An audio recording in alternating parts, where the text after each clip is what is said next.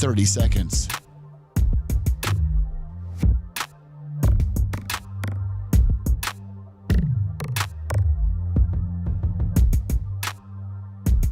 The show will start in 15 seconds, and this is your last audible warning.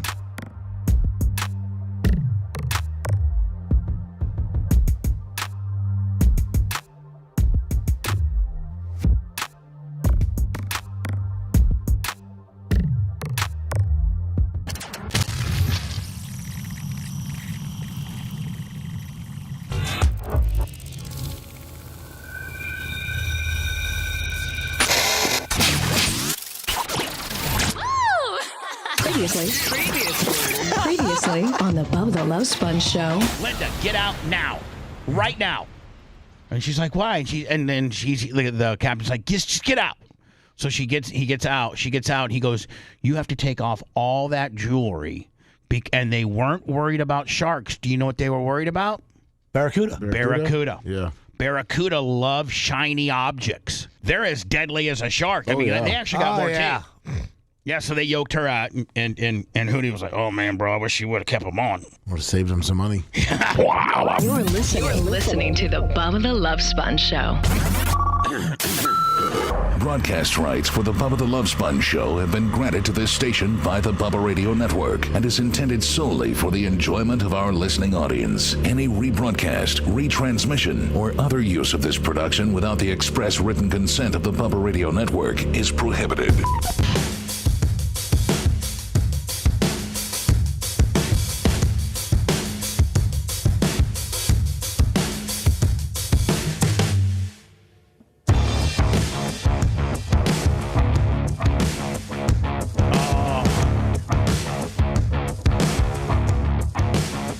It's Thursday, and that's your favorite and mine too. Seth Wiley, 25. Seth Wiley, 25. Babyface Thursday.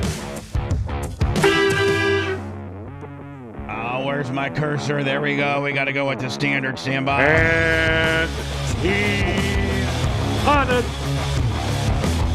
Yo, yo, yo. What's up, you little fetus punk asses? Thursday, July 9, 2026. And Brian, out of all of our hosts, by far, sorry, but we're probably going to open up a little sportsy, if you will. Brian, you could do a sports show. I talked to a guy yesterday that's a sports guy that I think Lummy might be a little bit mad at. Jeff Coy, $20. Sports guy Lummy's mad at. Well, Lummy arranged this podcast for me to do. I did it at, he was supposed to be on at 12:15, ended up about 12:29. You know what, Lummy, I'm not even going to mention his name because I don't want, this to get back. No, I got you. Like I'm talking smack about him. But, I wanted, he's an ex-football, people will be able to figure out who I'm talking about. First of all, he smokes 10 cigars a day, and the entire time you're talking to him and you're interviewing him, and he has his platform is a little smaller than ours. All in. I figured yesterday, Lummy, all in, all of our platforms, all in, we're approaching 800,000. So it's going to be, and our Facebook is exploding. Yes, we're averaging about 1,100 to 1,600 a month on YouTube. Our X, we finally kind of turned the corner on X because after Elon bought X, he did a mass purge, which he should have, but that caused a lot of people that were buying bots and things like that. We've leveled down. We were flirting around. I think when they did the mass purge, we went down to 106. Yes. And now we're approaching 111. So we're coming. No, we're at 111.7 now. Oh, so we're approaching 112. And then our Instagram. Oh my God, I can remember when Seth was working on the Instagram. And then I think Anna was working on it a little bit. But, now, and that was in the, and I could be wrong, Brian, if you know the numbers, maybe more so than me. How would I know your social media numbers? I know because we started it along with the TikTok. Let me answer Brian's questions. Because, Brian, somehow you seem to know a lot more than I give you credit for. Oh, okay. Let me just tell you. I was going to say, don't lean on me for your social media numbers. I wasn't going to throw a number out there just for you to absolutely trump me and said, oh, no, You weren't at 15,000. You were at 26.5. So I don't know what we were when we started trying to actually, well, Seth really didn't do much. So it was. I think when Seth attempted it, and this is no knock on Seth, this is a knock on us. I think at one time we were like 17.5. No, so it was when actually we started going with TikTok. When we got banned on TikTok and we had to switch the name, and then we went TikTok and Instagram, and we started really focusing on those two. TikTok was obviously at 0 at the new one, and what's TikTok at right now? 62,000. 62,000. And Instagram at that point in time was 8,400. Instagram was at 8,400, and we are now. I saw it yesterday, approaching 70,000. Yes. I got Facebook at 272,000, YouTube at 145,000, X at one, and I rounded up I think X was 111.8, so I just made it 112. So just for intensive purposes, X at 112, Instagram approaching 67, Rumble 17,000, Twitch 52,000, TikTok 62,000, and Kick. We still got a little presence on Kick. We're at 2,000 on Kick. Now I don't know what the Bubba Army HQ numbers are. We are up on clicks though. I heard the new app's going to track that, right? Yes, it is going to track that. Yeah, now, you being the ball buster that you're being, guess what? Guess what, Brian? What? Even though you're trying, because you tried to throw a little dickness in there, did you not, lover? Just a little one? A little bit. About the little app? A little bit. That's an ongoing rib. It really is. The guy that's putting all this together, and Lummy, we've spent, quite a bit of money when working with this, because we're working with people that are out of the country. And this guy that's putting this all together is currently getting his PhD. Mike from Mumbai. So, so Macho will even chime in. Lummy will chime in. We actually I've been pressing him. Where we at? And I know the ongoing rib is 2 weeks. Well, that's what I'm told. See, what people don't realize is a lot of people hate on me, but I'm only relaying what I'm getting. I don't just arbitrarily, well, I do sometimes, pull these numbers out of my ass. But when it comes to something that's way beyond me, which is us developing a really, really, really good, usable, interfaceable app. Listen, when you went to Bubba Army HQ through your Safari or through your Firefox or through your Google, and you went to BubbaArmyHQ.com, we had a lot of glitches. One of which, when your phone screen would go down, you'd have to restart that's just one of a bunch. We got a lot of glitches. We got a lot of glitches. We really do. We're really glitched out, brother.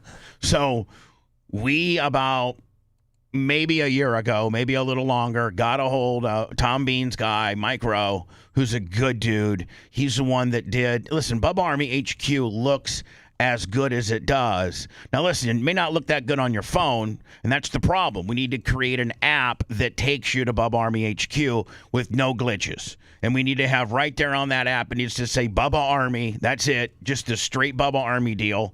You hit it, and then there's just one button for you to hit. You don't have to be a member. You don't have to be a subscriber that says, listen now. So I'm here on Bubba Army HQ right now. I got some problems. Yeah. Yeah. Well, I'm assuming, please. But so I already know what one of his is. Hold on. Let me go. Yeah. Let me go to Bubba Army HQ. Well, it's going to be tough because that's Bubba Army store. Brian, do you wanna use? Well, you'll see it right away. I mean, first of all, I'm speaking for me and Gene on this one, especially Gene, I think. But you get to the homepage. Tell me what's wrong with that picture. Well, before we do that, you got some creepy old guy in the background looking like he's ready to rape somebody. BubbaArmyHQ.com. Hold on here.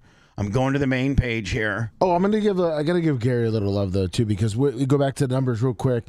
So when you gave Gary the keys to Instagram, it was at 20,000, and Facebook it was 160,000. So I mean, that's where I was all leaning to, is that Gary, single-handedly has just kicked ass. Now, what problem you got? Why is yours different than mine? But yeah, because it cycles too. Hey, Brian, did you see the post for the July 4th though? Maybe somebody has been trying to get something updated and Did you see the 4th of July post that we did? No, I missed that one. Oh. But yeah, yours is different than mine. Okay, so whose is the right so one when and you go who's the on, wrong when one? you're on Bubba Army HQ, I get my lander is Best of Bubba, and it's got you, Lummy, Mach, and Dr. Dan. Well, and there's no Gene, there's no Brian. Then you scroll down and you go to the crew with the thumbnails there or whatever, the tabs for it's got Bubba, Lummy, Macho. You scroll to the right, Jay. You scroll to the right one more time, Dan. And you scroll to the right, back to Bubba. There's no Gene. There's no Brian. Let me. Did we take a Brian photo? Yeah, you guys got photos of me. I mean, right there. Look. Yeah. Okay. That's the only spot you would know I'm on your site right there. Did you fill out your profile? Nobody asked me to. Okay. Nobody told me to. Mike has sent you emails. Nobody was emails to where? Email schmeemail. Say it, Brian. Email schmeemail. Mike from Mumbai hasn't sent me jack. All right, Lummy. I have to get on Mike. Lummy. Yes, sir. Let's get it cleaned up, okay? And let's get Brian in there because Brian's a major mover and shaker. Let's get Gene in there. He's not even on the crew. All right, well, how is that even possible? Do you want me to tell you? Will you just can you back it down one notch so I can get it? So I can tell you? Because getting Gene to put on a Bubba Army polo and get him to actually spend 5 minutes behind a backdrop and give us 3 or 4 pictures is virtually impossible. He's like a feral cat. You can't round him up. You can't get him to do anything. So maybe Lummy on Friday we can take some pictures of. I'll have one of these polos, these Bubba Army polos for Gene, or I'll have to get one made, and then we'll have to because Gene. I think we've asked Brian several times, Gene, we need to take pictures. I ain't taking no pictures. Gene's a very busy guy. Yeah, and a very much a wildcat. He says, I don't flick, bitch. Yeah. So anyway. Well, I sent you, Bubba, I sent you 2 things, by the way, because Babyface has something that might need to be done quickly from what I'm hearing. But they see, look, 4th of July, Babyface, there you are. I'm there. There see, I am. I included every single person on the show. You even look like a Republican congressman there. I mean, you kind of do. Looking like I'm ready to tap somebody's foot in the bathroom.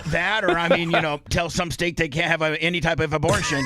I mean, either you're tapping a foot or you're shutting abortion down to 0. One of the two right there, buddy. They even put a red, white, and blue tie on you. Did you see that? Yeah. Yeah, you look good. And then I sent you another photo. You look like a young Charlie Kirk. You look like your Hacksaw Jim Duggan. Yeah, I know. And then, there you go. I mean, that's a great. Why don't we use that picture, but not 4th of July'd out, just like as why don't we use that as the crew pick? Because that's everybody. Yeah, I can do even that. That's even Gene AI. They got Gene AI a little bit there. I tried to put everyone in there. I put everyone. Brian's AI. Everybody. I'm AI. Gene's looking like the judge from Nothing But Trouble. So Gene, I didn't have any picture really of him, so I used every single person's picture I could find. Like, all right. Well, listen. If you could use that, can you take this picture, Lummy? Yeah. And 4th of July it. Yeah, of course. Like just put regular clothes on. Yeah. Yeah. Yeah. If you could do that. Okay. And that'll be our picture. Okay.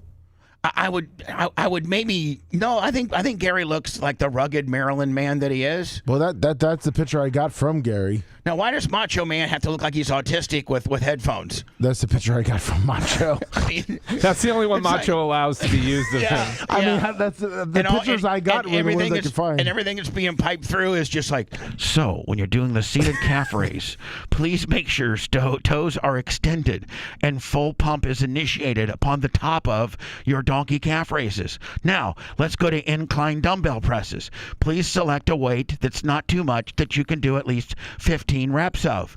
In full extension on the upper side. I mean, he's just listening to weightlifting how-to videos. But Lummy, that's a great pick. Okay, so I'll DA. All right, so back to... And then I also sent you another picture that I think we need to get to because something's going on with Babyface. All right, this is another picture? Yeah, Babyface sent this to me. Yeah, so I was out and about. This? Yes. I'm at PetSmart in Tampa with my daughter. Were you looking to adopt, or were you just... Well, I wasn't, but then I saw this little guy. Hello, my name is Bubba Duh Love Sponge. How crazy is that? Come here, Bubba Duh Love Sponge. Well, hold on a second, cat. Bubba, because I may have something for you. Don't give me It an was animal. making noise. Yeah, I can't believe There's you didn't something hear it making on the noise over here, microphone. Bubba. Shh. You can't give me a cat. Hold on. Please don't give me another animal to be Babyface. responsible. I don't know how. What's his name? Bella? Bella would really. Do you really have a cat? What is? Do you going really on? have a What does he cat? have in his hand? Please don't give me a cat. Please let you tell me that you're Oh gonna. my God. I'm just ribbing you. I think the cat is not real, but the listing is. No, but this looks like to be a real. That's 100% real. Yeah. Bubba is an outgoing, wonderful, sweet kitten with a big personality.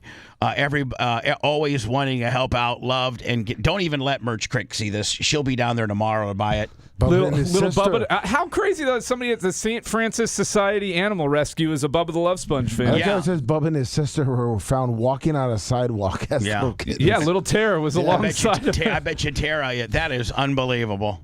Bubba was Wow. trying to nurse off How Tara's many- teats. I hate to be. I'm not trying to be Look Johnny. at my sister's I'm not trying to boobs. be Johnny Narcissist and go into old school Bubba. But how many television journalists or radio personalities have strays named after them? Please. Catching strays out here. Yeah, I am catching strays.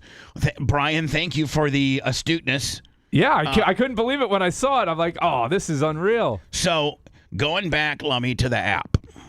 Now, we have an app now that's old as the hills. It's, there's a lot of bugs. I want to eventually aggregate as many people as I can for our business model to BubbaArmyHQ.com. Even though you watch us on YouTube, you watch us on Facebook, like, for instance, Ronnie the limo driver, which, by the way, I got a friendly text. I got a text from Ronnie the limo driver saying, yo, I go, hey, Ronnie, is Brian on vacation next week, or is he going to be there? And I go, he'll be there. He goes, good, I'll listen.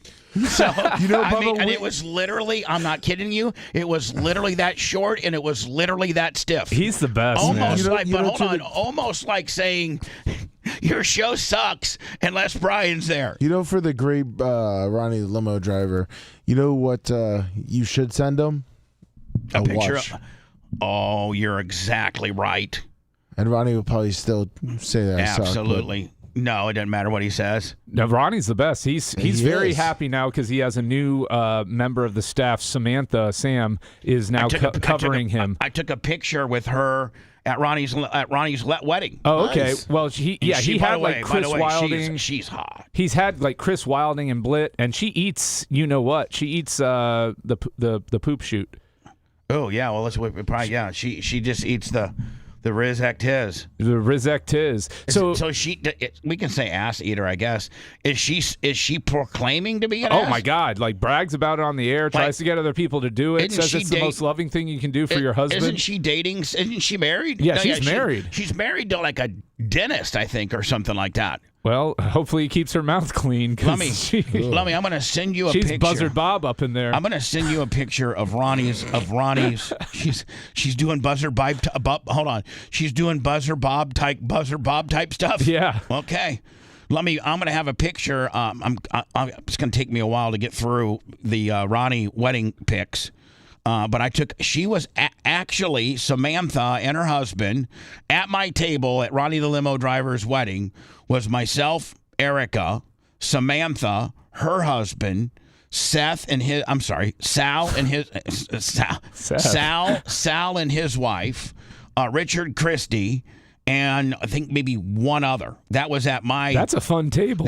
We had the most funnest table by far. Yeah, that's a fun table there. And so when Ronnie got up and everybody kind of went up, and they had an open mic where you could go up, and they had Stephanie and Ronnie sitting there at a table, and then you could pay your respects. Everybody got up there. Sal got up there and cut a couple one-liners, and Richard got up there and cut a couple one-liners, and I think Kurt Busch got up there and spoke, and there was just I think Doug Goodstein talked, and there was just everybody was looking at me because everybody knows what he did at my wedding, right? Yep. And so everybody is, literally everybody is looking at me, and because I haven't gone up yet.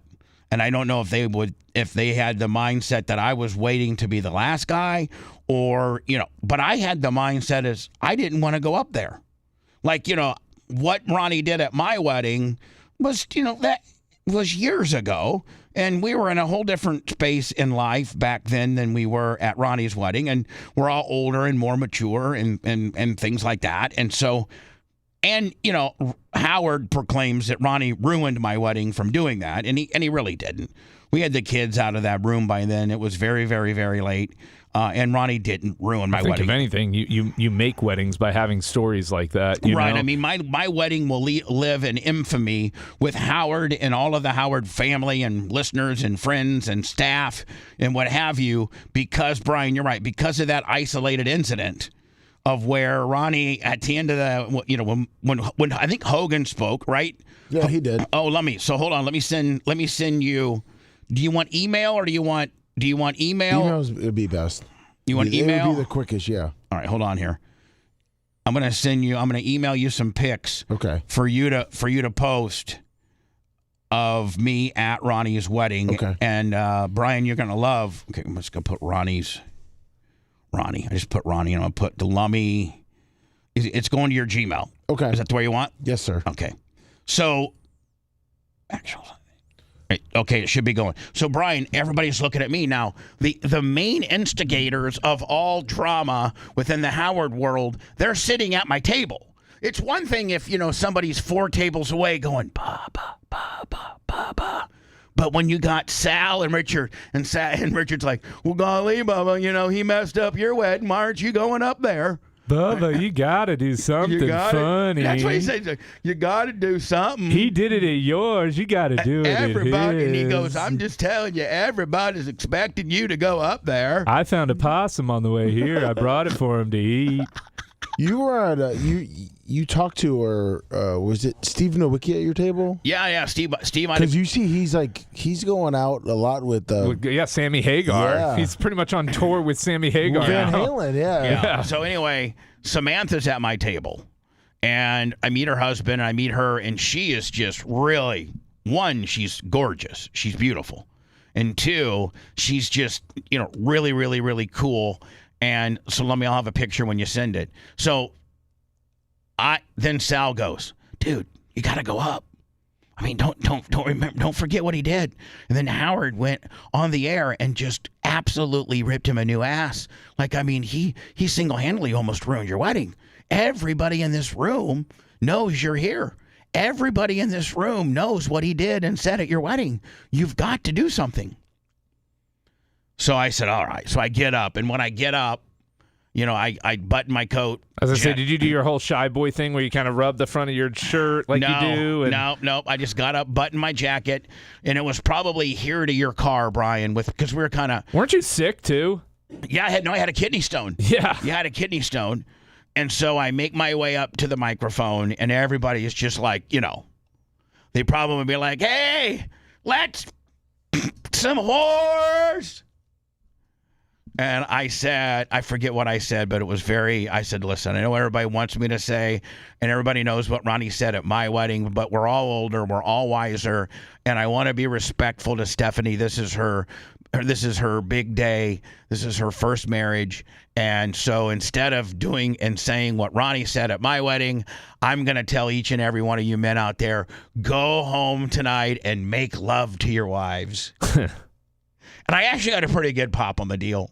That was good. And then actually Stephanie came up to me afterwards and said, you know what?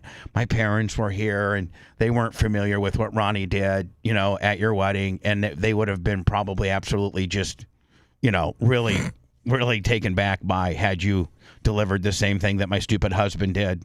And then Ronnie afterwards like, man, dude, I'm just telling you, I was real scared. You had me scared, dude. You had me really scared. But so anyway, that is the Ronnie wedding story, and Ronnie's favorite. Ronnie listens to the show every day, but the one thing that Ronnie loves the most is he loves Brian the Babyface Matroni. And have you sent any yet, Lummy? No, I haven't got any yet. Oh, really? Yeah, I don't know if AOL is. Thank you. You're on dial-up. Yeah, thank you. Thank you for exposing the fact that I'm on AOL. Sorry. You know what? It said it didn't go through. Oh boy. Maybe I'm gonna too big. I'm gonna lessen the file on me. Okay. I'm just going down to a medium deal. You should have gotten it. Hopefully, let me see. No, it's still not. Wow. AOL's storage unit is... One megabyte. And this, It's too big. You got to put it in a thumbnail. You might have to just show your phone. oh, that's going to be really. Why would it? Why will it not go through? I don't know. That's a great question. Yeah. Call AOL troubleshooting. Mike from Mumbai will answer. Damn it. Sorry. I know. Well, I've been trying to find. Well, anyways, I've been trying congrats. to find pictures. Congrats to Ronnie. He's finally got a correspondent for the Howard Show that he enjoys working with. Now, does that mean he doesn't have to be on camera, or does that mean no? So he's been dealing what with is the job been like? zooming. He's been dealing with like Chris Wilding and Blitt and these guys that just bust his balls incessantly. Like it's sport to them, and it is pretty funny. And Ronnie does get pretty agitated easily. But now he's got Sam covering him, and him and Sam get along really well. I think I went through. So meaning like he's got, rather than just to zoom in and be part of the show, he's got somebody that covers him and his activity and then reports back to Howard? Yeah, they'll interview him over different topics and things like that. But how can they really stay up on what Ronnie's doing when he's 3,000 miles away? There's things called technology, Bubba. And you call somebody, you Zoom with them, you text, you check. So Ronnie has to report back to, well, now it's Sam. But prior to that, it was Wilding and what have you. Wilding and Blitt and these guys that were really busting his chops. And they would take the information that Ronnie gives them and then bury him. It was just a constant Ronnie burial. Right. And so, did you get him yet? I just got him now, so I'm downloading them. So Sam is his new correspondent. Yeah. And she is, one, way easier on the eyes, and then two, doesn't seem to bury Ronnie as much as the other two did. Right. Now, is it as entertaining with Sam? Yeah, it can be. Well, it's the thing that's entertaining about it right now is that they're bringing on the other course. But see, the challenge at the Howard Stern show, from what I gather now these days, especially since they've really gone to that more mainstream, big A-list celebrity type of setup, is getting airtime for these ancillary guys. So anytime they have a reason to get in on air, these guys love it. And so the guys that were covering him loved having Ronnie because it was always gold and they could get on air with it. So now the rib is that, he's enjoying working with Sam, so the other guys are upset that they can't work with Ronnie, so they're going on there, and that's the way they're getting airtime now is by not covering Ronnie. I sent multiple. I didn't know if you were going to say. No, but he gave you the one with Sam right away. I had to get it's each one. It's a very slow download for some reason. Yeah. But. So that's Sam, and I actually sat right beside her. She was to my right at Ronnie's wedding, and so that's now Ronnie's correspondent. Sam was just so great to me. So there you go. That's the woman you speak of, right? She eats the is.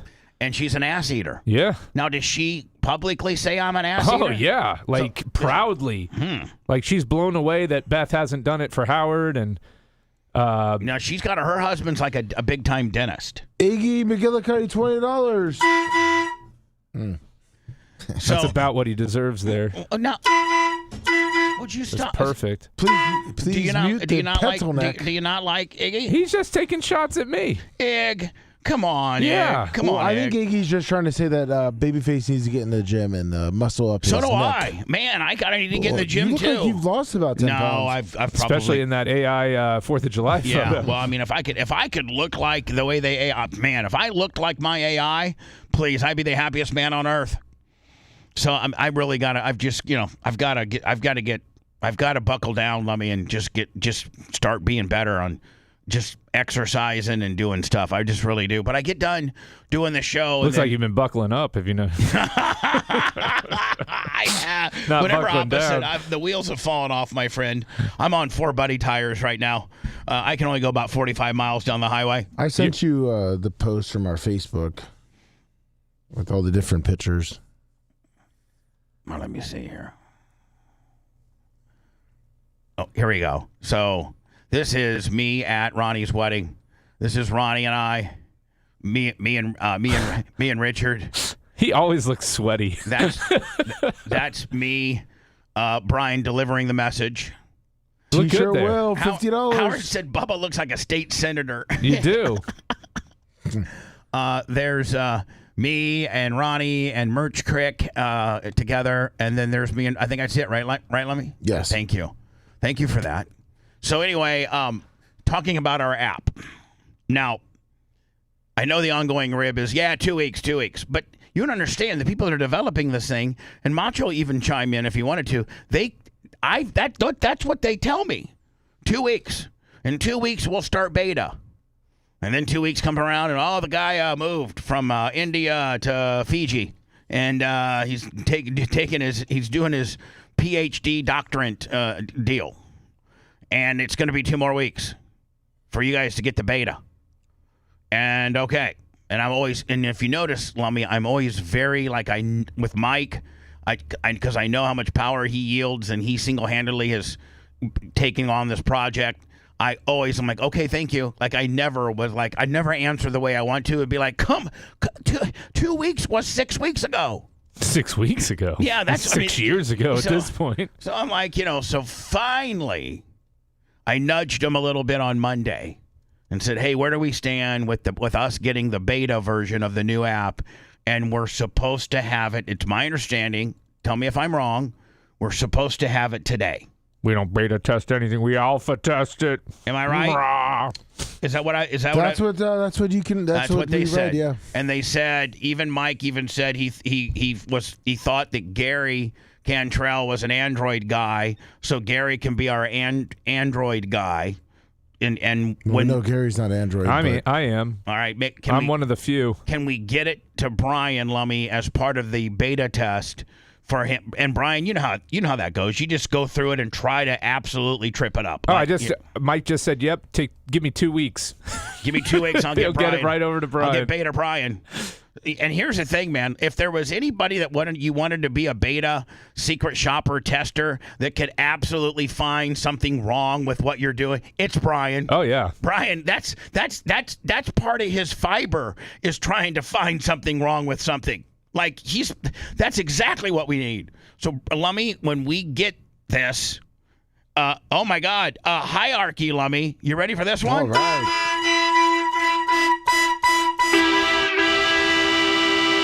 I feel like Sounds like we're in a damn toy store. I feel like we're in downtown Chicago in a traffic jam. You gotta get yourself a real one, like I got right here. Old Milwaukee. Old Milwaukee. $1.50 from Hierarchy. Thank you, Hierarchy. And Hierarchy from Wisconsin, so that's perfect with the Milwaukee. Yeah. So with what? The Milwaukee. Oh yeah, the Milwaukee. Far better than my DeWalt. Bob Cook is also You sound like you're gonna be coming out of a clown car now. I literally feel like I'm a Volkswagen and you're a full-blown semi. It's just Yeah. So anyway, we're supposedly getting the app to start beta testing today. Of that, we're going to probably, I don't know how long it's going to take, but we're all going to just, from Macho to Gary to Brian to me to Lummy, I might throw it over to Tom Bean, to Merch Crick, to everybody. We're just going to go through it and try to trip it up and find the bugs so that in, I'm going to say a month, not 2 weeks, that we have it available for you to purchase. It's going to be a one-time purchase of $10. That's $10 a year, not $10 a month. Jason Norris, $10, and Macho wants to know, is his mic up? Because yes, it's up. I can barely hear him. It's testing 1, 2, 3. yeah. It's up. Macho. Mr. Bob Cook would like to be the Android tester as well. No problem. And Bob Cook knows. I mean, Bob Cook acts absolutely.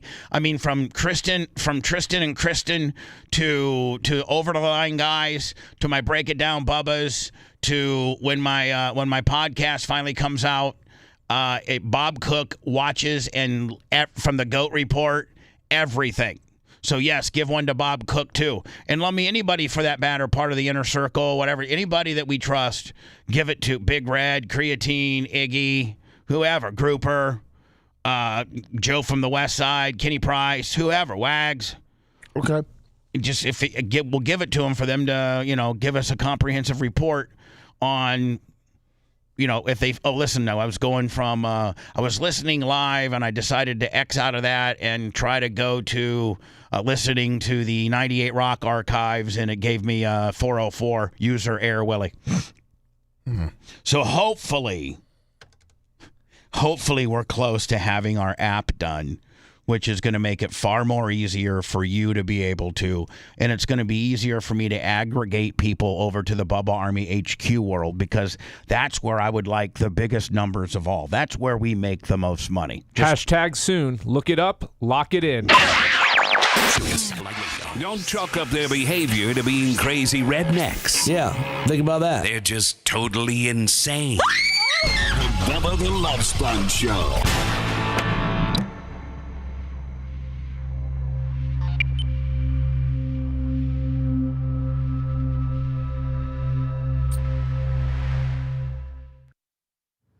Don't mind my third chin. Oh, now see, Brian, I'll take that. It rhymes. I know. It rhymes. I can't help it. I was running out of words that ended in. Well, I mean, I didn't really finish my sports guy deal, did I? No, We didn't even begin to get into it. We got squirreled right out of that. I gotta go. Did you really think I got you a kitten? I was hoping not, buddy. That would be the worst thing you could do to somebody. Oh, I know. Here, you didn't ask for this, No, and but here's something for you to take care of for the next 15 And years. here's the thing, Brian, all of us have our lives and who we want living with us, and you could only take your mother-in-law so long before you had to get her out, and you've dialed your living equation into how you want it. You got it dialed in. I don't know if did you replace your animal? No, my dog, when he passed, Yeah. no, we have not. Because we just travel too much. Right, but I'm sure that, that was probably spoke about. Oh, we've had multiple Sure. family conversations about And it. so, and it always goes back to oh my God, we don't want to be tethered again. Right. We like the freedom. So you're right. So when you give an animal to somebody, they have their life dialed in the way they want it. And then now you're just fucking throwing a whole wrench into the deal. I mean, that's like... Although cats are easier than dogs. Cats are way easier. You can leave them for a week at a time and not have a problem. As long as they got fresh water, food, and food, and a clean litter box. My sister will put 3. Well, she didn't have her cat anymore, but when she did have it, she has those automatic ones too. Yeah. But she has 3 of them, and so the cat could, when one got a little because they're real finicky on whether they. Some of them are. Yeah. Yeah. So and then she had a woman that came in every day, like at 5 o'clock after she got off work, and made sure that the water wasn't spilled and the food, because you couldn't put a week worth of food in it unless it was dry, and of course her cat didn't eat dry food; it had to have wet food. Yeah. So. Yeah. No, you never give them wet food, because once they have it, they won't eat the dry shit. Right. Exactly. But if you keep them on dry, if you keep them on dry, and that's all they know, they'll eat. The minute you give them if you keep them on hamburger, they don't know what steak is. Yeah. Exactly. Good morning, everybody. What's up, Iggy? How we doing? Oh, I know it was cringe. It was an idea. I come up with some of my ideas in the shower in the morning. What's up, Brandon Foster? You're 100% right. Send all your cats and D-pics to Nick the Gun Guy.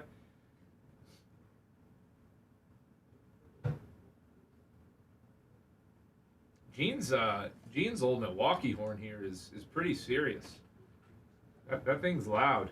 I'm glad. I'm only gonna do it again when I got the headphones on to dampen it. This fucking thing is. It's loud. That'll put that. I mean, my left ear is a little bit jarred by that. You all right? I don't know, man. I don't know if I can make it through the rest of this show. 4 runner, 47 months, 1 shot. Call me Christian Pulisic. I'm pulling myself out. You pulling yourself out? Yeah. Hit the kazoo. Mad Mike. The adoption paper was real. I didn't make that up. Like, that was in the store. The only thing that was a rib was me adopting the cat for Bubba and then giving it to him. And my daughter had a stuffed cat, and my parents had an old cat carrier that I had in the garage I had to fish out this morning. It almost made me late. I get in my car, it says, arrive at the studio at 5:59. Oh, boy. I'm like, I can beat that. I got here at 5:53. I made up 6 minutes along the way. I was going to say, you got I have enough distance to make up that time. I've also learned the lights and the sequences, So I know where I have to make a U-turn to get on the interstate rather than wait for the left-hand turn light, which is like a 2.5-minute light. Yeah. So I know where I can trim the fat. Yeah, fuck Apple, man. Fuck Apple. Yeah, and fuck their them. and their cult of dorky followers. Yeah, fuck Apple. Apple's the best. We get the bit. No, you're not. You're not the best anymore. Not since your god died.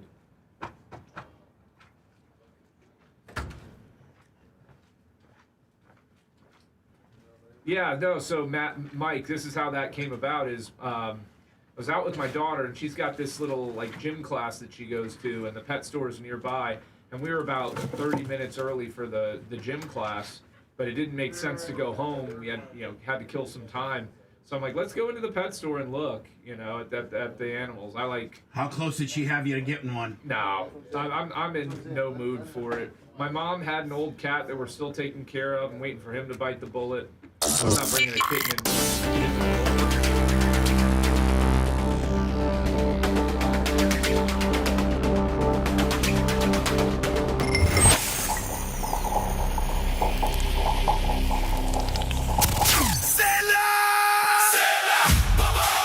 Power up with Steel supplements. Omni, the official energy drink of the Bubba Army. Try explosive flavors like Beach Day, Stoke, Georgia Peach, Island Gold, and Pineapple MK2. Each packed with 200 milligrams smooth caffeine, L-theanine, electrolytes, and zero sugar for all-day focus without the crash. Refresh with Sody Pop. Better for you soda loaded with flavor and vitamins, no junk. And crush your cravings with premium Steel Smokehouse. Beef jerky, tender, high protein, gourmet goodness. Head to steelsupplements.com right now. Use promo code BUBBA10 for 10% off and fuel up like a true Bubba Army. I apologize for interrupting your regular program. Yo, Power Pick. Oh. Should hit these with everything we got, sir. Living vicariously through his bizarre world. Imagine how much protein's in my body. This is the Bubba the Love Sponge Show. Again, to hierarchy. 150 large today. Thank you, my friend. That thing, jeans will ring your ear, man. Well, that's Jeans. That's the one you have is Jeans. His battery is finally going dead. So are we going to hook up the big boy? Or because we sound like a toy store right now. Whoa. Macho's been against hooking it up. Hold on, Macho the Dick. Yeah. You're the one that says you jump and cringe just at Everybody makes mistakes. At just these little ones. You're like, oh my God. I could get the new one hooked up. Yeah, let's do that. And if let's talk about this, okay? Do we put it? First of all, it's going upstairs. Correct. Okay. Now, do we put it in where I sit in that corner, facing towards the highway, meaning facing towards the back, meaning facing that way? Yep. That would be east, facing east, or do we put it in like the corner? Where the stairs are, facing like towards the pool. Yeah, we don't want to do that to Merch Creek. Yeah. So I'm thinking the trees. I'm thinking that you put it east. And you face it as east as you can. Maybe even face it towards the pool a little bit. I just don't want it facing towards the neighbors. Yeah. And before we do it, I think the little pansy horn is either funny or you just get a setup like Gene's got over here and make sure your batteries are charged. Well, we have. But I mean, at the end of the day, that's what our horn would be up there. But at It's the end too of the loud. Yeah, Don't like be this, a I pussy. almost think that like this is way more efficient. I don't have to have an air compressor above me running. That's what I'm saying. So here's the deal: when we hit it, after it dips, it'll probably stay at 150 when it builds itself up, and then when it gets below like 100, we're gonna hear. No, because we have a long enough cable that or line that we'll run it from outside into it, and we'll be fine. No, I'm not going to run the cable. Gee, this sounds way too complicated for a Brian, horn. Thank you. Now, one of the things I can't believe we got Macho to come around. one of the things that I've prided myself on this place is that everything's simpler. Meaning, like, when we were in the old place and the wires that had to go to Macho's engineering were literally from, like, here to Brian's car. Yeah, but if we put the compressor by the garage door, that's what I'm saying. Inside. Yeah, but like think about all that line that you have to run, and then now I got. Well, we already had that long line. You may have it, but you still got to run it, and it's going to clutter things up. It's not hard to run. You're going to have line. to put holes to the soundproofing. Hold on. I'm making the executive decision. We're not doing it. Wow. That's crazy. It took a year to get Macho on board, and now Macho's on board. And So it's you And know I what? derailed it I'm in gonna 30 use. I'm seconds. gonna use. Dave I Hayes just bought a derailed in new. 30 seconds. I just bought a new pancake air compressor, and you know what I'm going to use it for? Pancakes. I'm going to use it for to inflate my tires on my Skag, the tires on my car, the tires, air inflatables and what have you. To run your air wrenches. It's just gonna be a regular air compressor that I use for air compressor type stuff. I'm not gonna use it for my horn because I think we have little mini horns. And listen, all you're trying to do is just create something that's a little louder than us speaking, and even my pussy ass Volkswagen horn does that. So, and here's what I am I don't want the air compressor running. If we were to do it, I'd put it above me, but that means the air compressor is going to run. And this is fine. This is fine. This is perfect. And when Gene's, and it looks like we have two of them now. Gene's going to maybe leave his as well. So anyway, Lummy, we got to get into this. And so yesterday, did you seek after him? Did he seek after us? Did a listener let you know? I listened to him, and I've known about him since I've known about him for a while. So there's this sports guy, and he's on the level of us, a little bit lower total. If you take, I just gave you all of our numbers. We're at about 730,000 total all in. I think we'll hit 1 million by the end of this year. 1 million total followers on various platforms, which I think is pretty good. We're probably the only Tampa-based terrestrial / hybrid digital streaming morning show that is self-sufficient and can pay our bills, our payroll, and everything else, and make a little bit of a profit just straight on digital and merch, and our the fine givings of like the hierarchies and the Costicas and all those great people. We can fund and put this show on daily, including you're like Bubba Lewis back there raising the money. Yes, exactly. It's a constant telethon wrapped around the disguise of a radio program. And so, that being said, this guy is a former JUCO football coach who got pretty much blackballed from the industry. Oh, this is that guy from Netflix. From Netflix? I thought we were naming his name. Well, we are.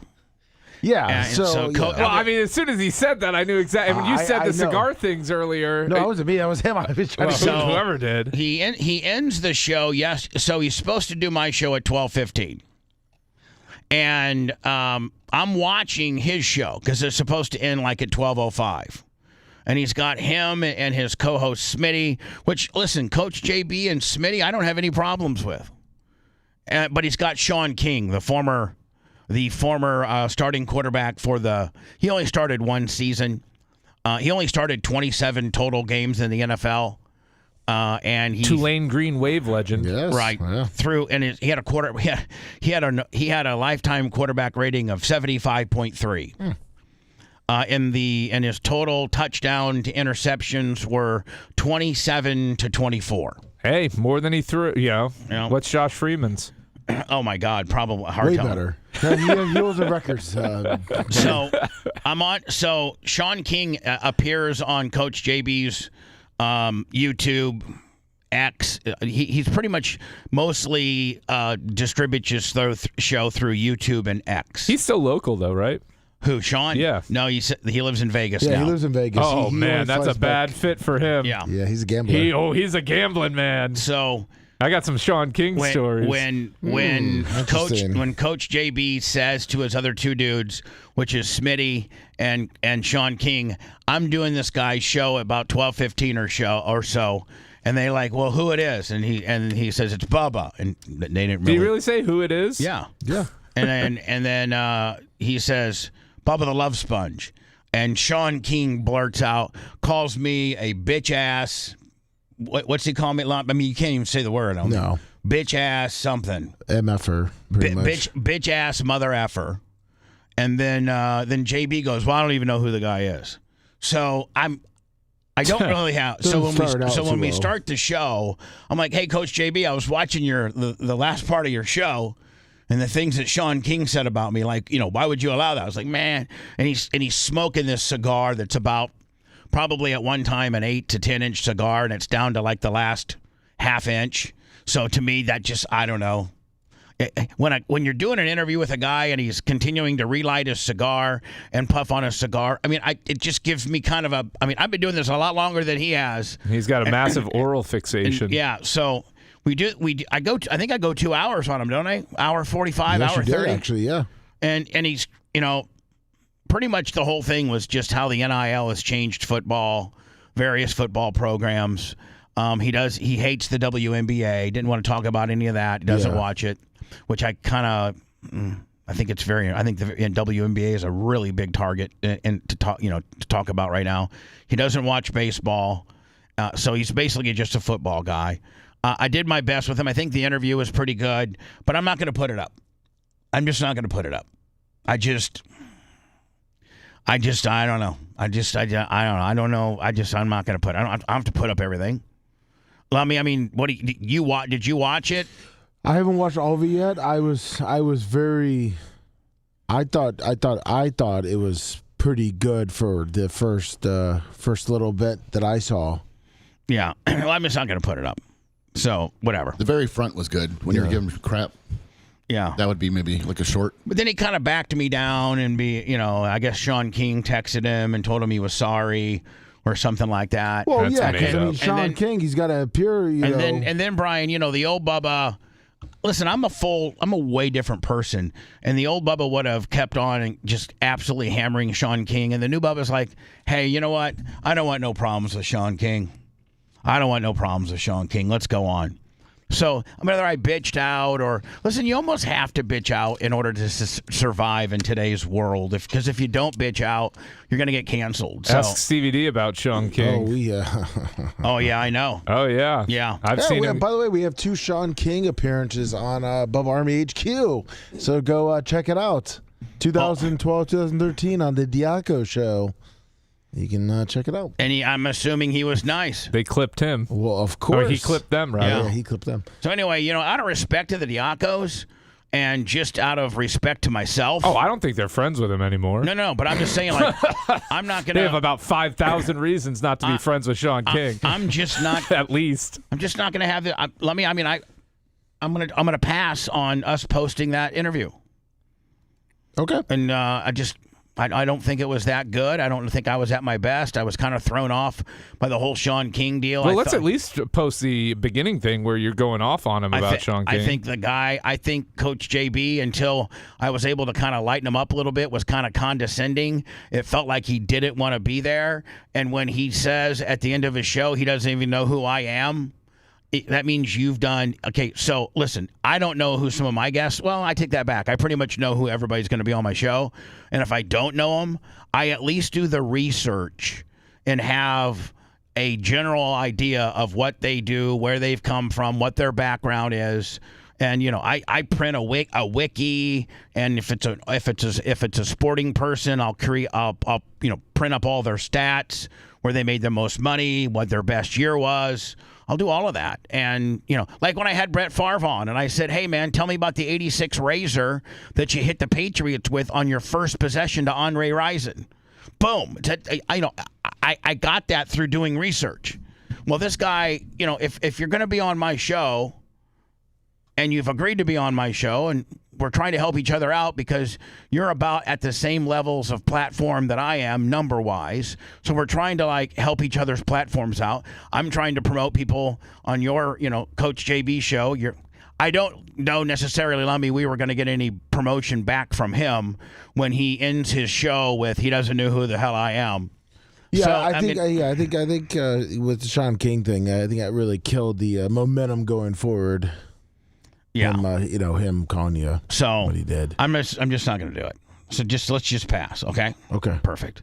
Brian, we got Bub Army merch, Bub Army store, Bub Army shop. The Huck inspired UV shirts, I think, are almost sold out. But today is the first day because they just came in. They came in this huge ass box. Is our bicycle deck of playing cards. And so I wanted to, Brian, heads up. Let me see where you're at. Oh, nice. Oh, yeah. Hold on, Brian. Put your hand. Okay, I got I'm you. ready. Woo! Off the bar, and I still caught it like a champ, man. Absolutely. So Pillow hands is what they call me. I don't know if you ever have an application for an outside UV shirt or not. I occasionally go outside. And touch some grass. Now, let me. Where are you at? Where are you at? I'm right here. Oh, it's going to be hard for me. I'm going to have to go over here.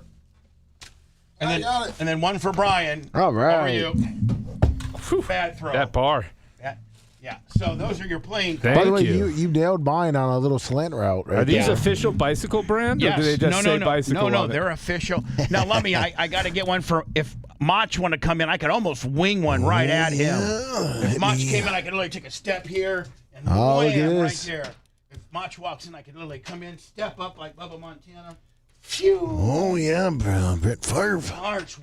Mach, walk in and see if I can find. Here's the thing, Macho can't catch. I know. I think that's what Macho's scared about. Yeah, because I'm gonna wing. If he walks in here, I'm gonna wing one to him. Just take my hip. I'm ready to rotate my hips right here. Up, he's there. He's ready to There catch. goes the TV. Oh boy, watch the camera. He said, "Watch your equipment."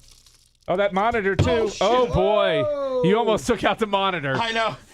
That wasn't the smartest spot to throw. It's hard not to hit a monitor when you throw something in here, though. Yeah, true. Oh, was I off that whole time? No, you're good. Oh, this thing's So these are our bicycle-inspired playing cards. inspired or bicycle brand? I'm sorry. I'm used to always having to say inspired because we've ripped off the concept. But no, this is name brand. This is bicycle. These are bicycles. And I couldn't even, much like Kleenex and Vaseline and anything else, I couldn't even tell you what the next manufacturer of playing cards is. Can you guys? Second best. I can't even think. I think there's a brand called Ace. Yes, I think you know what? I've heard of Ace. So these are the and these are the United States Playing Card Company, second largest, based in Erlanger, Kentucky. But they make Bicycle Bee and Tally-Ho. Historically, the main rival to the global market leader, Cardamundi. Now, so we're going to blow through these because they're only $8. I think Merch Crick actually has a bundle if you'd want to buy 3. I think most gamblers and people that play cards actually buy multiple decks because decks start getting like their corners, torn and folded and getting worn out, and all of a sudden you can be like, hey, I can remember that one ace of spades has a bent corner on That's it. right. I like fresh decks, and I cannot lie. Well, bicycle is number 1, and then you got B, Hoyle, Congress. But B and Avatars. Tally-Ho are owned by that same company, United Playing Card Company, United States Playing Card Company. These are the bicycle brand Bubba Army playing cards. Now they just basically after we get done with these, which I think will sell out, maybe I got to get with the manufacturer to see if we can do the custom cut and we've already denoted who's going to be what. Remember that, Lummy? Yes. Where you're on the cards? Yes. And here's what we got. You ready? Yeah. Brian, you're going to be the 7. Yeah. Why wouldn't I be the Joker?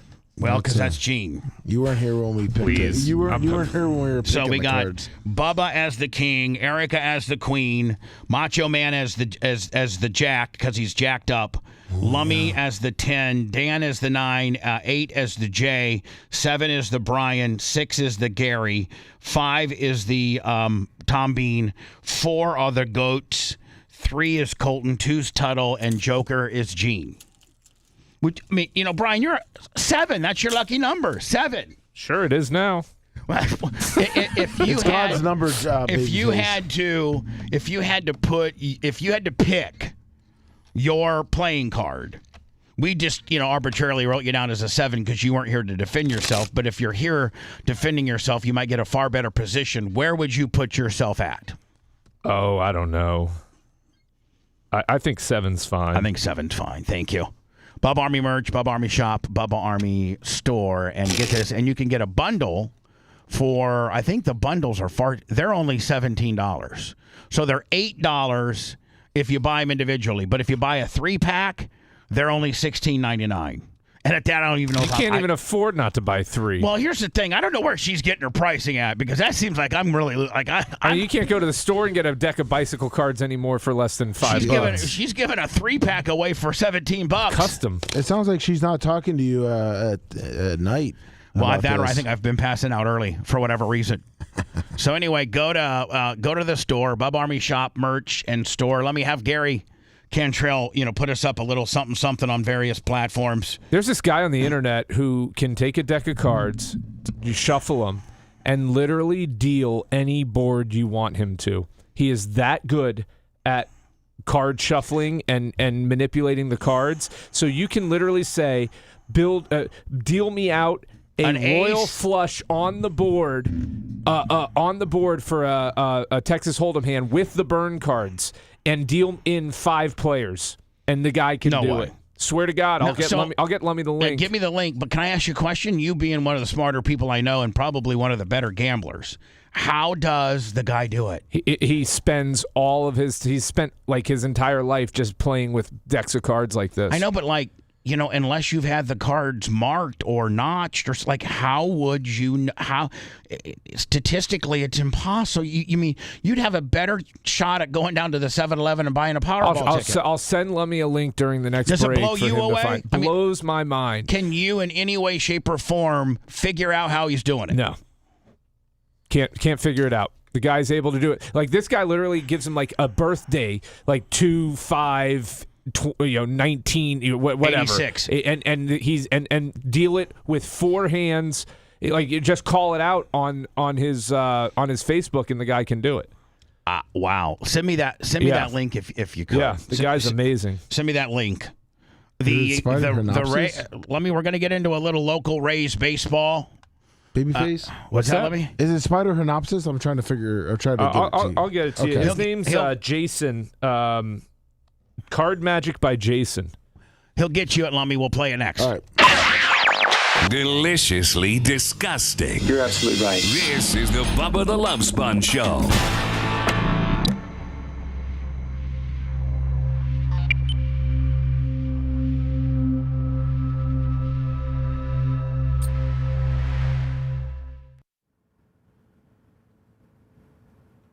I sent you the Facebook. I sent you the Facebook link. This is the one that he did with the guy with the birthday or whatever it was. The birthday one? Yeah, where he's like, deal it out, 4 hands, Texas Hold'em board with burn cards.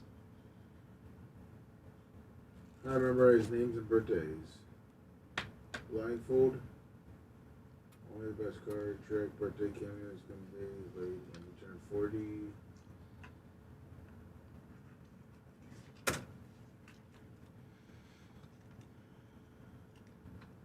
I'm going to send Bubba here. I'm going to send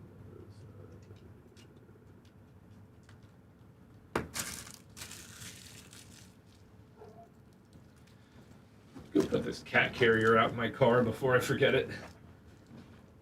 No shit. I sent you his YouTube page. Third Merchant, $2 Willie. Really, Chariot? Nice. Richard Turner. Richard Turner. He's blind and he can do it.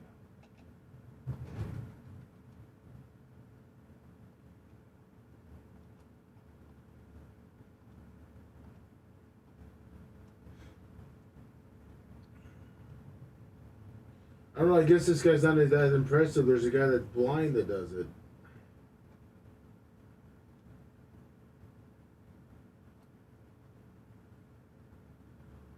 Thank you, Chariot.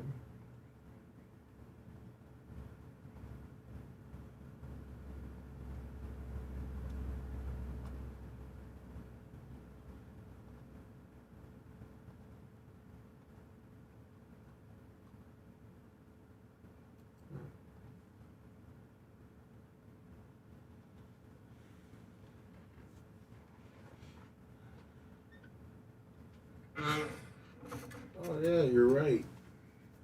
Did you send me anything yet? Yeah, I sent you his page on YouTube. Bubba, you know what? Uncle Rocky makes a good point. We didn't put. Who's on the ace? Oh, the ace. Yeah. Fuck yeah. So we got a whole new controversy. I think it should be Me. Oh, jeez. Of course, big face.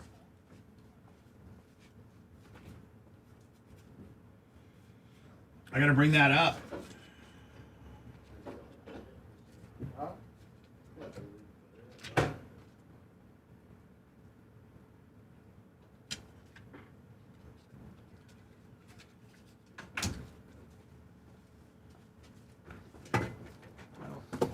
I got new toilet controversy. What the fuck is happening? I'm gonna get my phone. What? Wait. What happened? I'll show you guys. Uh-oh. What's wrong? I'll show you. What? I hate that we'll show you.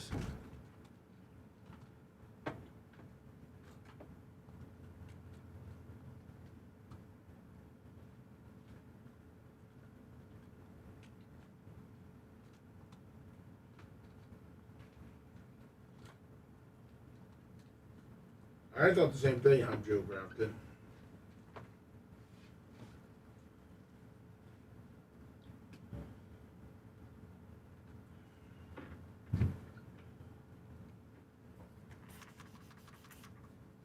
What the fuck is he coming back with now? I don't know.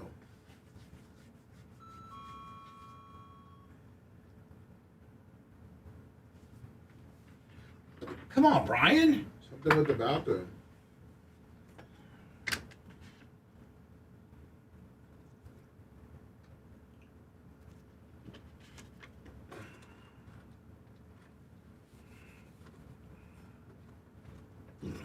Oh, there's some grass in the toilet. Okay, big fucking deal.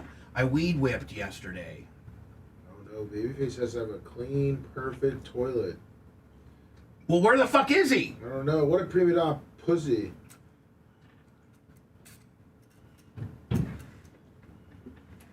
Here he comes.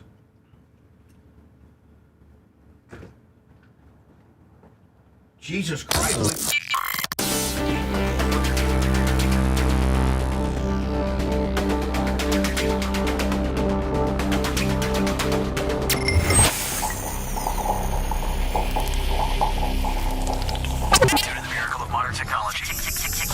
We're back to the Bubba the Love Sponge Show. So I'm ready to get into this card guy situation that Brian sent me down a rabbit hole.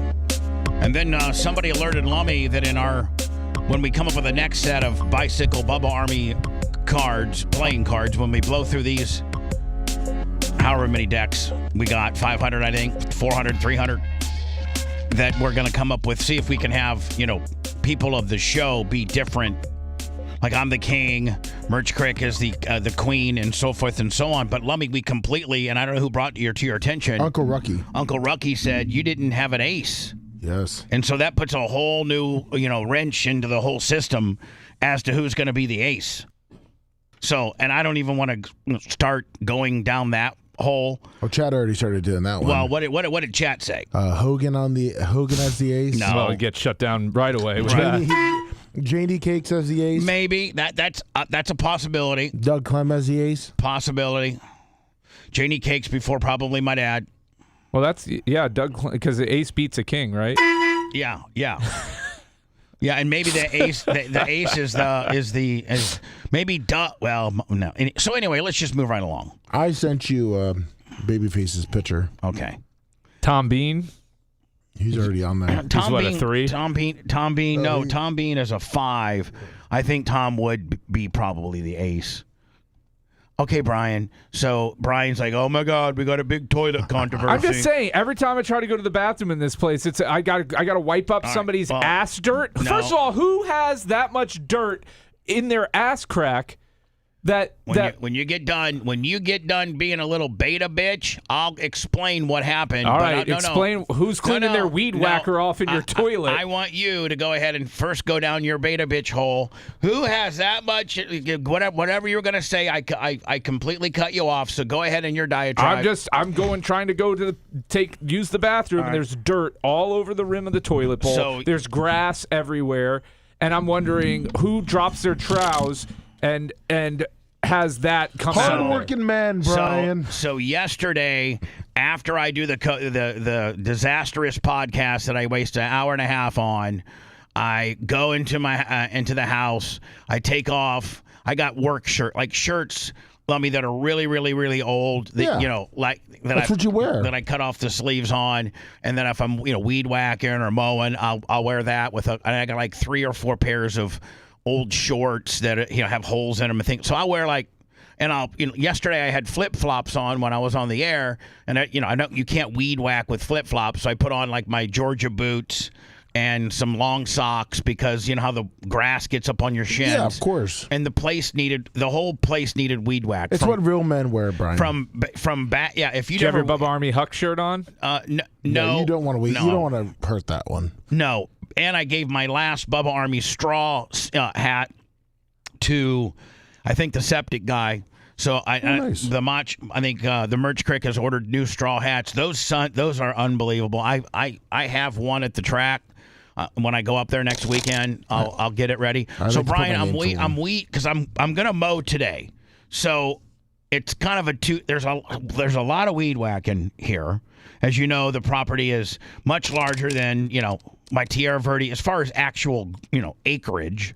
It's a sprawling estate. Well, it's the Clem compound. It's a sprawling estate. Now, Lummy, can you do me a favor? Yes. Did you see that when you pull in right by the goat deal? Somebody, I don't know if some logs fell down or something, but right there at the very corner, there's this little pile of logs. Can you help? Yeah, I put those out there to try to get those put to the burn pile. Yeah, we need to get them put to the burn pile. If you could help me out, because I weed whacked. I can't mow over there, so I'd like to be able to mow that and then take some of those boards and kind of clean up exactly the goat area. Yeah, I think your shuffling is driving Bubba insane. It is. Let me stop. You should. It's ADD. Come on, man. We're on the air, and you're over there acting like you're a Hard Rock Casino dealer. Now, do you want to go? If you want to go be a dealer, go be a dealer. If you want to be my executive producer and second in the hole, then you were what? You were being distracted. You don't shuffle cards while I'm in the middle of asking you to move wood. Sorry. That's rule number 473 here. Now, the other thing, never shuffle cards when I'm asking you to move wood. After giving you cards to the Bubba Army cards, to promote the Bubba Army cards. Brian, I was weed whacking yesterday because I plan on mowing.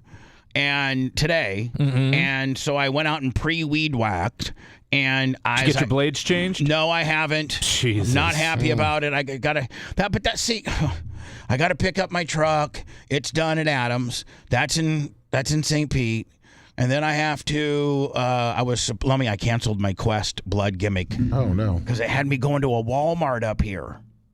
I guess Quest has a lab in a Walmart. Yeah, why wouldn't you go? Why would you? Pick up some toilet paper and get your blood drawn. Yeah, Quest signed to deal with Walmart. Deal with the humanity that goes to Walmart. No, thank you. Let me ask you a question, and you be totally honest. Don't be a dick like you usually are. Do you want to unnecessarily, if you don't have to, walk into a Walmart? Never. Thank you. Never. My Amex gives me Walmart Plus for free, and I will use that to have home delivery because I do enjoy saving money on the mouthwashes that I use. That's pretty much my main item I get in my house from Walmart. The Equate brand's pretty solid. And that's only because that's a spiff that you get from your Amex. Yes, if it wasn't free, I wouldn't buy it. And then that gets me Paramount Plus for free, which gets me Paramount Plus with Showtime and no commercials for just $5 extra. So it's I parlay that. Do you know? I could almost do a podcast with you telling everybody all of your hacks, all the perks. Yeah, you got all the hacks. Don't you? You Rakuten, I Rakuten. So I was weed whacking yesterday in that area, and I didn't even think about it, but the door was open to the bathroom because it doesn't have air in there, so it gets ungodly hot. And I think Erica was doing a load of laundry, so she had the and the dryer creates heat and what have you. So that little bathroom gets super hot, and so she had the door open, and I had my safety goggles on, my knee-high socks, my boots, and I'm weed whacking. Because if you're weed whacking, it throws stuff up into your eyes. I mean, you got to wear eye protection. Yeah, you do. You do, even if it's a pair of sunglasses. So I'm weed whacking, and I didn't, and it really throws the grass and the weeds, if you will. And I guess it threw it into the bathroom. And nobody has been in there since I weed whacked yesterday. So there you have it, Brian. Well, that makes more sense then. I'm relieved. I thought somebody pulled down their pants and had that fall out. And I think that I was like, good God. You being the more sensitive urinator and or pooper, which I don't think you'd ever poop here, but you being the more sensitive urinator would probably feel better knowing that's weed whacked grass than the residue of Macho Man. Yes, okay. I thought that fell out of somebody's crack, and I was kind of put off. But I did use my stream to clean the inside of the bowl, and then I wiped off the rim for you. So thank you. Because I'm a gentleman first. Thank you. Now, is this the guy that you speak of right here? Jason. Well, I guess don't do the live show thing. That's just a preview thing. Like one of these? The chat has said that this guy's kind of an amateur compared to the blind guy. There's a blind guy. Well, will you send me the blind guy? Yeah, Richard Turner. So there's $500 to deal 5 royal flushes. Go to that one. Where's that one? You were just over it. The black shirt. Right here? Yeah, good job. All right, here we go. I actually have seen this guy. They're just chef's kiss. This poor guy. Hey, look $500. Look how many sets of cards he's got. He's probably sponsored by Bicycle or whoever. Oh, he's being funny. Deal 5-handed and deal everyone a royal flush because there's only 4 suits. I can't deal 5 players a royal flush. I'm assuming he's thinking. Brian, in order to be this good, do you literally have to, like they say, 10,000 hours? Yeah, like they say, anybody like Tiger Woods, anybody, they've spent at least 10,000 hours doing what they are doing. Yeah. To become a expert or at the highest level. Do you think this guy has 10,000 hours? He's probably got 20,000 hours. There's only 4 royal flushes. How many years is 10,000 hours? 10,000 hours would be, you divide that by 24, that's a day. So I don't think it's a ton of years, but it's a ton of time. Right. So how could I possibly deal 5 royal flushes to 5 players? 416 days. Straight. The confidence and the ignorance. I was trying to think of how many hours I've been on the radio. I've been a co-host. And so if you take out if you go in 1986, this is my 40th anniversary, but to be intellectually honest, not all of those years were long-form monologue radio. I've only been doing long-form monologue radio where you could put 3 hours a day because, when you take the commercials away from our 4-hour program, it ends up being like 3 hours and 1 minute.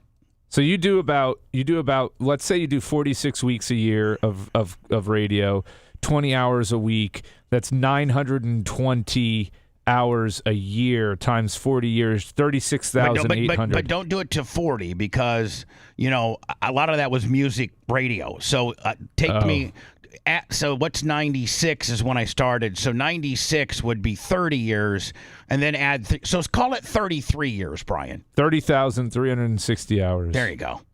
So I would be probably considered an expert at this. Yeah. Maybe. There's an amount of time when you start to lose it. Yeah, I'm sure that you've denoted that to be 27,000. 27,800. And I'm 6,000 over being washed up. So there you go. There comes a pendulum to where it swings and you're no longer good. You now are bad. You spend too much time doing something. Now you're not good. You've gone from being almost like Tiger, right? He still goes out and puts his hours in at golf, but I don't think he would be competitive. Let me ask you a question, Brian. Would Tiger be competitive? Would he have been competitive at this year's Masters? Yes, if he was healthy. That's one course. I was going to say, is that because he knows Augusta better than anybody? Because they can't. So these other courses can do and will do things to the courses to change them to make them more difficult with the rough and the greens and things. Augusta doesn't do that because they have an aesthetic. They have, I think the only thing they do is they'll change the whole position on the green. That's it. Yeah, they've actually made the course easier over the years by removing some trees that have come down.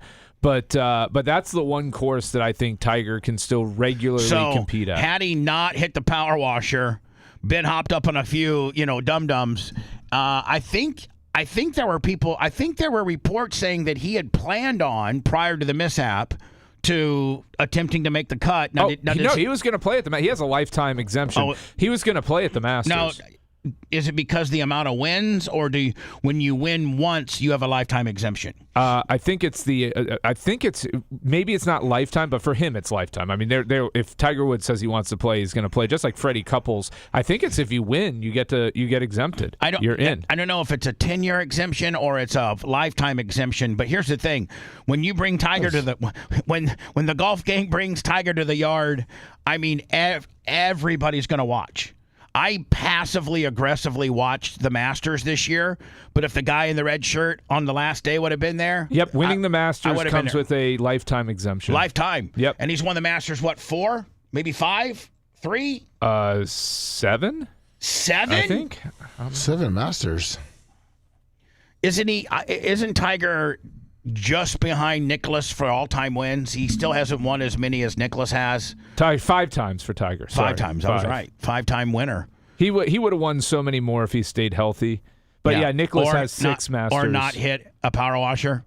Because everybody was saying he was going to the Masters. Well, he probably wouldn't have won this year, but he'd make the cut. I don't think he wouldn't make the cut. Could he play even golf? Yeah. Now, is he going to ever come back, or is this latest one like? If John Daly can come back, he can come back. I think he's absolutely going to come back because his son at one point is going to make a run at the tour, and he's going to want to play. He's going to be like on a the tour in a tournament like a with his LeBron son. kind of deal. Yeah, I think so. Are you hearing that one of the hiccups with LeBron, and whether he goes to the Sixers, the Cavs, the Warriors, or the Heat, is that Bronny comes with? Are you hearing that? I don't know about that. Yeah, that Bronny has to be, a $2.5 million 12th man. Wow, that's what we're hearing. Which at the end of the day, man, I think. I said this says he's no longer fixated on it. While it remains possible, he's open to not having a mandatory package deal with Bronny. Yeah, it's a beautiful thing, and it's going to cost you $500. There's the cut. 5 players. 1, 2, 3, 4, and 5. 1, 2, 3, 4, and 5. Let's see if I can give everybody a royal he's flush. He's going to deal it on the board. What does that mean? He's going to deal a royal on the board, and then every player has a royal flush technically because they're playing the board. You're going to have to walk us through this. I don't know this. There's the burn card. Here is your flop. That looks pretty good. Here's your turn, and there is your river. That's 5. See, the board plays. You see, you don't play cards. That's why you love. Now, could a guy like this, Brian, walk into Vegas and make a lot of money? No, not because he can. You don't get to touch the cards in Vegas. Because he has to, in order to make his game work, he's got to be able to manipulate the cards. Right. Yeah, the blind guy. I guess he used to work for the mob too. So how does a blind guy? You got footage on him? I sent it to you. Yeah. You got footage on the blind guy? Maybe this will be Brian's new card guy infatuation due to the fact that this guy's blind. Stevie Wonder. Now, let me. Where should I? Richard Turner. I mean, I'm trying to look what's got the most views. One's going one direction, and the other's going the other direction on the same hand. Right. And he said, "Not possible. Can't be done." I took the coins. I said, "Watch," and I did it for him. He literally took my coins and threw them in my face and said, "I like to do stuff that's inner." I want to see something that has some type of skill set, like a trick here. Do we got a trick? Yeah, I guess he has gone against. Go to shorts, maybe, or maybe most popular. Yeah. I don't know. Yeah, there's some long ones in there. Yeah, they're way too long. So shorts is why I was saying. Right, let's go to shorts. Blindfolded. Let's go to shorts and most popular. Right. This has got 187. An art museum, which was actually a front for high-stake, illegal gambling. I always had to deal with the cards on the table. I played a lot of people, and that were the conditions, because everybody knew my reputation. I was known as Richard Turner the Cheat. How'd you build a hand then? Well, sometimes they'd let me shuffle, but one of my favorite methods was at the end of play, say we had our showdown, whatever the cards were, I would do the best I could to memorize the power cards. Say there were some aces and kings. Is this kind of similar to card? I understand, but how can you memorize? Well, listen, he's going to explain it. If you're blind. Oh yeah, that's a good point. I don't think he's actually blind. I think he's a liar. Counting? Sort of, but I would remember those good cards, and I'd try to get as many towards the bottom as possible. Yeah. And I would maintain them on the bottom as I shuffled, okay? And then I would give the deck a small cut. So I now brought him about 13 cards or so from the top. And then when Fred cut the deck, now those cards that I memorized would never come into play. And I've literally won thousands of hands. An art museum, which was... Yeah, I don't quite understand. Yeah. At least this guy shows it to you. Yeah, at least this guy shows it Well, to that guy him. did show it. We just have to find the video for it. Yeah, I'm over it. I want to talk about Rays baseball. Yes, Rays up. Let's talk about Rays. Let's first talk about what they... a first look at the interior of the Rays Forever home. Turn up the volume for the full 1 minute and 45-second rundown on the new renderings. Now, this, again, Brian, I think is proposed to be right across the street from Ray J and the Hillsborough Community College area. Yeah. Which is about probably 2 miles as the crow flies from your office. Yep. Probably 3 miles if you had to drive it. The Tampa Bay Rays Forever home will be among the... So I watched the game last night, and God, that pitcher's good. Shane McClanahan. Sugar Shane McClanahan, former USF Bull. Oh, is he a former Bull? Yeah, sure is. And he had Tommy John surgery, then an elbow gimmick. Like, he was out for a couple years, wasn't he? 2 or 3 years ago. Did he come through our system? Yeah, well, yeah, the Rays drafted him out of USF. Most intimate ballparks in major... So this is how you enter the ballpark, which enters you into center field. That's pretty kick-ass. Kind of like Trop is. Well, yeah, National Stadium, their main entrance is into center. I think Petco, their main entrance is into center, League right? Baseball. As you enter the ballpark through the Grand Plaza in center field, you immediately see the first of its kind transparent roof immediately overhead when you enter from the district. The Grand Plaza is nearly a full acre in size, which immediately blends gathering spaces, evident in front of you, with special touches that bring the outside inside. Palm trees mixed with iconic team logos, intermingling seamlessly as you move toward field of play. Notice, too, the new and improved Ray Touch tank, a fan favorite that will make the move to the new ballpark.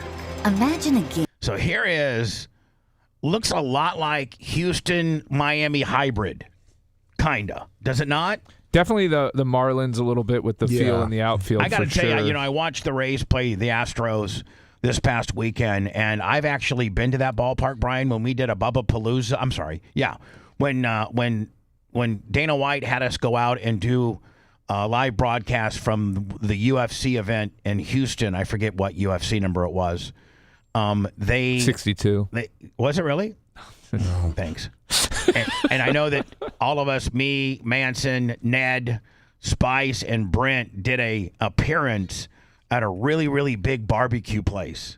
And the guy who owned the barbecue place, by the way, they paid me $5,000 to bring the guys there. It was absolutely jammed. Oh, nice. You had to have a ticket to get in. That's back when we were really, really good.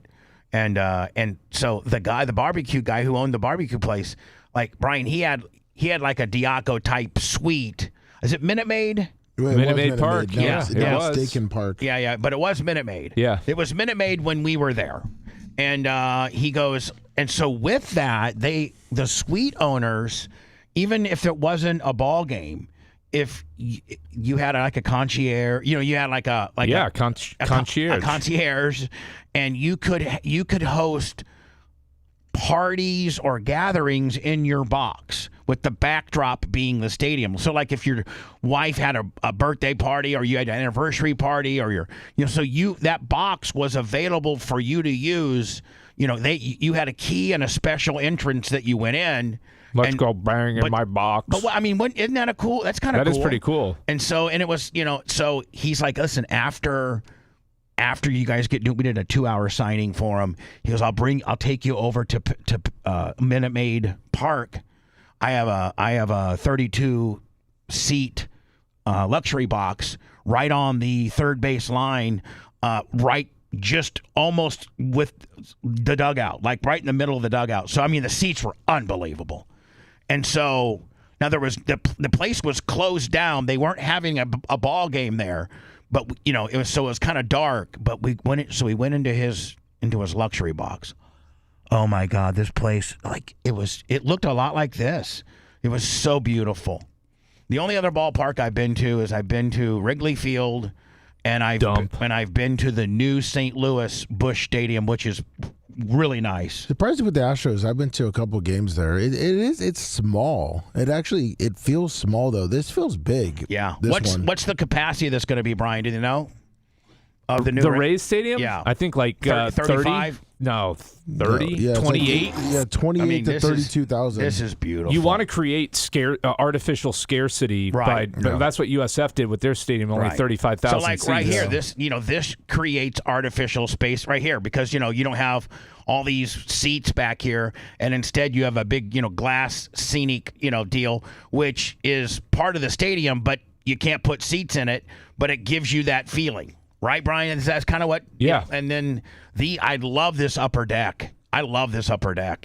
Summer afternoon in the air-conditioned space, truly feeling you're outside. The ballpark's translucent cantilevered roof, made of windows that allow light inside, and catch views of the sky, where you might see a plane flying overhead from nearby Tampa International Airport. And enjoy... Or one crash into it. One of the two. Enjoy equally stunning night games, as summertime lightning storms will be visible in the distance. Pay special attention to the batter's eye in center field. It's retractable, the first of its kind in Major League. So now, Brian, when they're saying it's retractable, does that mean this goes up and down? No, I think what they're saying is the actual wall, the green wall, goes up and down. Okay. Yeah, I don't know why. At just maybe over before the game, it's open, so when you're coming into the ballpark, it has that open feel, and then during the game, they pull it up.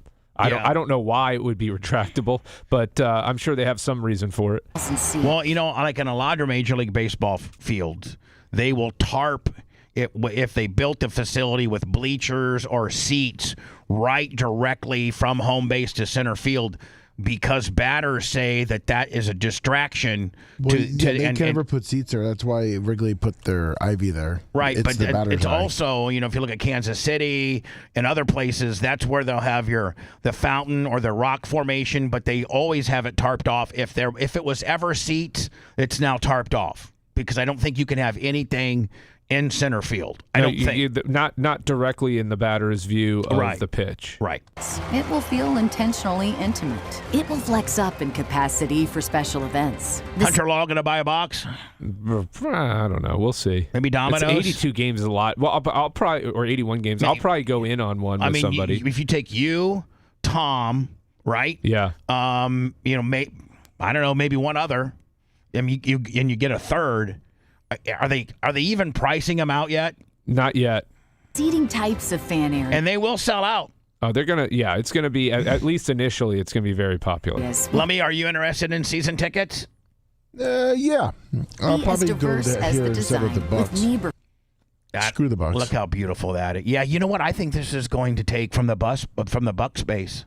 Well, I mean, for about the same price, you can get 81 games versus. That's why the Bucks are scared. It's throughout the ballpark at all price points. Now, this is going to be great if we can fill all four. It looks like there's 4 decks, and not have to, tarp. Incredible views of the field. But what puts an automatic advantage to this is you have, instead of 50 miles of ocean as your radius, you now have you actually have homes and people that live in population, if you will. Places to sit, relax, eat, and drink. And of course, televisions everywhere. I love this though, because no fat people. Look. Yeah, no fat people allowed at this stadium. And they're done in Tampa. They're all skinny. Hold on, and quite frankly, I only see one black guy. That's about right. Well, that's a baseball game. That's a baseball game. Rays TV. Opening in 2029. This is the Tampa Bay Rays Forever Home. No fatties allowed. That's their slogan. When we return, 2 things. One, Iran has now said that Donald Trump They want to kill him. Wait, I thought the war was over. No. Wait, it's still going on? Yeah. Who said that it's never ending? Me. No. March 12th. No. March 12th. Lummy went back. Yes, March 12th. Lummy went back and looked at all my thumbnails, and I have been the biggest, skeptic when it comes to stop negotiating with these people. They're never going to negotiate. There's a reason why the last 10 presidents did not deal with these nut jobs. You're too pregnant now. You got to either withdraw and look stupid or blow them to smithereens. That's your only options. Period. Much like I talked about yesterday, Japan was not going to give up until Harry S. Truman decided to give him the good news via the Manhattan Project. Well, Trump's coming down hard now on the Spanish. What's he doing with the Spanish? Well, it's Spain. Country of Spain. Well, yeah, I mean, they're a bunch of pussies. He's going to come down hard on the Galvin next. Oh, jeez. You know what? I'm not even going to. That's... That not only does that hurt, but it's also dumb. It was dumb. He's hit the rattler. What comes next? We can only guess. The Bubba the Love Sponge Show returns after these words.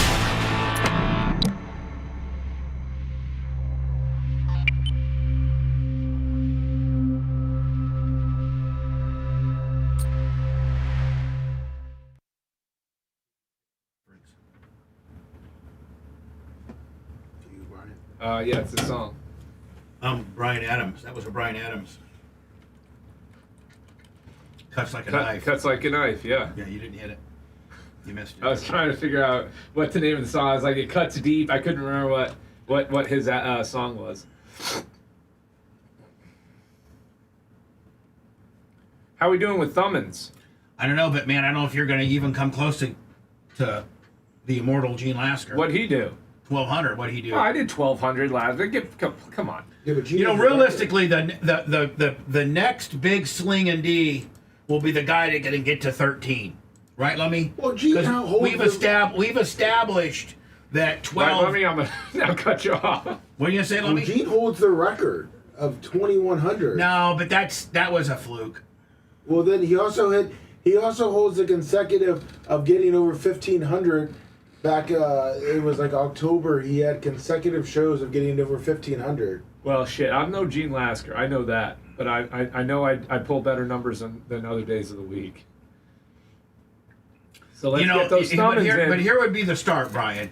Is if you could get 13 today, that would be the start of a rally. Man, we're only at 6 right now. We're at the almost midway point.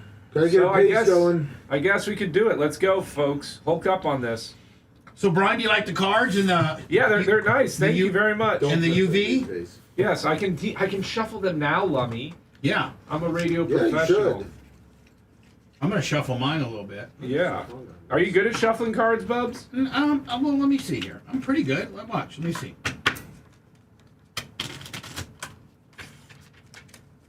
You do a reverse bridge? No, I pretty much just go straight on, Willie.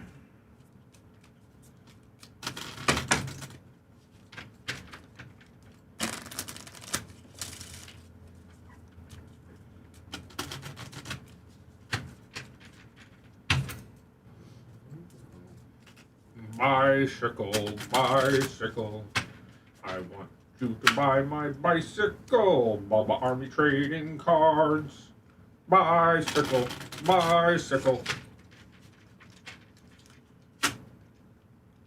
Cut that.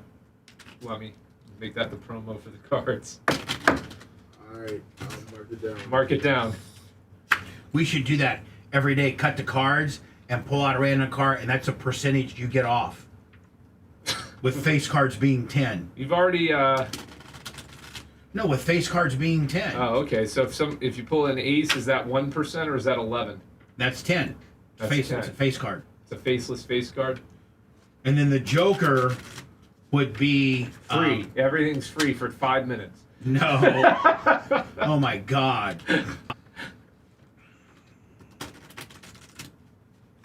Man, my Firefox crashed. The Joker would be pull another card.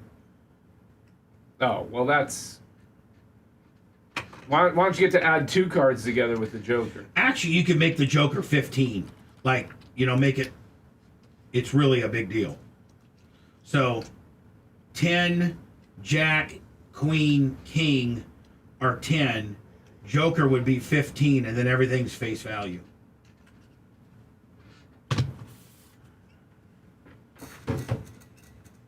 Clowns to the left of me, Joker to the right. Here I am, stuck in the middle with you.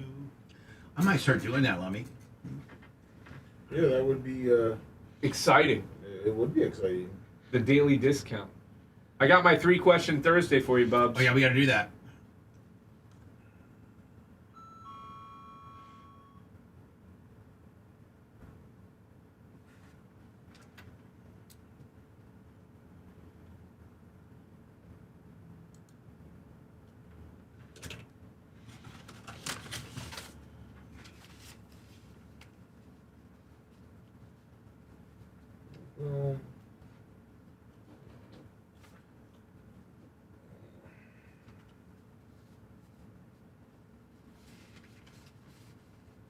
What about that, Kelly?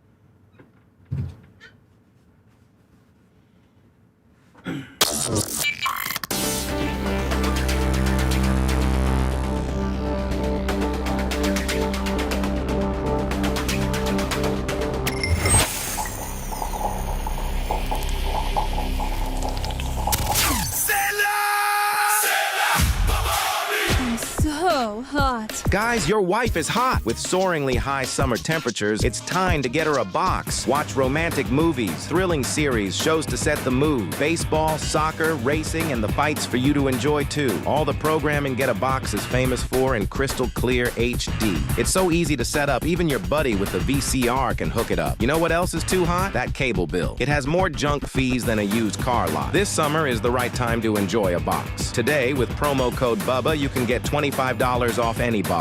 Go to getabox.com, promo code Bubba for your box today. Getabox.com. Stay inside with your hot wife and never pay for TV again.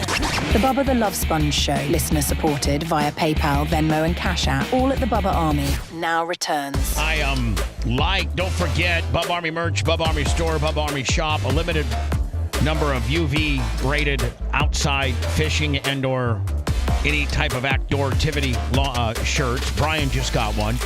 He actually likes it. Got some really bad news, Bubba. And then the bicycle brand Bubba Army playing cards available right now as we speak. Brian had an ingenious idea. I got to get with the merch trick to see how we implement it. But it's like where I pull a card, I shuffle a card every day, Lummy. You're attributing that idea to me? I never said that Brian idea. gets a lot of ideas. Man. I'm sorry. Please. I thought... whose idea was it? That was your idea. That was your own idea. Yeah, give it to Babyface. Jesus God Almighty! It's a long commercial break. I don't blame you for forgetting. I got a lot going on back here, guys. But Lummy, what I'm thinking about doing is it's only good for an hour. Oh yeah. You know, so I don't know. I got to get with the merch crick on it where I shuffle a card.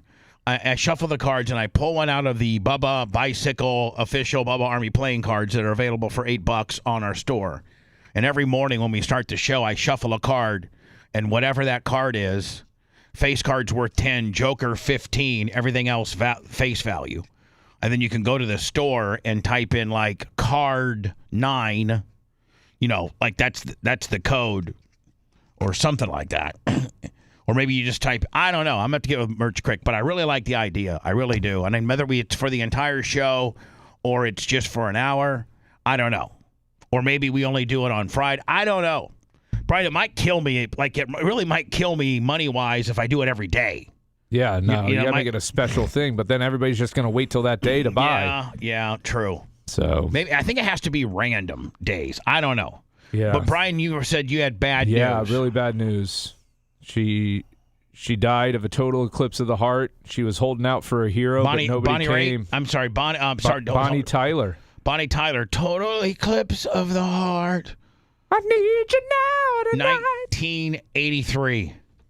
Look it up. Lock it in. Let me begin. Look it up. Lock it in. Let me begin. You look to see if total eclipse of the heart. You want to give a month too? Yeah, I will. I'm going to call it September, October. Okay, it was 83. Okay. Oh, God. Why don't you throw me a bone every once in a while? May 31st of 83. Oh, okay. So not too far off. No, all right. It was definitely probably big in September. By the time I got to October. Warsaw, it was September. It was probably debuted on Z100 in New York in May, and by the time it hit U93 in South Bend, Indiana, which is the top 40 we used to listen to, it was probably September. The reason why I remember, Brian, is I was dating this girl named Nikki Daugherty. And I was the captain of the football team, me and 3 other dudes, Bart Haniff, Chris Stein, Larry Plummer. And, so after the football games, she would meet me, and then we would go out, parking at the Fiddler cement plant. And remember, her dad's name was Boots. Yeah, Boots. He talked like this. And so she got blue hands, didn't she? She'd be waiting for me in my Maverick after the game. Just right out of the Varsity Blues movie, and then we'd be listening to the radio, and I can remember that was kind of our song, in the fall of '83 when I was playing football. That was kind of like our song, Total eclipse of the heart. She's like, I'll turn it up. You know her real name, Bonnie Tyler? No, I do not. I could give you 20 million guesses, and you would never get it right. Please tell me. Gaynor Sullivan. My God. Yeah, Gaynor Sullivan. She's from Wales. She just passed? She just passed Today? At the ripe age of 75. Wow, 75. So we played the Rays' potential new ballpark. I think that's going to go through, don't you think? Oh yeah, it's pretty much a done deal. They're pushing some more towards the county to take away the city. The city was going to be a problem for them, so the county's going to end up stepping up and paying a little bit more than the city, but is that going to help real estate prices around there? I mean, in the immediate area. So anyway, I was watching the Rays. McClanahan? McClanahan. He is lights out. And as we approach the trade deadline, they're saying that we're going to either go after the Detroit guy or the Minnesota Twin guy. Tarek Skubal. Or the Minnesota Twin guy that used to be a Ray that we so stupidly traded away. Willie Adames? No. The Twins guy? The pitcher. There's a pitcher for the Twins that is supposedly trade bait, is really good, and we used to have him, and we traded him away, and I guess the Rays have shown interest in him, and he's indicated that he'd like to go to a contender. I don't know. Maybe you know who I'm talking about, but that guy, and then there's a couple pitchers for the Red Sox. You sure it's the Twins? I'm almost positive it was. I was on ESPN and went into the Major League Baseball section on my app, and it went into breaking down the possible trades for playoff contention teams as we're approaching the trade deadline. And they said for the first time in a while, the Rays might actually be players in some of the higher end guys because one of new management and two where we sit atop of the AL East, 4 games up on the Cheaters right now. So one, Brian, let me ask you this question. 5, buddy. It's 5. 5 now. We won last night, but do you see, Brian, for the first time now that we're not owned by some tightwad, Vince Namoli or whoever the hell the guy's name was? Stu Sternberg and Namoli. Sternberg. So Sternberg's gone, right? Yeah. All right. But now, and we got this new ownership group out of Jacksonville that have deep pockets and want to not be, as frugal as we used to be. We used to be, Has anybody said that officially, that they don't want to be as frugal? Because the frugality was on full display this offseason. Yeah. But we could have Brandon Lau in the infield right now cranking 40 home runs right next to Junior, and we don't because they didn't want to pay him $15 million. Well, I don't think the new ownership owned it. No, they did. They were just getting their feet wet. Oh, okay. So are we players now, Brian, in the trade game? I mean, they're saying they are. Look, we've got a lot of young pieces in the minors that we potentially could trade.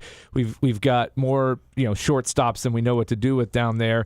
It'll be interesting to see. I don't know that we're going to go grab a straight rental. We may on starting pitching because I think that is the one area. We're missing one guy, one starter. Well, right? Ryan Pepio would have been that guy, but he got hurt, so he's out for the year. It could be that.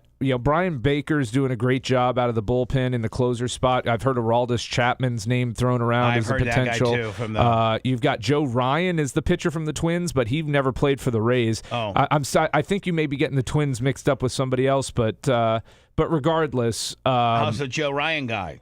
He's really good. Yeah, he is. I mean, what's he going to cost the Rays? Is he a rental? Is he on his last year? I imagine based upon looking at he's in his he'd be a rental. I think he's a free agent after this year. Yeah, so and at that time he becomes. Oh wait, he was. So here's where you were correct.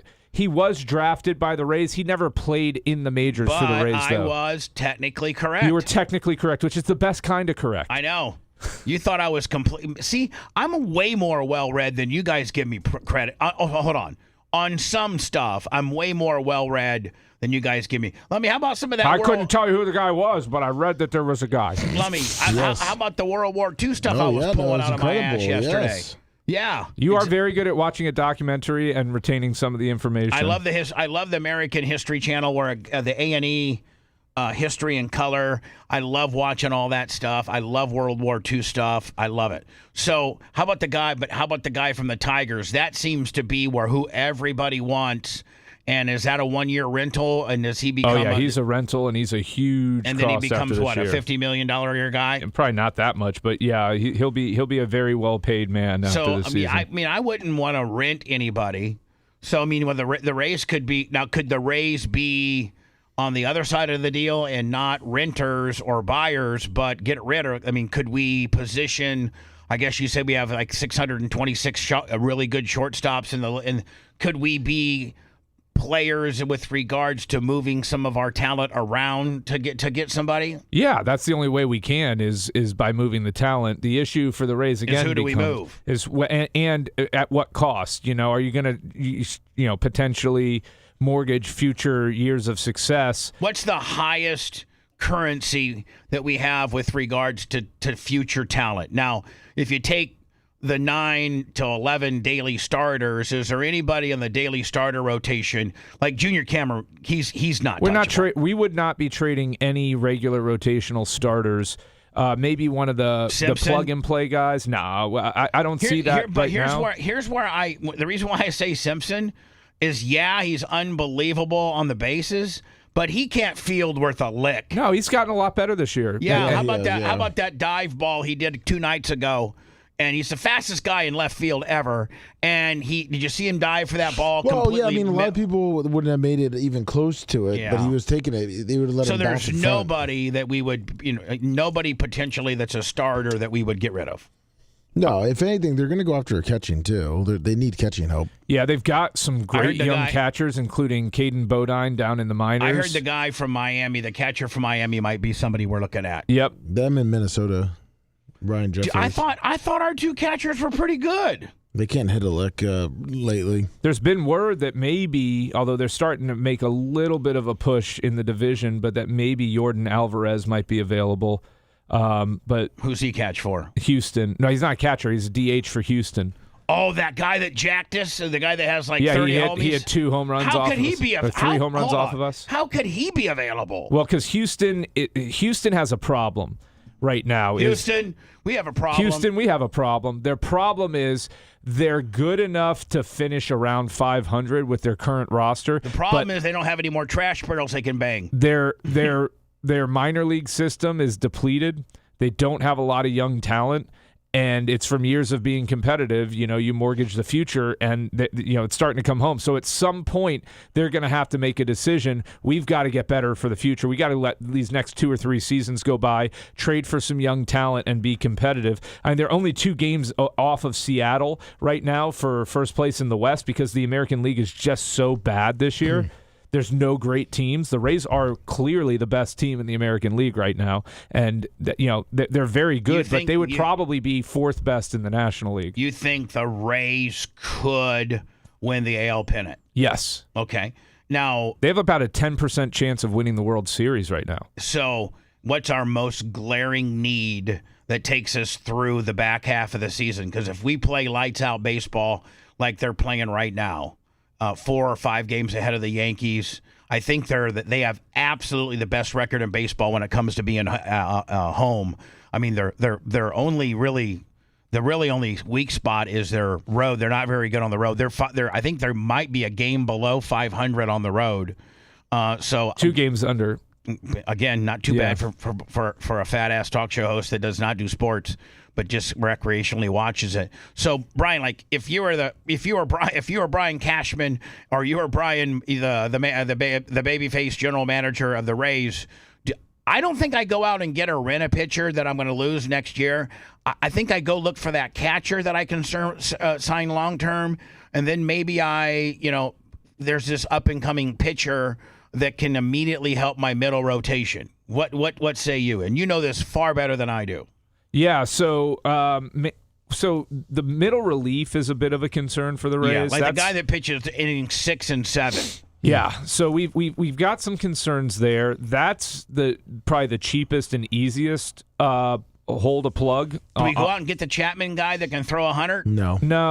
You're going to overpay for him, especially he's old, and you're going to overpay with Boston wanting a premium to trade in the division. Right. The issue though now, Edwin Uceta was supposed to come back, and they're shutting him down. He's had setbacks with his shoulder. And so they're shutting him down. Yeah, so he was supposed to come back and help us out of the bullpen. Manuel Rodriguez, he's down there. He looks like he's going to be back soon. I know we just shipped a guy. I think we had him up for a day or two, and we shipped him back 2 days ago. Yeah, they'll bring those guys in for spot relief when the bullpen's getting lean. That's why the Rays like guys with options, because that gives them the flexibility that a lot of other teams in Major League Baseball don't have. When you have nothing but veteran relievers, you cannot ship them down to the minors like that. If they don't have options remaining, you have to put them up on waivers, and then a team can snag them. Yesterday, go ahead. So the Rays are able to plug and play with their minor league rotation, and they've got some decent guys down in AAA at Durham that can come in and do not spot starts, but spot fill-ins for them in the bullpen for a couple days. Do they sign Junior to a long-term deal? They should have already. I mean, I know they're gun shy after the whole Wander Franco thing, but this guy's not Wander Franco. The quicker you can get him locked up and locked in for the future, at 15, 18 million, that's going to end up being an unbelievable bargain if he continues to, Well, you're going to have to now give him 22, 25 million a year. By the way, they screwed themselves on that because they waited 5 years too long. He's already known he's good. I actually asked ChatGPT, guess what the biggest Rays mistake in the history of Rays mistakes ended up being, according to ChatGPT? Well, there's two. You've got the Wander Franco situation. That I think that's too fresh. I don't know if Chat knows. And then you that. have the hit show. That was just an absolute, utter failure. Where they had McGriff, Canseco, Greg Vaughn, Vinny Castillo, who never They actually do not even mention the hit show. They mention the fact that they thought Josh Hamilton was going to clear the Rule 5 draft. They thought that no team would take him. And there was this Clearwater scout for the Reds that lived in Clearwater, and Josh Hamilton had just and it was the guy that's now in charge of the Dodgers, the general manager for the Dodgers, Friedman. Andrew Friedman. Andrew Friedman. So the guy from Clearwater who worked for the Cincinnati Reds scouting department happened to be invited, because he was Freeman's friend, to watch Josh Hamilton in October of the year before they put him in the Rule 5. And out of 15 pitches at the Trop, he put 12 into the seats. And Friedman actually went to the St. Pete Times at the time and said, this is a really, really good indication that he could be, his demons passed him, and we're really looking forward. So they didn't save him. For some reason, they didn't save him on the 40-man roster when the Rule 5 draft came up. The Reds had like the 19th or 20th pick, and the Cubs had the 3rd pick. And Freeman thought that Josh Hamilton would clear the Rule 5 draft. And so, which if you protect a guy on the 40-man roster, he's worth far more than if you don't protect him and he doesn't get picked. Then it gives you like more negotiation power. The Cubs picked Josh Hamilton and the Cincinnati Reds paid him $100,000, and he went directly to the Reds, and I think he hit 27 homers the next year. He was with the Reds 1 year, then went to the Rangers, and ended up being I think a 3-time or 4-time All-Star and a 1-time MVP. How about 5-time All-Star? Yeah, 5-time All-Star. MVP, where he hit .359 for the season with over a 1,000 OPS. And had we just protected him on the 40-man roster, we would have owned his rights, and he was a massive disaster for them, but they and say had a lot of issues. But they say that's the biggest mess up ever. I mean, it ended up blowing up in their face, but at the time, I mean, the guy didn't look like he was going to be the deal. We had him on the air. On 98, Brian, the day he signed, or like a couple days, we called him in his North Carolina white trash hillbilly home, and I got him live on the air. He was not exciting at all. He was like, yeah. I mean, he's a 18-year-old kid at the time, right? Yeah. Yeah. So anyway, the Rays are exciting, and I try to watch them. Those, I make it to about the 6th inning before I pass out on a 6:40 game. No, it's smart because at least you won't have to get frustrated with the way they manage the pitching staff. Well, they're 6-2 on the year against the Yankees. They've got another game against them tonight. It's a day game. Today, rather. If they can build and I love day games because I can watch them all. They start at 1:40. Yeah, 110, 140 is it? This one? 110, 140. Yeah. So, anyways, if they can win this one, puts them up 6, and then you got to imagine that the vibes are going to be pretty high in Tampa with Seattle coming in for the Longo weekend that they're doing. They're honoring Evan Longoria this weekend. And retiring his number. And doing all that. So if we can win dude. 2 out of 3 of those and the Yankees only win, I mean, a 6-game lead going into the All-Star break is pretty huge. Yeah, especially over the cheaters, the New York Yankees. Why do you keep calling them the cheaters? Yeah, I mean, every year they exceed the luxury tax. Well, that's not cheating. They're allowed to do it. You just have to pay a fine. Yeah, well, I just don't like them. Well, they're cheating because they used to, steal signs. Every team really the only team that you in our era that you could call the cheaters would be the Astros with their. Every team does it. Like every team cheats, but the Astros were really bad about it, got caught, and they were clearly massively benefiting from it. So hold on, you think every team's got? No, they do. Some... We had the Yankees. They have guys that work for the stadium that they shift left or right of the camera. The scoreboard guy does different things with pitching. Like they have the TV guys. They have video cameras behind the dugout in like these little rooms that then they send signals out to guys on the bases. It's clear as day every team cheats. I mean, like the Yankees, when Slade was talking about the Yankees, where they would be in Toronto, and they paid these camera guys from the first baseline. They look over, and if it was a fastball, he'd stand right to the camera, and if it was off speed, he'd stand left to the camera. And then they had a thing where at Yankees Stadium, that he would be in the back watching the TV feed that had one camera literally zoomed on the catcher's hands, and then they would send out a signal to the guy that was standing along the thing to signal second base the runner how to like call it. Yeah, whatever. They called him the watchwinder. Yeah. So anyway, you see this happening a lot, and I just don't know why they have to frame it as like, sexual trafficking or something like that, when this is just a good old Jack Shack, and you got these women that will, give you a little something for extra amount of dollars. I don't know why these sheriffs and these police chiefs and what have you round up these massage parlor girls, and they try to now some of them might be being held there against their will. Okay. But the majority of it is just, some girl that says, hey, you want, and then she does a little motion with her hand, for extra 80, and then it's a wonder though they didn't bust the Johns, because usually they try to make the Johns the bad guys, do they not? Yeah, I think it's because they were Chinese. Major sex sting operation bust in Florida. 12 Chinese nationals. Now, when you're a Chinese national, does that mean you are not a U.S. citizen? Does that mean you're an illegal alien? I mean, like if you're they may be here legally on some sort of visa, but work visa is tough, man. I don't know. Were arrested by the Miami-Dade police after they were allegedly caught performing sex acts for additional payments at various massage parlors. Each of the foreign women is now charged with prostitution and practicing a healthcare profession without a license. Now, what? They're not licensed massage therapists. Oh, I was going to say, like, what type of medical license do you have to give? Handy? To give a handy. Here's the news story that I think the CBS affiliate, ran.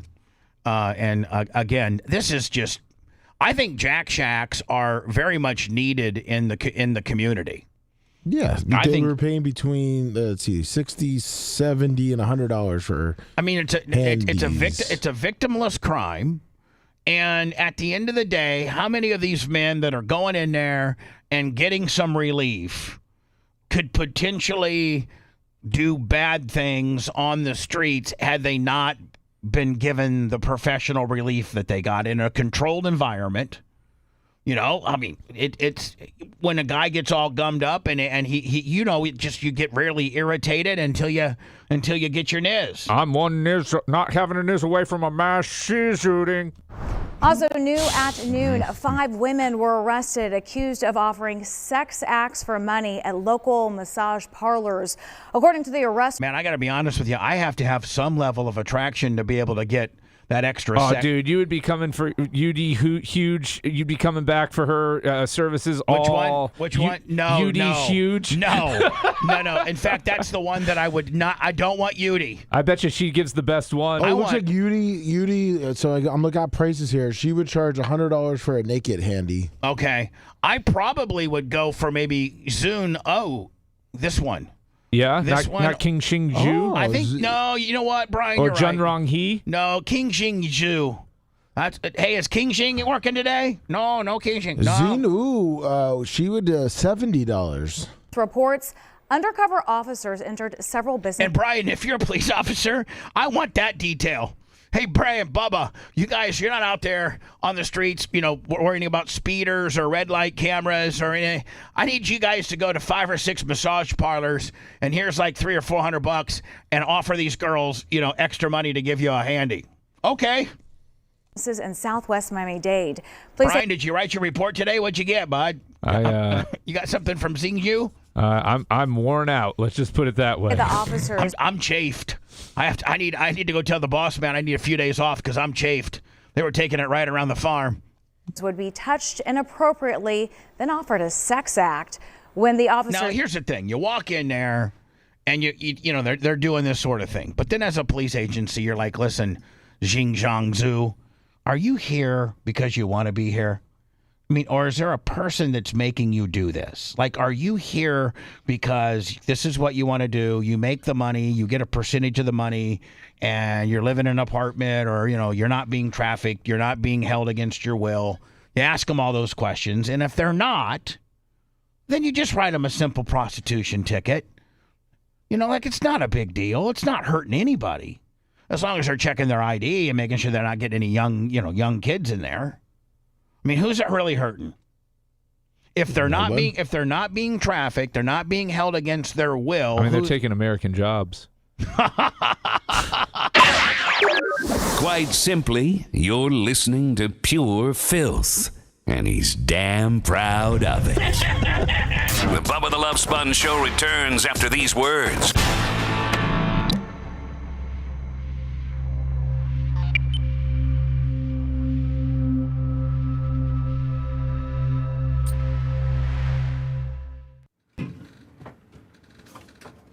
Iran is begging me on their magic carpet. They come flying across. Please. Like, just picture me being like Benny Mardones on my little magic carpet, flying into Iran, looking for their oil fields. How about that quote at the end? I don't know if they're going to honor the deal. They're sort of crazy, to be honest with you. No shit, Sherlock. Anybody with half a brain could have told you that this was this was going to turn out. Jimmy Carter could have told you this, right? Yeah. Isn't he really the first president? They took the hostages under. Is Jimmy Carter? Yeah. Now, why did they take? If you're the historian, what started the Iran hostage situation? Yeah, big face. Why did it start? What? I'm asking the I historian. think it was us. I think it was us meddling in their with the revolution and everything. Well, there's when they rose up and they wanted democracy out of Iran, and so they were getting the Americans out because we had our embassy there. Yeah, it was the Iranian students stormed the U.S. embassy in Tehran. Yeah, because they were saying that we were brainwashing the Iranians and making it bad. That we were going against. Well, they actually said it was because Jimmy Carter was allowing the deposed, exiled Shah of Iran to enter the United States for cancer treatment. But they already rose up. Yeah, they rose up, and that they wanted him so they could try him, and they were, the U.S. was. Hold on, we probably need to use this on the. But it all goes back to the '53 coup with the CIA. That overthrew their democratically elected prime minister and reinserted the Shah, who they didn't want. Exactly. And then they ousted him finally after 26 years. So in '53, we put the leader that we wanted in there. Yep. And they didn't like him because who was the president in '53? If there's a fucked up country in this world, with the exception of a few, you can trace back their fucked upness to us and England. No, all of Africa is because of your. I said in England. I said us and England. I said European too. Yeah. You can go France. Yeah, a little bit, but I mean, a lot bit actually. Yeah. Or Haiti. Yeah. I mean, that's what I'm saying. Like, I'm just saying. Well, Haiti, yeah. I was just saying the Caribbean or Africa, but no, Iran. Sicilian redneck, $50. No, when I said democracy, is that because they had it, and then the U.S. stepped in. What the fuck? Who did that? Well, it's $50 from Sicilian Redneck. Oh. When your headphones aren't on, this fucking horn is loud. What the fuck? Who did that? He forgot already that I had the horn. Yeah, that scared the shit out of me. Don't ever do the horn while I'm eating. I mean, if you look at it in '53, that's when the '50s is when the government decided they were gonna meddle in everyone's and try to put everything in. So that guy was good, like pro, almost like Cuba. Well, the '50s, it was in response to what happened in World War II. We're like, we're gonna get control of this, Because Cuba's, they put it in there. Who was the president in '53? Oh, was it Eisenhower? Eisenhower. Which is why when he was retiring, talking about the military complex, because he was the one that fucking was literally establishing all these random governments and putting all these people in power, and he saw how bad it was. But he was the president behind it.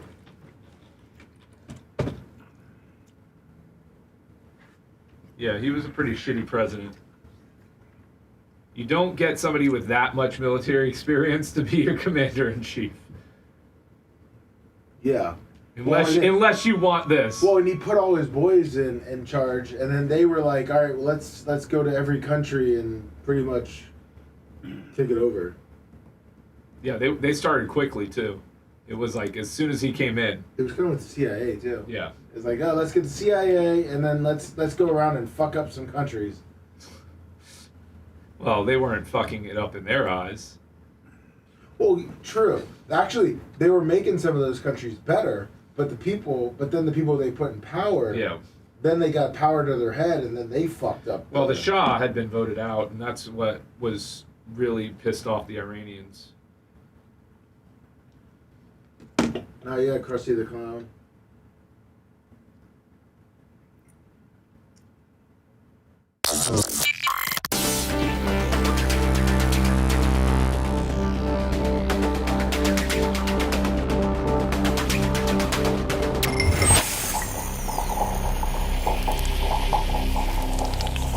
Let's get down to business.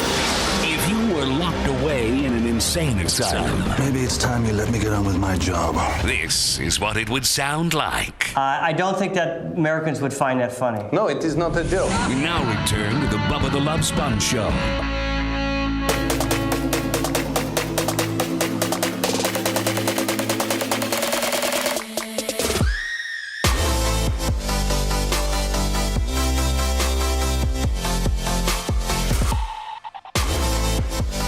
Bubba Army, if your Wi-Fi only works when you stand next to the router with 1 foot in the air, If your security system is your dog barking and your neighbor yelling at you, GPZ Cabling installs security cameras, hardwired Ethernet, better Wi-Fi, clean network racks, low voltage systems for homes and businesses. Stop living like it's 1998 with one dusty-ass router, no cameras, and not a way to protect yourself. Call GPZ Cabling in Tampa today, 813-526-6794. Or go to GPZ Cabling, that's CABLING's GPZCabling.com, and get your camera, your Wi-Fi, your internet, and get it all working together seamlessly and efficiently for not that much money. We're going to have them, I think Lummy is scheduling with Macho Man to have him come in and give even our professionally ran stuff a look. I don't know if they did Gina and Tom's place, but good God, Gina and Tom are on the 12th floor of that building. And from the beach, I still get exceptional Wi-Fi. I think Boogie did it. Whew. You know Boogie? Yeah. Yeah, I think Boogie did it. Dang. Oh, by the way, we didn't get a chance to talk about your 4th of July weekend at Tom and Gina's badass condo, and if you got a chance to ask Gary Puckett why he's such a child predator. Yeah, Gary Puckett wasn't there, unfortunately, that I could tell, but we had a great time. It was nice, relaxing. Got there Friday. Got there Thursday night. Yeah. Oh, that's right, because we had Friday off. Yep. So got there Thursday. Did you go to Salt Rock at all? No, we didn't move. My whole thing, because we had just bounced around New England so much and stayed at 5 different places up there over 10 days, whatever it was, that I was like, I'm getting there. We're DoorDashing. No, we brought the food with us. And made it. Yeah. And I'm like, and he's got beautiful cooktops, and it's like everything's just induction and Wolf appliances. He's got the induction deal where you can turn the thing on absolutely high, and if you put the pan on it, it heats it up, unbelievably. But you can immediately take the pan off and put your hand on the burner, and it won't be hot. Yeah. It won't burn you. It's amazing. It is amazing. It's amazing technology. So what did you cook for the family Thursday? Thursday night we ate before we went there because we didn't get there until after work and everything. So we got there around like 7:30, just to get settled in. That was Thursday night, get settled in and everything. And nothing's better than that place, even if it's as hot as Vietnam. If you open up the windows, you really don't even really need the air. Yeah, I'm not about that life, but I need the air always. I'm a warm sleeper. Like my house has got to be the exact temperature. I can get my bedroom down to 59. Well, that's insane. I can get my bedroom down to 59. I know, but how does Merch survive? She has, honest to God, can I tell you? Because she only weighs like 112. She puts She puts a electric blanket on the bottom, and then like an electric blanket on top. We call it that she tacos herself into an electric blanket. So she's got 2 electric blankets, one on the bottom, one on the top, and then like 2 or 3 comforters. You don't snuggle with her and keep her warm? Oh, I'm an anti-snuggler with anybody. I hate snuggling. I hate it. In fact, if you're familiar with the show, don't like any intimate touch. I take a I've done this with everybody from Holly to Heather to Nikki to Merch Crick to everybody. I put a big body pillow between me and whoever I'm sleeping with, because I don't want anybody touching me. You still have your butt pillow? Yeah, I'm like on the 5th generation of one, but yes, I always have a butt pillow. Yes. I gift my used ones down to Erica. No. So anyway, what? A lot of beach time. Yeah, just a lot of beach time. Like I said, didn't leave. We grilled burgers. Were you able to figure the TV system out? Yeah, I'm not an idiot. Okay, I am. Merch Craig wanted to watch something. I said, you know what? I brought my laptop. We might be able to watch it from the computer. That's funny. No, I can't figure it out. It wasn't hard. You just hit the button and you go to the home screen and it's all there. Right. The Samsung TV. And then now were you able to watch probably a lot of soccer? From the balcony though. Oh, yeah, the fireworks. Yeah, I'm saying you could probably see Tarpon, City of Clearwater, Madeira Beach, St. Pete Beach, like from the balcony. Just based on looking north or south, you could probably see 4 or 5 different municipality fireworks shows. Yeah, we had a really cool view of all the fireworks. It was really Now, really what did Tom nice. and Gina do for 4th of July? Did they go to LJ, or they just stay at? I think they're just staying at home. It's not a big deal for them. I mean, like you would think that they would want to be at the $4.2 million condo. Yeah, exactly. Well, I had it locked up. Yeah, so you did. They can move right along. Yeah. So you had a good time. Had a great time.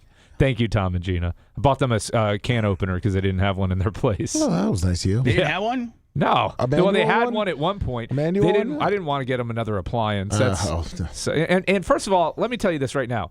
The electric can opener is the stupidest invention ever. It's not hard to open a can, people, unless you have like massive arthritis and can't move your fingers. The electric can, a regular can opener is way more efficient. And A regular easier. can opener that you buy like at Target for $6. Yeah, I got the nice KitchenAid $15 one off of Amazon for them. Yeah, but I mean, they just glide right through Yeah. it. Yeah, I mean, that's like the one thing in the world I don't need an electric to make it better in any way. The ones they're making now, though, they're just these little handheld deals you put on the can, and they cut the can like from the side. From the side. Yeah, and it's super smooth cut, so you don't get any cut by the can or anything like that. But it's still portable. Like you put it back in the drawer. Like it's not. It's battery chargeable. Yeah, it's not a fixed appliance. Yeah, which is nice, but even that you've got to. There's a learning curve with that, right? And that's the thing. Like getting it on the lip right. And they are having guests there, so not everybody's going to. Like nobody wants to learn how to figure out how to use a can opener. Because there is a learning curve with it. But if you got the old-fashioned one with the crank gimmick, everybody knows how to do that. Everybody, even a kid can do it. Yeah, well, for the most part. So anyway, I'm glad that you had a great time. I knew I knew that you guys were there, and what a great place to spend 4th of July. It was awesome. Yeah, awesome. You to address speculation that you're leaving Ankara not in the new Air Force One. Now, supposedly Trump wouldn't fly, and I've been reading various reports, and nobody's really said it, but people have speculated it, and that is the new Air Force One, the new 747 that the country of Qatar gave us, is going to be eventually what Trump uses as Air Force One. Now, it's currently it's been configured to be Air Force One worthy, because in order to make a regular plane Air Force One worthy, they have to retrofit it with all types of defense systems, from the fuel system to the fake flares that'll send out in case there's a heat-seeking missile that's locked on it. And I've been told that this one has still some stuff to do to it to make it completely more military than what our current. We have two 747s and either one of them, any plane. If the president was on a Cessna 172, its new tail, even though it was like November 140 Kilo Mike, it would be denoted as Air Force One. Any plane that the current sitting president flies on is tail number Air Force One. I don't know if you knew that or not, Brian, but if you knew, like any plane that he's on. Yes, and Marine One is the helicopter when he's on it. Even though if it's not the standard Marine One, but if he's on Gary Grubbs' helicopter, that would be Marine One. Now, we have two 747s that are denoted that the president or vice president travels on, and either one of those are Air Force One. Well, the vice president has his own, I believe. Does he have his own? Yes, I believe. Now, is it a 747 too? We got him a deal off of Spirit.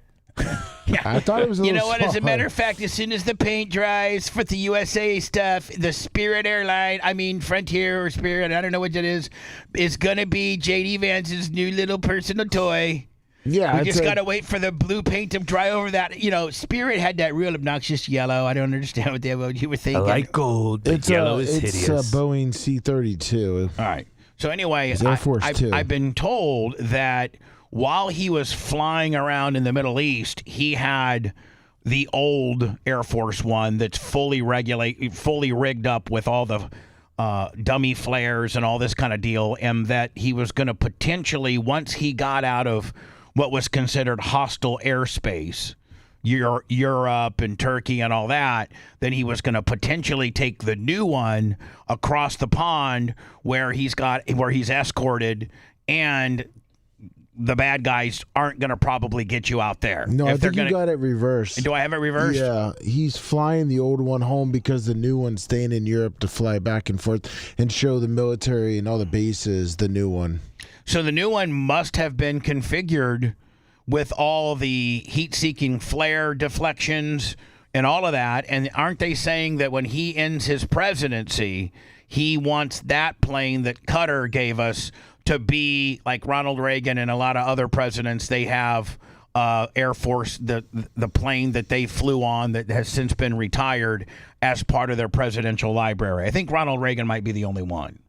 But like part of Ronald Reagan's presidential library, I think is the retired Air Force One that he flew on.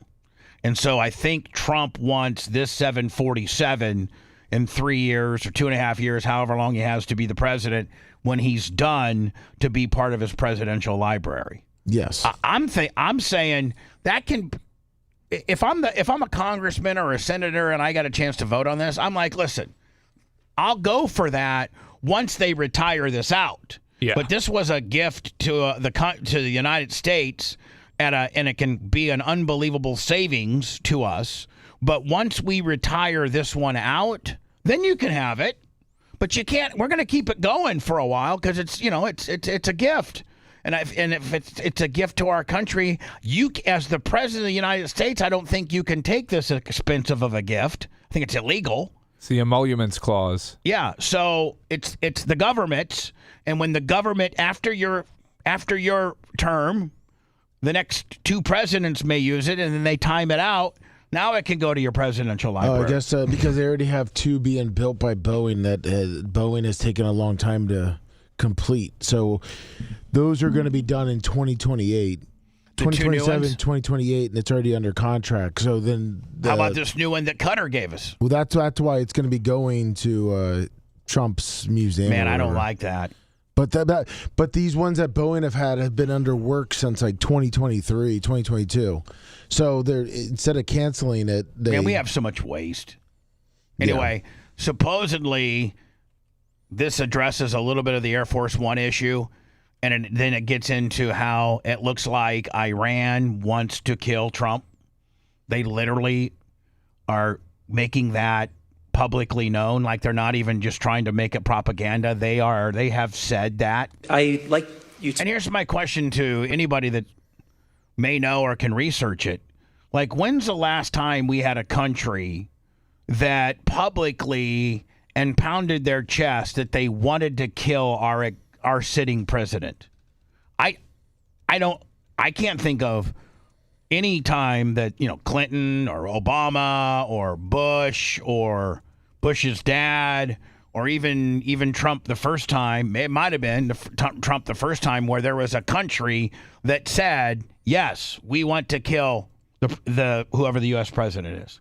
I can't think of it. Now, there's always scuttlebutt, but there's never, I mean, they got signs.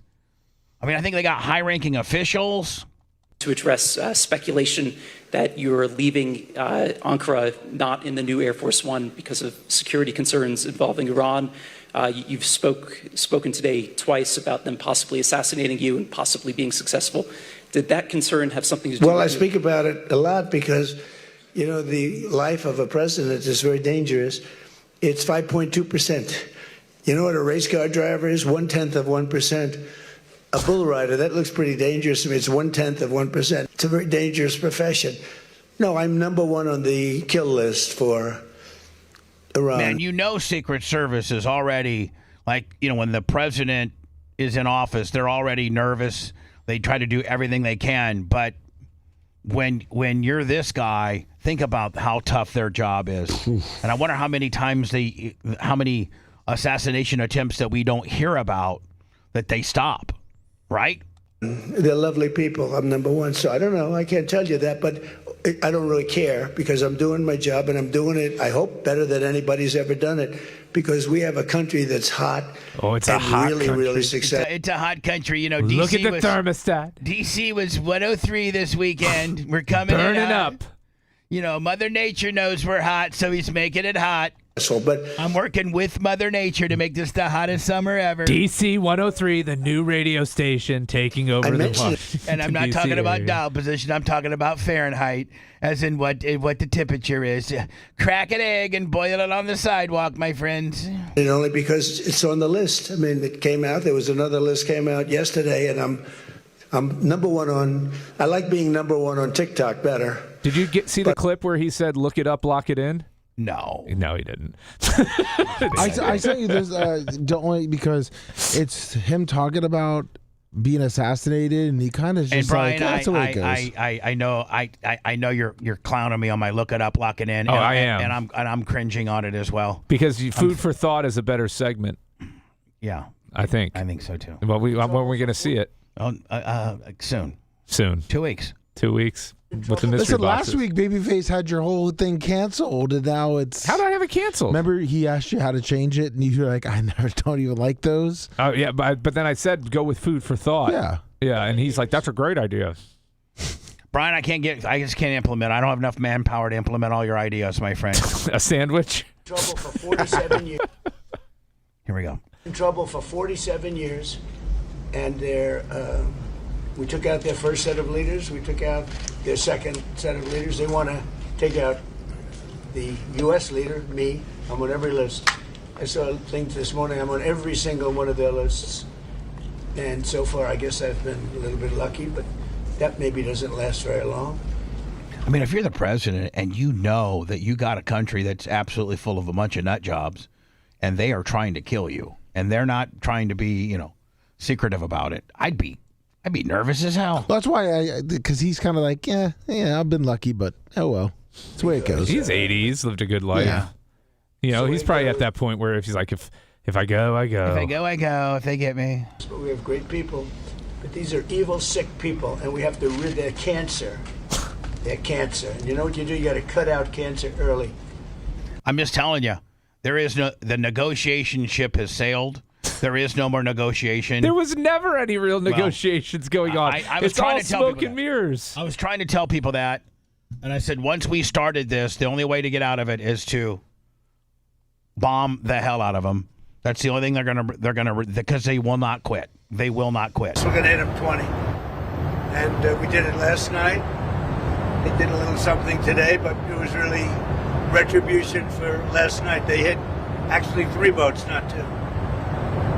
And when they hit, we hit back much harder. Are we returning to a full-scale military conflict, sir? I don't know. I don't know. We'd win it very quickly. It's another way of doing it. We have many ways we can win, but we've already won militarily. They have very little. They have very little left, and they want to make a deal so badly. They called a little while ago. They want to make a deal so badly. I just don't know if they. He always grits his teeth. You ever notice that? Like when he gets done making a statement, he'll grit his bottom teeth. Worthy of making a deal. I don't know that they're going to honor the deal. That's the problem. Do you think he has fake teeth at all? Oh yeah, I'm sure that those are nice veneers. So maybe he's like making sure they stay in his mouth. Yeah, I know he's probably got it the studs. Why do you think they attacked commercial vessels? Because they're sort of crazy, to be honest with you. They're sort of crazy. They're a little bit out of control, but they want to make a deal. Badly. I know, but like how many ceasefires have we had? How many deals have we had? And it just goes back to, again, as early as March 12, I was like, these people are never going to make a deal. They're just going to continue this thing on and make you look stupid. Well, let's go to the real predictions when you went around the room and asked us all when it was going to end. And I think all you guys had it before 4th of July. And I said, May 30th. Of 2029 or whatever the hell I said. So I think I might be the closest with going over, but no, I think I said May 31st, 2027, but you trumped me with the 2020. Let's ask this question, and then we're going to do words and come back with 3 questions. Is it 3 Question Thursday? It's your segment. Yeah, you ready for it? No, I said. Let's do this segment, go to words, and come back with 3 Question Thursday. Then sorry. I asked you, is that what we call it? I had a mini stroke. Yeah, I think you did. I think you did. I was looking at you. I was reading. I thought you were Janet Reno over there for a minute, having like a Parkinson's moment. Yeah. We can come back from the break with 3 Question Thursday. Is that what we call it? That's what we call it. Okay. Yeah. So now my question to you guys is, Do we put an exclamation point on this and we do end it? And the way, in my opinion, that really there's only one way to end it, because you cannot negotiate anything with them. We're going to have to go in and just finish up the bunker bombing where their enriched uranium is, bomb it to oblivion, bomb their bridges, bomb their communication towers, bomb their oil fields, take over the Strait of Hormuz, and bomb whatever supreme leader may or may not be left. And, much like the only way we could, stop World War II and the Japanese, who were never going to ever give up, was we had to, take out 300,000 people in Hiroshima and Nagasaki, through the atom bomb project, as we were the first people to develop an atom bomb. Now, we have those capabilities, and that was the only thing that made Japan stop. Do you think that we have to do something similar here? No, I don't think we're nuking Iran anytime soon. Unfortunately, that won't work because of the history of us screwing over Iran, that the people will just continue to hate us. So what ends up... Okay, that was my proposal. You two tell me what you think happens. I think everybody just gets tired of it, wears themselves out like two kids fighting in the yard, and eventually they go home. Yeah. Yeah, I think that's what ends up happening. Much like... kind of like a Vietnam gimmick? Yeah, there's really no victory.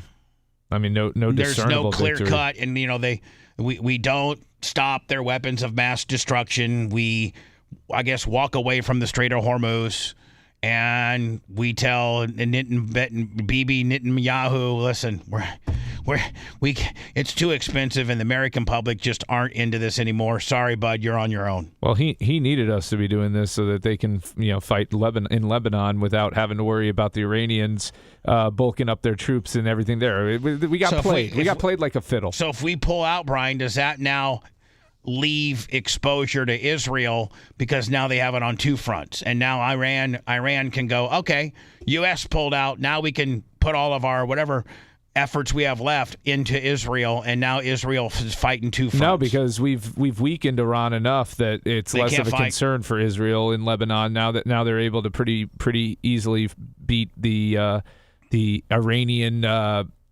soldiers essentially that are in Lebanon. Hezbollah and yeah, the thing that sucks too about the Iranians is that until 79 we weren't seen as colonizers, and then this war does not help with old school Iranians thinking that we're trying to colonize their country. So we're effed either way. Yeah, I mean, we're done. Yeah, we're done. Let's blame it on Jimmy Carter. Yeah, blame it on Jimmy Carter. Somehow this is Biden. I just want to let you know. This is Donald J. Trump. I just want to let you know we wouldn't even be in this mess if it wasn't for stupid ass Jimmy Carter, which, by the way, lived to be 100 years old for those scoring at home. And only the good die young. I should have been dead years ago. And just so you know, hot dog. There's not enough soap in the world to make him clean up his act. Get out of my sight! You're listening to the Bubba the Love Sponge Show. Put yourself over.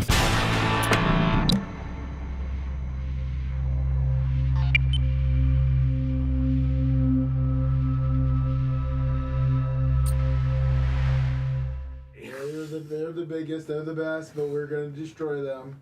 In 1953, that's the problem. Did you get T-shirt Will today? Yes, sir. $50. Okay, thank you, T-shirt. Right off the bat. Thank you, T-shirt. Him and Jeff Coy.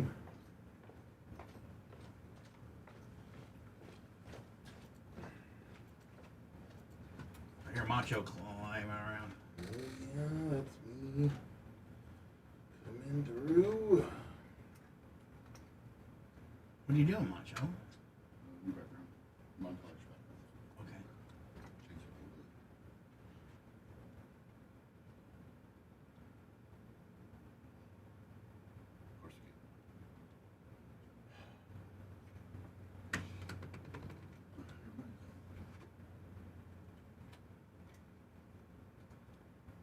Not working. File's too big, I think.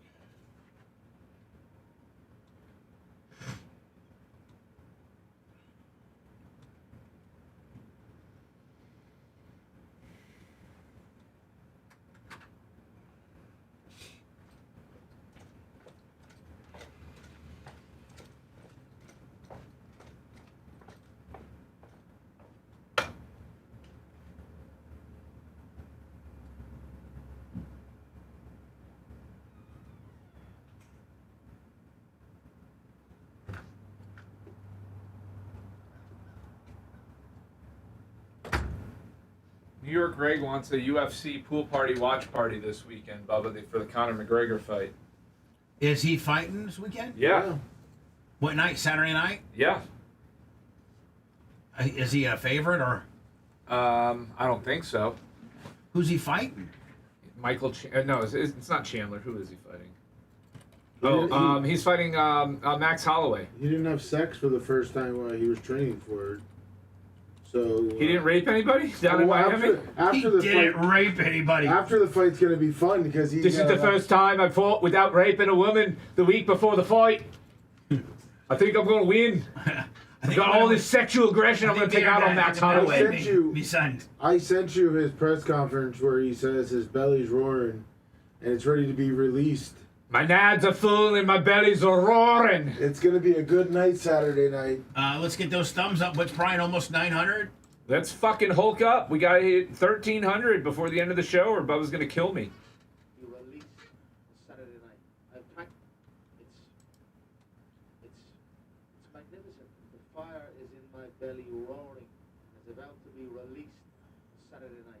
I've practiced abstaining also in this camp. It's the first time I've ever done it. From any type of physical touch, if you will. And that's been intense. I'm excited. Is this UFC 329? You were at UFC 300? Yeah, it was pretty awesome. Yeah, McGregor's a plus 185 underdog. Max Holloway's a heavy minus 225 favorite. UFC what now? 329. Yeah, how many girls? I only watch girls. The girls' fights? They put on the best fights by far. UFC 329? Yeah. I don't know. That fight card at the White House was pretty good. I didn't watch it. Well, you're not a patriot like me, so. Yeah.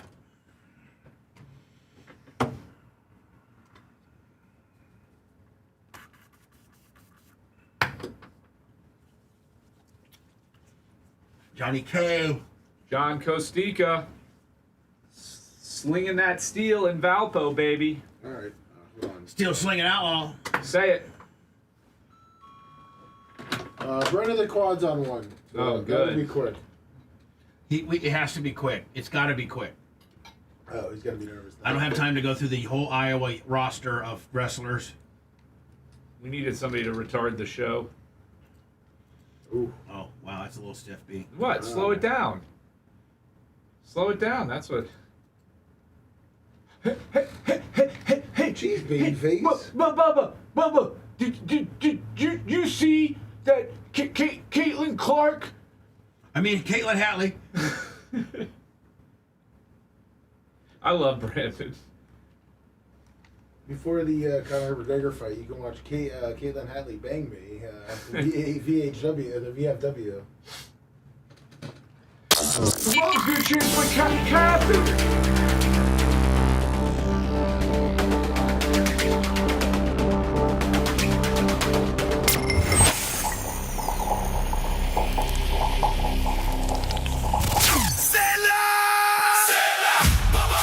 There's a version of you that was sharper, stronger, and more present. You remember him. Low testosterone doesn't announce itself. It just quietly takes things from you. Your energy, your focus, your drive. Until one day you notice they're gone. Game Day Men's Health and Destin gets it. Real medical professionals who take men's health seriously. Treat the whole picture. Low ET, ED, weight, hormones, sleep, and get results. They'll have you running hard, clean, and without apology. With the throttle back in your hands where it belongs. Go to GameDayMen'sHealth.com/Destin. Legends don't tap out. They get back on the bike.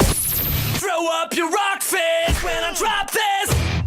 Bubba's back to tell it like it really is. Back to the sponge. Bubba the Love Sponge. Gooch texted me and said, Macho Man just did something to the screen in the back of you that looks really, really kick-ass. But I think Macho Man had to abandon that because he was having some issues. Macho Man, what say you if you're available to speak? Well, I don't know anything. Yeah, it's the same as before. The background that's on there now. Was it different for a little bit? I was trying to do a montage that was longer that has multiple backgrounds, but we have to. I just purchased a $40 player that will do it. That player we have there kind of sucks. Yeah, but was there a small amount of time where the new one was kicked on because Gooch said he saw it? He saw the menu, maybe. Oh, okay, all right. So we need to get a $40 player. Just put the menu up there, then. and that'll allow us to do what we want to do. Yeah, it's on the way. All right, thanks. Brandon the Quad, keyword quick.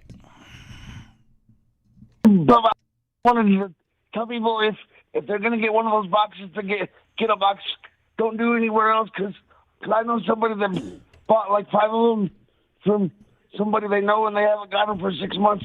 They spent $1,000. Yeah, don't go to Fred on the corner. Go to getabox.com.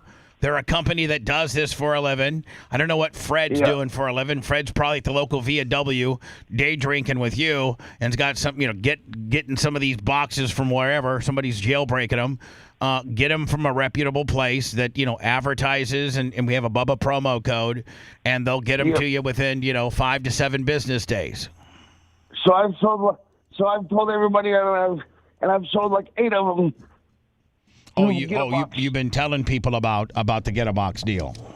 Yeah. Yes, I have. Because I think you have one. You got 2. I have 3 of them. 3. And they're nonstop porn going on in that house. Do you watch the porn channels? Hell yeah, I do. Yeah. His wheelchair sticks to the floor like rat traps. Yeah, exactly. And his mom loves it because she can literally just set him. It's almost like Ronco, set it and forget it. Just put him right in front of the porn channels, and you don't have to check and make sure he's hydrated and have some cleanup towels. My JJ is clogging up the battery. The remote control won't work anymore because of my byproduct. Yeah. Remember, it goes down the tube, and I just have to dump it out. Oh, that's right. Remember, Brian? It just goes. It goes right. He's cathetered, so it goes right to the hopper. Yeah, his mom has to still change that. Yeah. Does your mom say, "Oh, B, it looks an awful. Your bag looks an awful milk. It looks awful milky today, my friend. You were a naughty boy." No, she likes it in the bag, so because she used to just have to clean it up out of the pants. Oh God! Yeah. Right now, does it affect? So, because most of your bag is urine, but when you do heavily masturbate, I'm going to use clinical terms here. When you do masturbate, it probably the texture of your urine it's probably somewhat milky in the collection bag. And is it milky? Yes, it is, and then I just have to worry about for it not to come off. Yeah. After. How many times? How many times a day do you usually do that? Like, are you as you're now 40 plus years old? Have your testosterone levels lowered to that you're only doing 1 sesh a day? Are you still at 3? Like, what are you doing? Well, about 2 because I go down to the Eagles every day. So you go maybe 1 in the morning, then go down to the Eagles, do all kinds of day drinking, and you're officially the treasurer as well, and then back home for maybe a nightcap. Yeah, or I do it in the morning because I wear it while I go to sleep. I would love to have a Brandon the Quad embedded where we live a day in the life of Brandon the Quad and just see how he does things. Oh man, same thing with Holyoke Joe. Oh. I don't really wish that upon any of us. To be honest with you. I think it'd be pretty awesome specials, Bubba. We're just laying in bed all day. I know you don't like me giving you work. I know that Holyoke Joe doesn't have air conditioning right now, and they got him facing a wall. Well, I would just love to see the way he talks to these nurses because I know it isn't kind. I often tell Holyoke Joe, try to be as nice as you possibly can, even under the worst conditions, because eventually they will like you if you're charming and nice. But if you're demanding and a dick, which I think Holyoke Joe is, then they're going to put you facing a wall with a 9-inch TV and no air. Yeah. Trust me, I've done that with my mom. It doesn't work. Yeah, when you're naughty boy and you're a dick, does your mom just park you somewhere in the corner and you can't do anything? I mean, she probably just disconnects your battery. There's just a button to shut me off, so she just shuts me off. Think about this, man. You can, Brian, if he pisses you off, you just hit a master button in the back that he can't reach, and he can't do nothing. Yeah, it is a good way to control your son when he's 40 and out of control. Yeah. All right, my man. Well, listen, Brandon the Quad, thank you for the Get a Box testimonial. We appreciate you, Brian. Brandon's milky bag with $20. Thank you. Yeah. Bye, Brian. Thanks. Brian, see ya. I'm sorry, Brandon. UFC 329 this weekend. Probably the main event is Conor McGregor taking on the Hoffman guy. You nailed it. Michael Hoffman. Michael Hoffman and thank you, Max Holloway. Thanks. And I guess that this is the first time that Conor McGregor has not had sex while in training camp. Or had cocaine or raped a woman. Yeah, so exactly. He's doing great. Let me tell you something. I've not had cocaine, raped anybody. Don't need to put allegedly and in there's a anymore. fire in my belly. There's a fire in my belly. I've not fornicated, raped, or done any cocaine for 30 days. Just think after that. I'm full of piss and vinegar. Yeah. And it's going to come out in the ring all over Max Holloway. All the women at the bars need to be wary. Yeah. You guys need to be given chastity belts because he's going to be hungry. It's magnificent. The fire is in my belly roaring and is about to be released on Saturday night. I've practiced abstaining also in this camp. It's the first time I've ever done it from any type of physical touch, if you will. And that's been... I think he's going to, in my opinion, I think he's going to get his ass kicked. I think he's going to get his ass He's gotten kicked. so soft. To Yeah. be a fighter, it's almost like you do have to underpay them because in order to you make need them them mad. hungry, man. You need them to be mad and hungry. Yeah. Yeah, like, there's a reason why Rich Franklin and GSP and these guys didn't get big paydays back in the day when they were building the sport. The Chuck Liddells and the Tito Ortizes. They never really made any big money. They never did. No. The Muscle Shark and Rich Franklin and they just never made any money. The Randy Coutures, they made $1 million, $2 million, But stuff they like weren't $100 million men like Conor McGregor. No, this guy here, oh my God, he's probably made $100 million in this sport, has he not, bud? Well, between that and the boxing, but through this sport, he made that money. Yeah. Hence, I'm excited to see what it brings on Saturday night. $200 million net We're going to have a worth. good night Saturday, all across the board. Thank you, champ. Connor, you mentioned you have. He looks good, though. He does look healthy. Now, we went from Miami that wants to bust the hookers. I'm sorry, doesn't even want to bust the hookers. I don't think you can even hook in Miami. You can't even run a modern day, Jack Shack. And then Gavin Newsom, completely opposite of the spectrum. Florida wants to, lock it down where, an Asian woman can't even give you a happy ending for $80 extra in a controlled atmosphere, and she's not being trafficked. She's only guilty of giving you an extra $80 value on your handy. And that's the mentality of Florida. I think, but abortions are 6 weeks here. California, Gavin Newsom, the governor, has effectively legalized open-air sex marketing in the middle of Los Angeles. In 2022, he signed legislation decriminalizing loitering with the intent to commit prostitution. Now gangs are pimping girls as young as 14 and branding them with tattoos all in the open. I don't know if that's necessarily what I'm looking for, but I wouldn't mind a few of these chicks on the streets. This is Figueroa Avenue in South Los Angeles. Day and night, prostitutes walk. I mean, I know this chick's a hooker, and she probably has 5 or 6 STDs, and you'd have to wear a condom if you were with her. But she's pretty attractive by standing on the street corner standards, is she not? Yeah. She needs a set of Diacos. Somebody's daughter. Yeah, you know what? Thank God. Way to ruin my party. My God. I can now. The minute I look at her as somebody's daughter, then I'm now. Oh my now, goodness! now I gotta actually give this woman dignity. I gotta creep. Now you creep me out. Prostitutes walk the streets. Can you imagine driving down like MLK or anywhere in Tampa and seeing this? Look at that. I don't know that any of this exists in this area, does it? Look at that gorilla face. Look at that ass with the gorilla.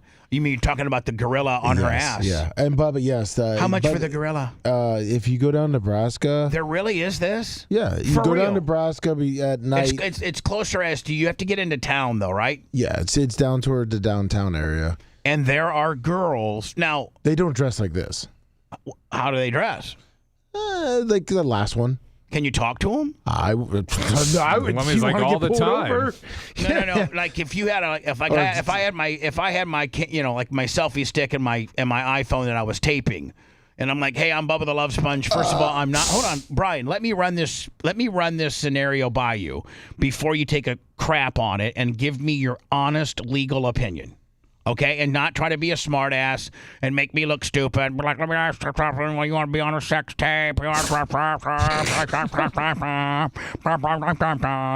No, I just want you to be my friend and to give me sound legal advice, okay? Yes, sir. All right. Without trying to reverse it on me, make me look like a creep, the whole 9 yards. If you were to go down on Nebraska Avenue with a selfie stick and you were like, hey, I'm Bubba the Love Sponge. I have a national syndicated, I'm a huge content creator. I'm syndicated in radio. I'm here on a journalistic. I'm here as a journalist to ask you questions about your trade. I'm not here to solicit sex or anything like that. I'll give you $50 or $100 or $20 if I can have an interview with you on camera. Okay. Now, would that be covering your ass? Yeah, you're fine if it's not in exchange for sexual favors. You might want to. One definitely thing you're gonna have to do. The pimps are the problem. Yeah, you're gonna have get to go shot. talk to his pimp. Yeah. Their pimp, because otherwise you're talking to his woman. If you don't pay him, you're done. They're gonna kill me. Yeah.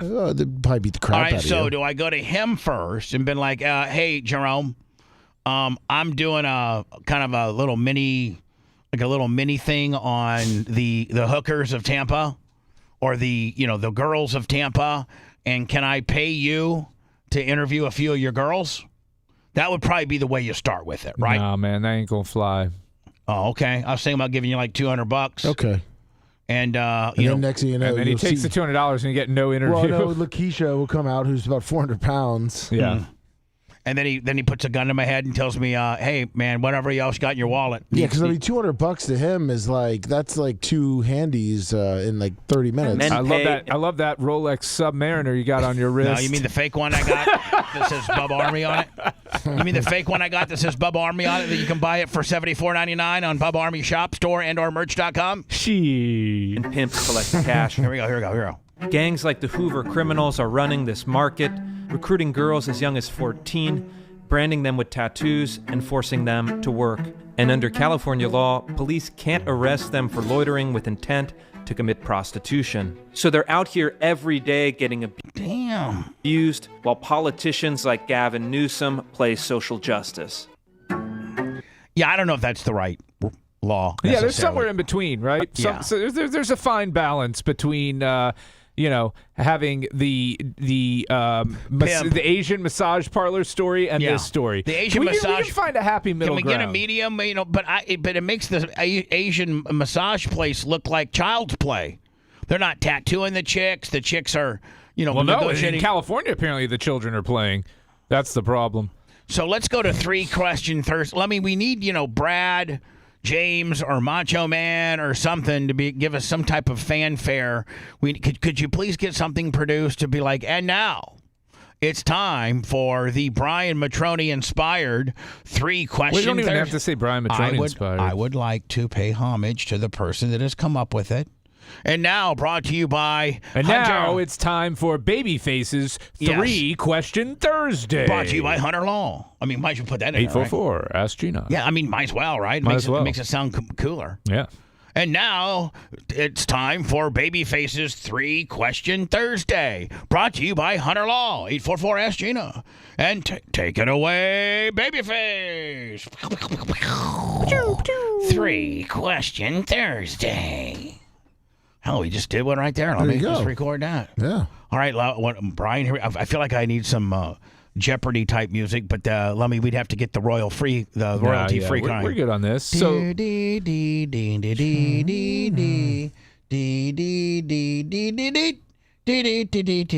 sorry. All right.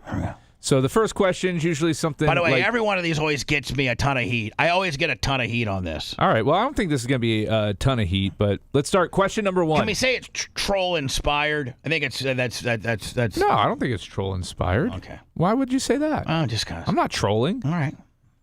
Oh, please, you're not trolling. I'm not. Please. Question number. The definition of your existence on this existence on this show is one of trolling. Well, counter programming is a nicer way of saying it. Okay. All right. Go ahead. All right.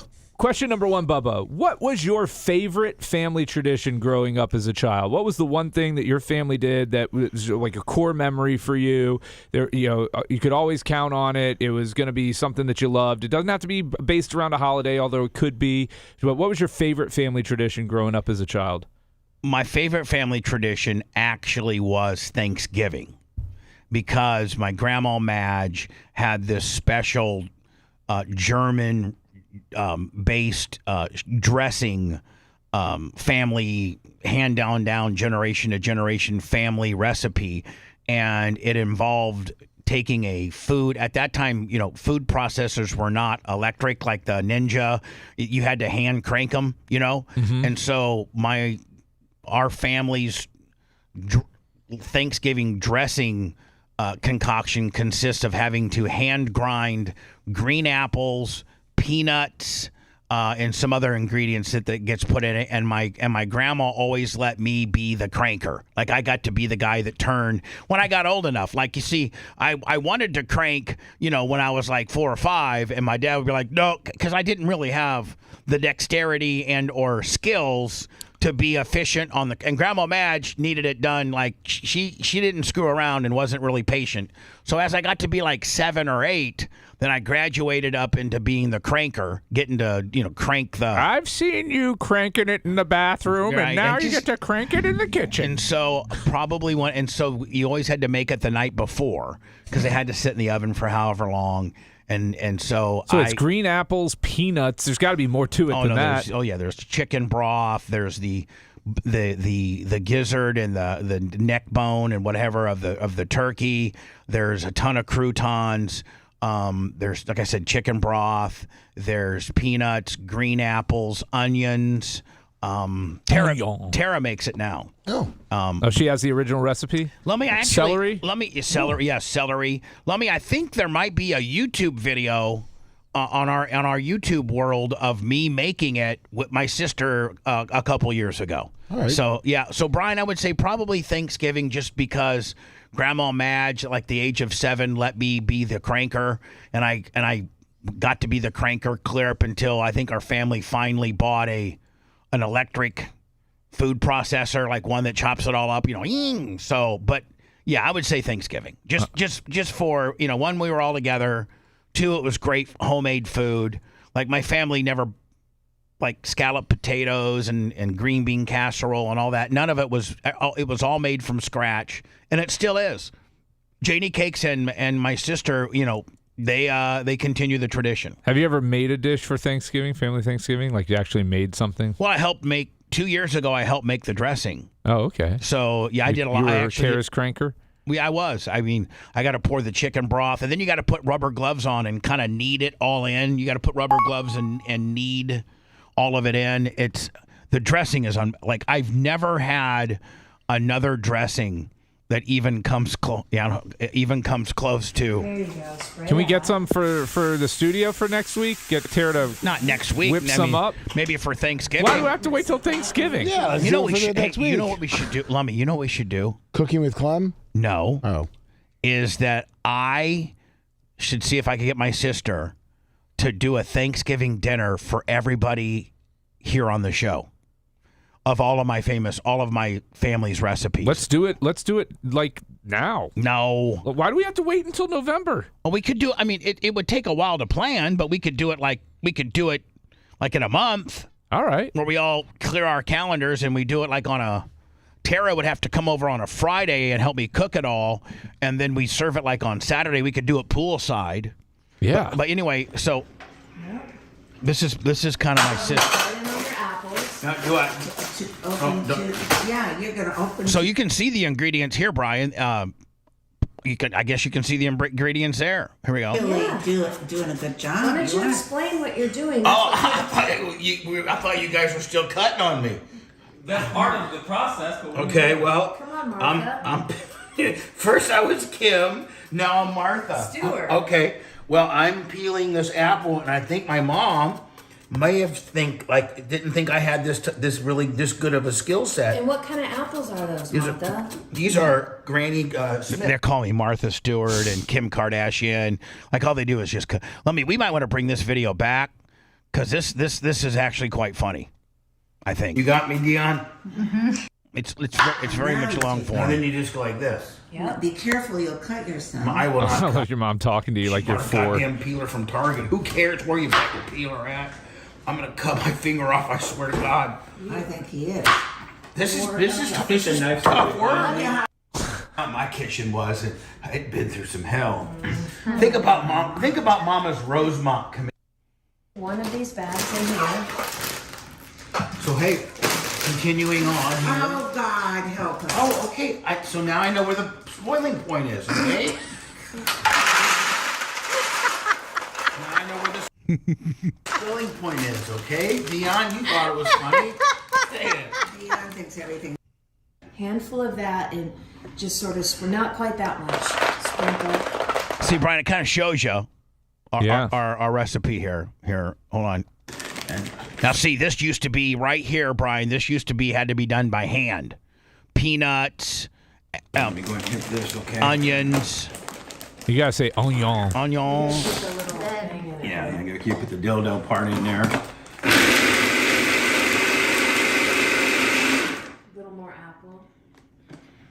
See, Man, Tara, you guys got this down like just by looks. For real, for And we real. put some of this in too, don't we?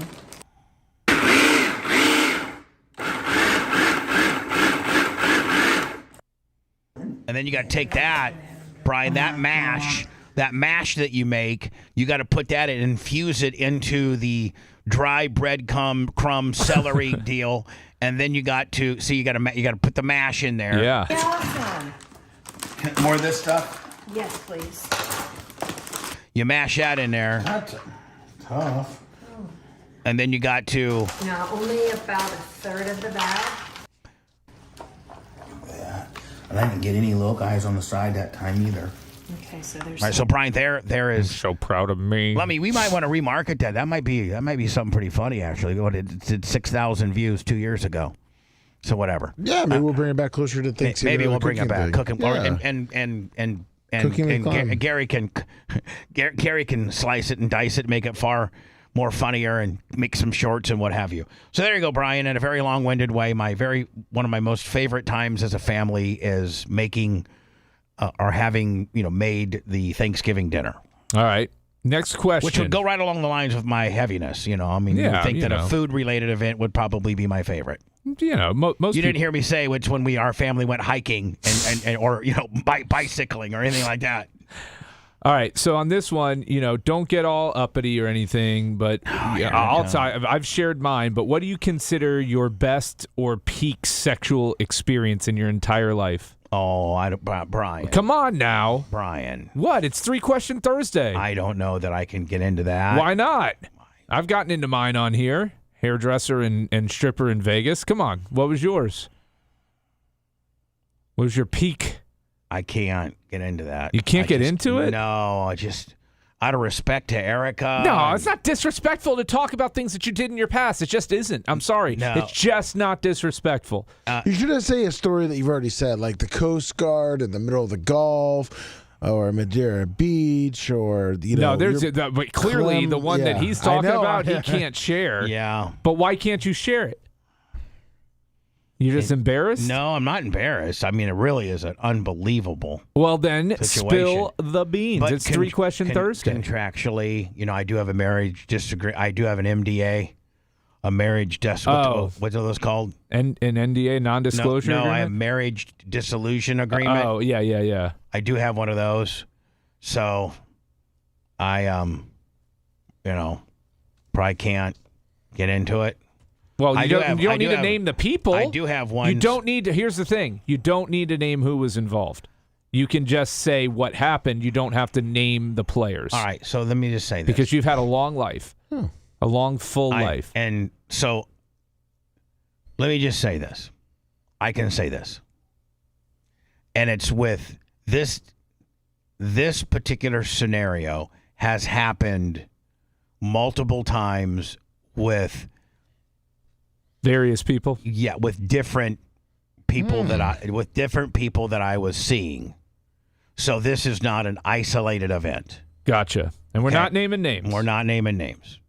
But the hottest thing that I've done is have a threesome with another girl and the person I'm seeing. Okay. That's by far the hottest. That was mine too. Yeah. So there you go. I mean, and here's the thing.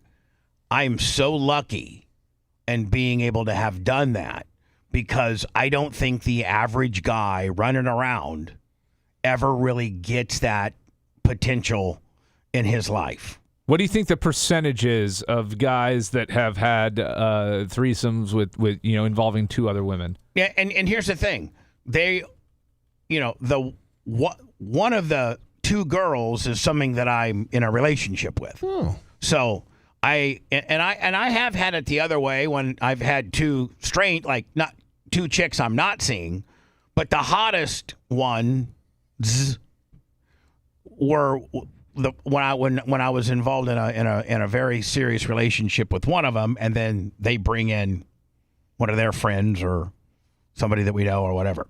But I think, Brian, that percentage, and I'm going to ask your number as well, your prediction, and you too, Lummy. I would say that it's way less than what people but maybe it's way more. Like maybe it's really not that big of a deal, especially in today's world where women seem to be a little bit more promiscuous and not as, Little House on the Prairie. I would say 25% of men may have had that experience once or twice. Lummy, what's your guess? I would say. First of all, Lummy, have you ever done that? No. I have not. I think you're lying because that was 3 no's, and usually people that are lying say their answer in multiple. No. I've never done that. I think you're lying, but what's your answer? Why would he lie about that? Yeah, shouldn't I brag about it? Yeah, like everyone else, like Babyface is going to. No, I'm the only one in this room that hasn't had one. Yeah. All right. So. Right now, this room is 66%. Exactly. Yeah. So this I was room going to is say 50%. Okay, so you're saying 50% of all men have had a threesome, and not a guy, girl. I'm talking about the girl, guy. Oh, then I would say lower. Yeah, like not. Yeah, I mean, I'd say 30%. And Bubba said 25. I said 25. So the numbers range from 10 to 18%. So they ask men and women this, and this doesn't add up, because if it's girl, guy, there should be more women engaging in it than men. Yeah. Only 10% of women have admitted to doing it, while 18% of men said they have. So either it's probably in the middle somewhere. Yeah, right? Probably in the middle. The women are probably being a little coy, and the men are probably being a little bit braggadocious and lying. So probably around 14, 15%. Yeah, I would say 15%. Yep. Okay. So there you have it. There you have it. So All that right. was your best. Now, was one of the women involved without getting? Were they a professional in some way, shape, or form? No. This was an amateur deal. Yeah. In fact, I can expand on that if you like, and because, or expound either way. Yeah, I thought it was you. I thought you could say expand on it. You can if you have that accent. I'm going to expand on it. I'm going to expand, but. My white trash accent would probably be more grammatically correct. I'm about to expand on this. I'm fixing to tell you more about it. The professionals are not nearly as good and into it and freaky as just kind of your girl next door that's got a regular job and is not a stripper or or a porn star or anything like that. Like just a freak. A good girl that everybody would think is just a normal, girl next door, housewife, what have you.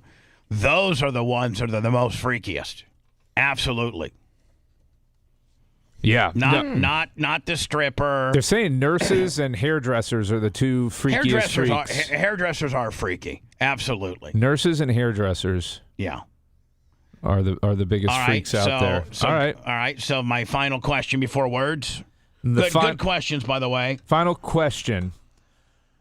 What is your biggest professional regret that you would immediately go back and change, and how do you think that would have changed your life had you not had that regret and done things differently? Well, you know what that is. Whew. I don't know. There's a few. Professional regret. Yeah. There's still a few. I mean, professional. I'm talking about job-related. Not something in your personal life that bled over into your professional life. I can tell you what it is. It's the ratings scandal that I got myself part of. That that was settled, and a lot of people automatically think that I'm absolutely 100% the bad guy there. I can't disclose the settlement terms. Yeah, but there's a lot to that whole thing. And I was made to look like the bad guy, and I have to take responsibility for my participation in it. But there's a lot of things that I can't talk about that I wish I could. Well, how do you think that would shed a not a better or worse, that would shed some additional information and light on that issue? Very regretful issue that I was part of. Now, let's play this out, though. Had that not happened, you go back, you change it. How do you think your career is different at this moment? I think Beasley continues to hire me.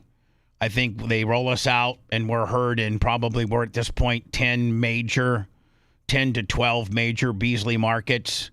Probably Beasley's FM, one of their FMs in Vegas, certainly would be probably somewhere in Tampa. And so that definitely, and it would make me more attractively. It would make other companies less gun shy of hiring me. Do you think you're doing this though? Do you think we're simulcasting on YouTube and these other places now if that had happened? Or do you think you don't need or wouldn't have had the need for that digital footprint? I think you're exactly right, and I think I needed to pivot for survival, and that pivot has now, by default, built something that's far stronger than having 10 terrestrial affiliates, because terrestrial radio is in trouble right now. And I would not have pivoted had I, been still getting big, fat terrestrial checks from Beasley and a handful of other people. So I think you're right, Brian. In the dark cloud of that made me have to scrape and claw to have the digital presence that we have, and we're continuing to grow on this. And now you got terrestrial personalities that are like, man, where do I start? How do I start building a digital presence that can be actually, enough money for me to make a living? Yeah, viable. And, for the people in Tampa that are trying, that have 10, 12,000 subscribers on YouTube and virtually don't do anything on Facebook and don't do anything else. I mean, everybody gravitates to, I gotta monetize my YouTube, and these various personalities will have, I've seen them range anywhere from 3,500 to 15,000 subscribers. Well, you're not going to make much money. That guy that's got 15,000 subscribers on his YouTube channel, I know the numbers. We know the numbers. Yes, we do. That guy's making about $300 a month. Oof. That's what he's making on his YouTube channel. And he's not monetizing his X. He's not monetizing his TikTok. He's not monetizing his Facebook. He's not on Rumble. He's not on Twitch. He's only, he's throwing all of his content. I'm going to replay my show or broadcast my show live real time on YouTube while it's also available on some FM station in Tampa. And you're never going to make any money. You're making $300-400 a month on YouTube. That's it. And when you get fired, because that's what terrestrial radio is doing. I mean, didn't Clear Channel iHeart just last week get rid of like 200 people? Yes. I mean, you've got to step. I actually talked to Rush Rollins yesterday from Monsters in Orlando. He was commending me on my Caitlin Clark comments, and he said I feel the exact same way. And him and I are friendly now. And I said, Russ, promise me that you're working on your digital world, because that's where you need to be. I know you're number one in Tampa terrestrially, and I know you're probably making a pretty good living. But I mean, in Orlando, I know you're number one in Orlando. But it just takes one trip up, one mess up, one executive to say, oh my God, this $300,000 or $400,000 morning show that we're paying, we can just pipe in rock music.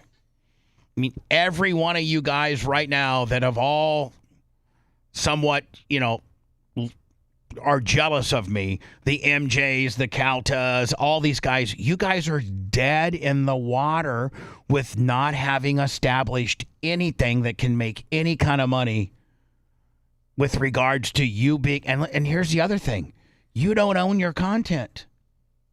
Milton Fletchkow's going to be making a massive comeback. I began to hallucinate and thought a houseplant was talking to me. Prescription medication. Oh, man. Prescription medication. Rare delicacy. It takes a lot of great prescription medication to make the show sound this mediocre. The Bubba the Love Sponge Show returns after these words.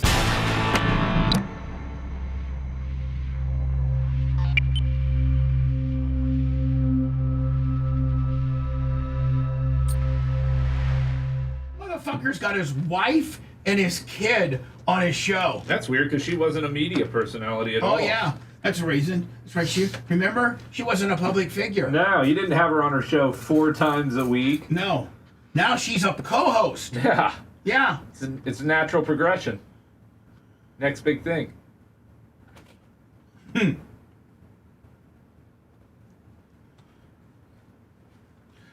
Brian, we'll get into the Charlie Kirk stuff next. Mach is looking thicker, isn't he, Bubba? That's what people are saying. Yeah. People are saying that his back. I was thinking the pecs and the arms. He's swollen. No, it's these muscles right here. What are those? Turn around. What are those right there? Muscles. Look at these. What are those? Trap? Lower trap? I'm not sure. Damn, look at the macho man. Fucking macho. Putting in the man. work, Bubba. He's putting in the work. Macho man. I want to be a fucking macho man. Dig it. Oh, yeah, nobody can be a fucking macho man. Yeah, because the cream always rises to the top. Yeah. All right, this works. Yeah, I'm super jealous of Miss Elizabeth. Just ask Brandon the Quad's mom about the cream rising to the top.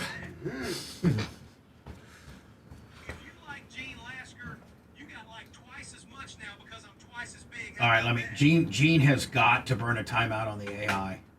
I'm going to send this to you, Lummy. Oh, God. You want an email or text? If you can email it, He's got to burn. Somebody has got to have him burn a timeout on this. I gotta send you just 18 different emails. You gotta piece it back together. Shut up, Brian. Fucker. I was gonna. Is that your Gmail? I was gonna give Gene my AI voice I made him, but I think I think I would burn a timeout on giving Gene anything AI related. Because I have an AI voice of him. No one ever does it. Like, they make him and they don't use his voice. Yeah. Like, listen to that. I got It's Jim Cornette. Yeah. I hate that Bubba Love Sponge, guys.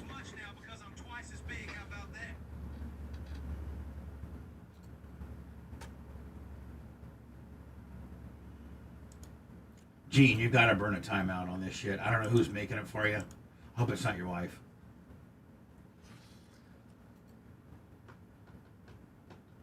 I don't think she would do that.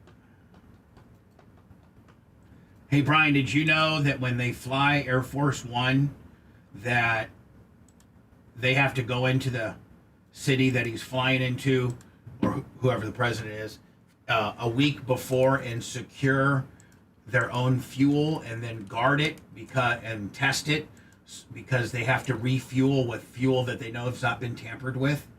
I never knew that. Yeah, that makes sense. So I just think that, wherever he flies, they have to have these big trucks full of tested fuel, and they have to guard them the entire time. Well, they have the refuelers. I know, but they don't do that. They don't usually do that on Air Force One. Oh, they'll fly a refueler in, right? No, usually not. It can go on one tank of gas. I think it can go anywhere in the world, but it's once he gets there, he has to refuel, and they've had to have brought that in and guard it. I mean, that's the way that plastic surgeon died in Tampa. Remember, he was ferrying a plane from Kokomo. Oh, don't worry about Rummy. Don't worry about fucking talking on top of it. From way down in Kokomo? I'm not gonna tell a story. Lummy likes to talk over me. He's got somebody on the line. I think it's Alex Stein. No, it's all right. Did you send it to me, Lummy? I'm still waiting for it in my email. Oh, Jesus Christ. You're fucking kidding me.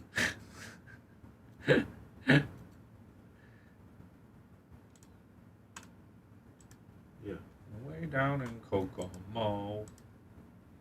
I can't get it to go. Fuck it. Aruba, Jamaica. 2.4. Who's on the phone? It's Las Vegas Mario. Okay, well, what is it? You can't fucking sit here and be Johnny Phone Operator. Well, you usually ask me who's on the line. But I'm literally hitting refresh when I was listening to Mario. Is it on his Facebook? Can I just text it to you? Is it a video? Yes. All right, that means we got to backload it to YouTube.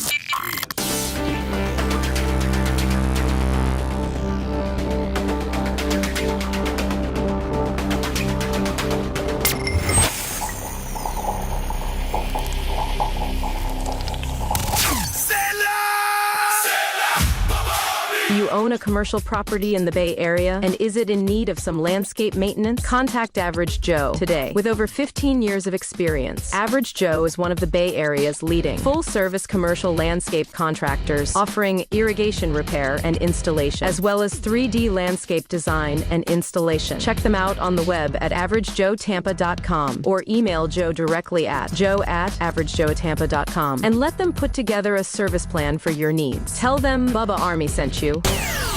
Banned in all 50 states and 100 countries.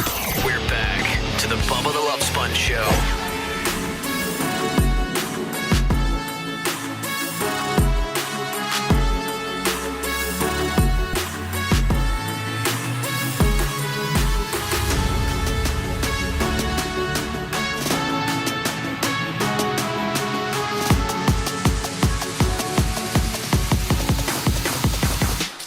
We may need to have an interdiction tomorrow. Or intervention. Yeah, whatever. Thank you. It would be considered an interdiction too, would it not? If you're taking over, or I don't. Hell, you know what? Thank you for the correction. No, you're right about interdiction as well to prevent him. You were actually more right than me. I'm going to face myself on this one. Thank you. You were, and I took it because like you don't a want to man. have an intervention with him and talk to him about not doing it. You want to just prevent him from doing it. Yeah, I want to stop the behavior. You want a restraining order. So wow, a very rare. I was right and you were wrong. Very, very rare. Very rare. And but I gave you your flowers. If you like Gene Lasker, but I took the L. I'm like, okay. Yeah, like, you just begrudgingly did it, yeah. but you were right. We got to tell Lasker he's got to stop with this AI stuff. I don't know. Kevin's mom, $300. Oh my God! For where?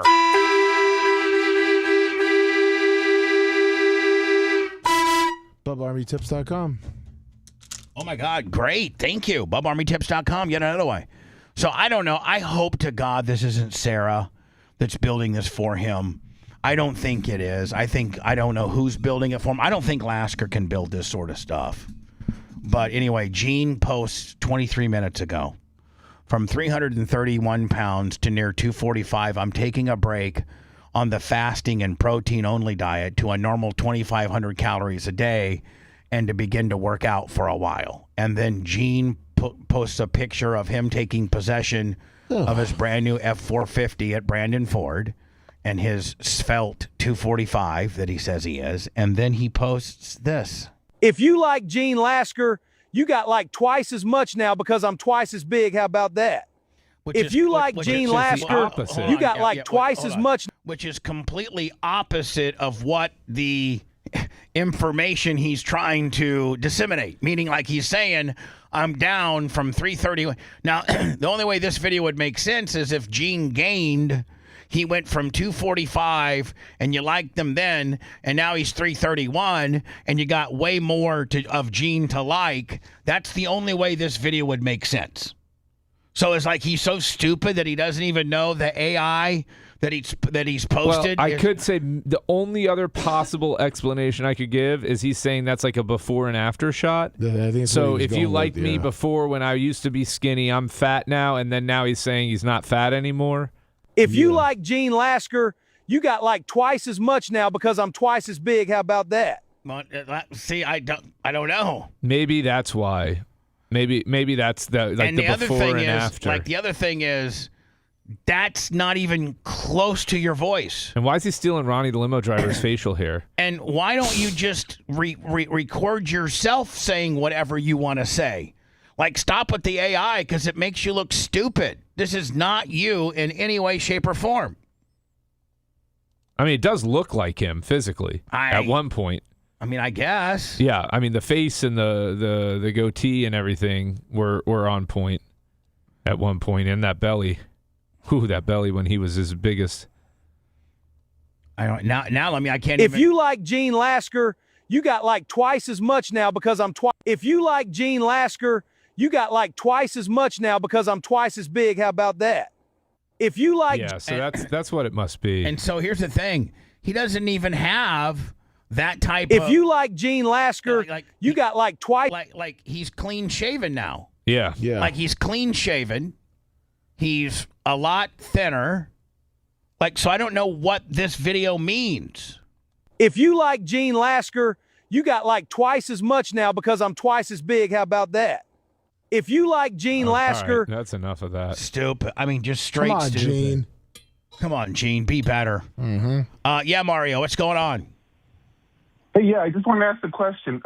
Is Brian going to have, like, when Brian hosts for you and you're going to be out, you're going to be out, is he going to have, like, Dan and Gene in there? Because that'd be awesome, man. Throw everybody at that. I think Brian, I'm going to leave it to Brian as to who he would want, but I think that is a Come good on, Brian. Get Dr. Dan. Well, Wednesday's Gene. Yeah, Wednesday's Gene, and then Thursday he just would, either. Yeah, I think maybe maybe Dr. Dan. It's completely Brian's call. I'm not going to tell Brian how to do a show. Get Dr. Thank you, Mario. Appreciate it. Dan's going to try and sabotage me. That's the problem I have with bringing Dan. But hold on. in. Here's the problem, Brian. Yeah. And here's not the problem. And you do what you want. But I can have a conversation with Dan to say, Dan, Brian's the host. Don't try to just sit there and sabotage him. Have intellectual discussions. If you guys disagree on something, you guys have had a show for 7-8 years. You guys know how to play nice together and still disagree. So don't just be laying in the with your mouth open like a moray eel, ready to chomp down on him and everything that he says.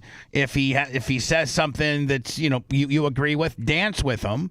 If he says something you don't agree with him, don't dance with him, but don't be disruptive. I reached out to 25. I may ask him to come in. Is that okay? Yeah. All right. No, for real. No, if I did do that, that'd be cool. I have no problem with that. All right. No, I don't know that he'd drive up here, but maybe have him on as a guest. I don't have a problem with that.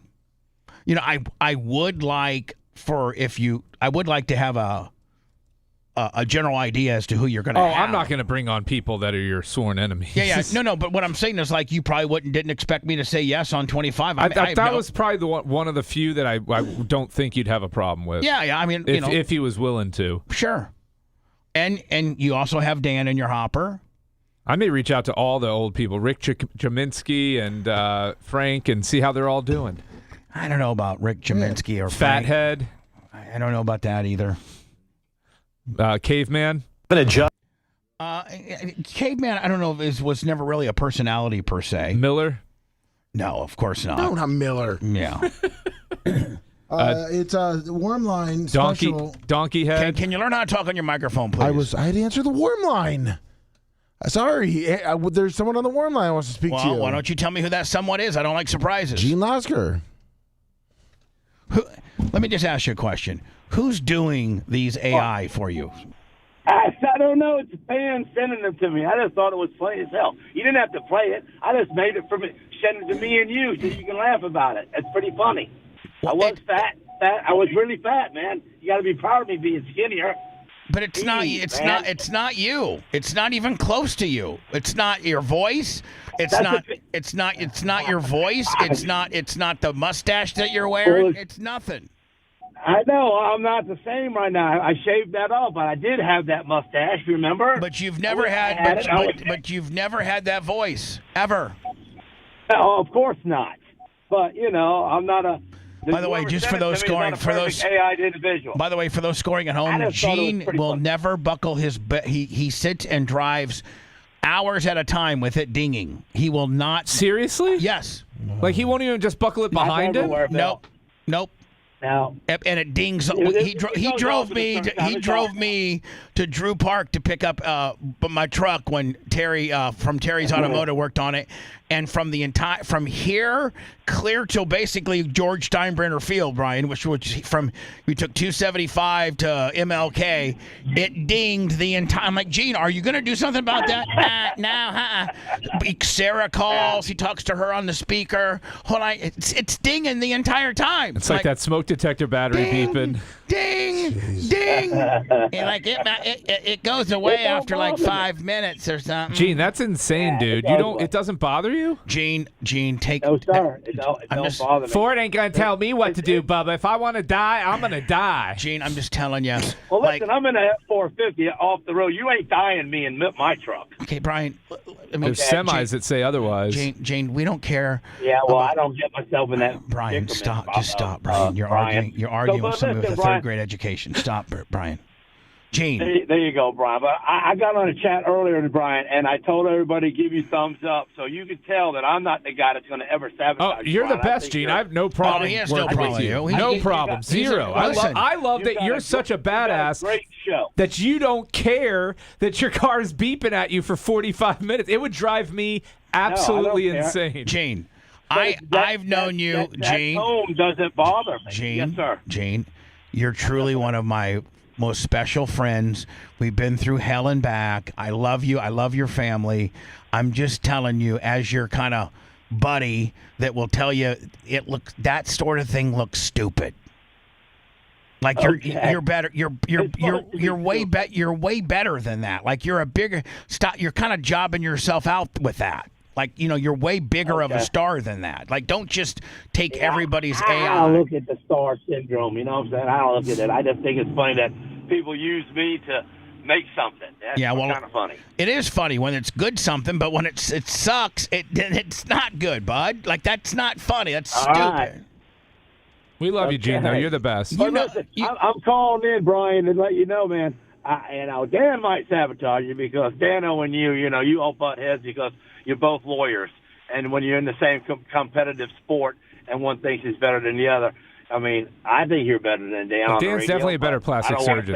Well, I mean, listen, even Dan would... Definitely like that. I don't know, but Dan is the smartest man in the world. I mean, unbelievable grades.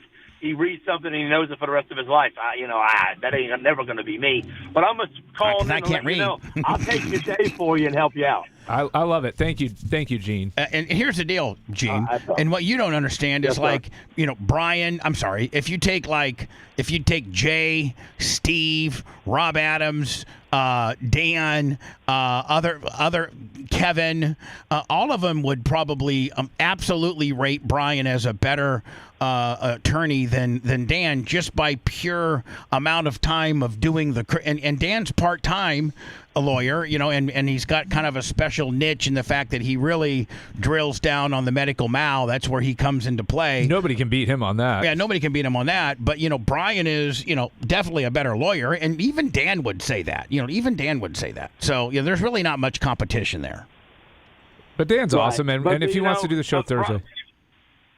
I'd love to see. So you're going to call Dan first? No, you're already locked in. I'm only doing 2 days, Gene. So you're locked in for Wednesday. Right. Yeah, you're locked in for Wednesday. You're locked in. I know that, but I thought you were off on Thursday. Maybe I missed something. No, he's off on that Friday.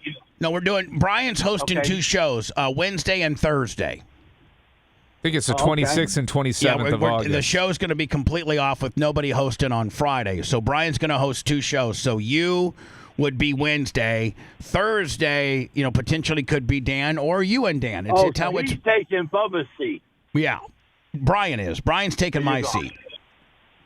Okay. Yeah. So, and you'll be in on Wednesday.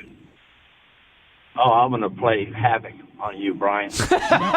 He said he'd dance with me, and then he immediately goes and he's going to make it impossible. Hey, Brian, I like you a lot. I think you're a better lawyer, but I'm going to play havoc on you, buddy. Gene, do not just be yourself, naturally and organically be yourself. Don't be already pre-wired trying to give him a hard time, please.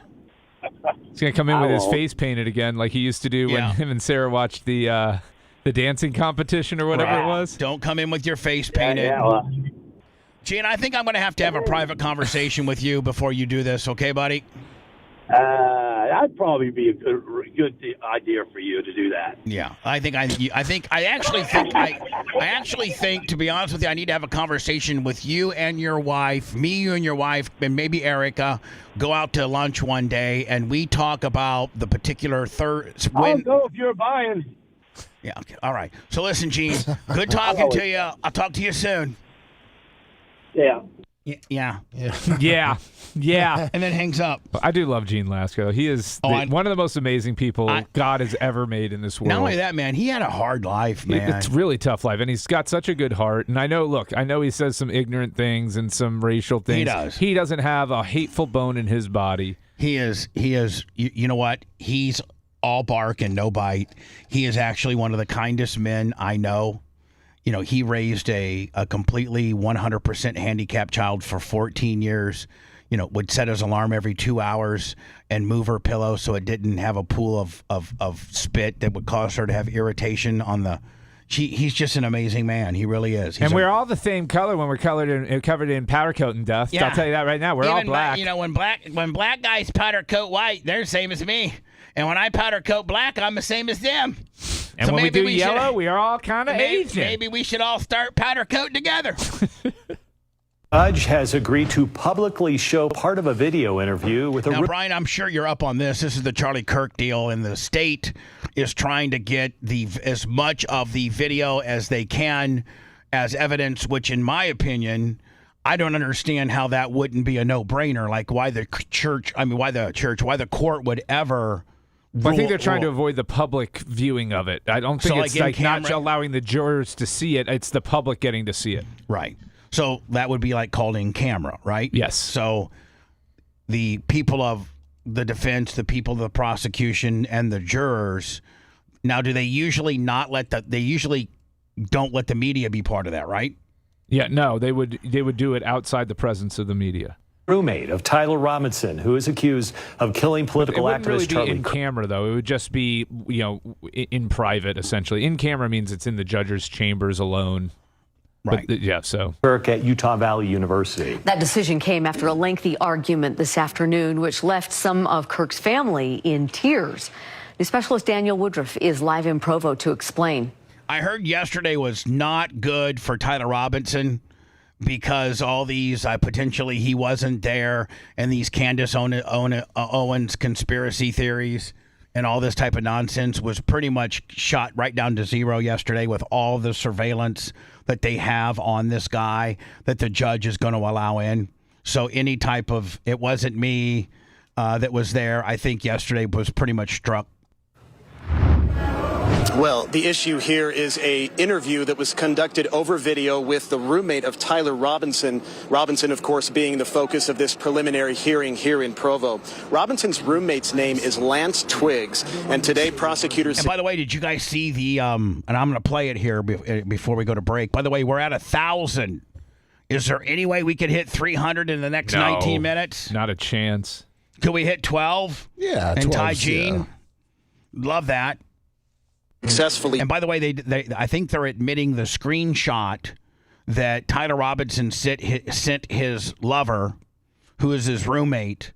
They're allowing him not only to testify, the lover, but also they're using. I think the screenshot of the text exchange is going to be admitted. He got Twiggs' video interview with investigators admitted into evidence for the judge to consider as he decides whether to move this case on to trial. But whether that video should be made public, that was the big debate this afternoon. Charlie Kirk... I mean, do we have kind of, Brian, a Dale Earnhardt Sr. situation here? Where they're going to try and publicly cover everything. Remember the Orlando Sentinel or whatever, Daytona?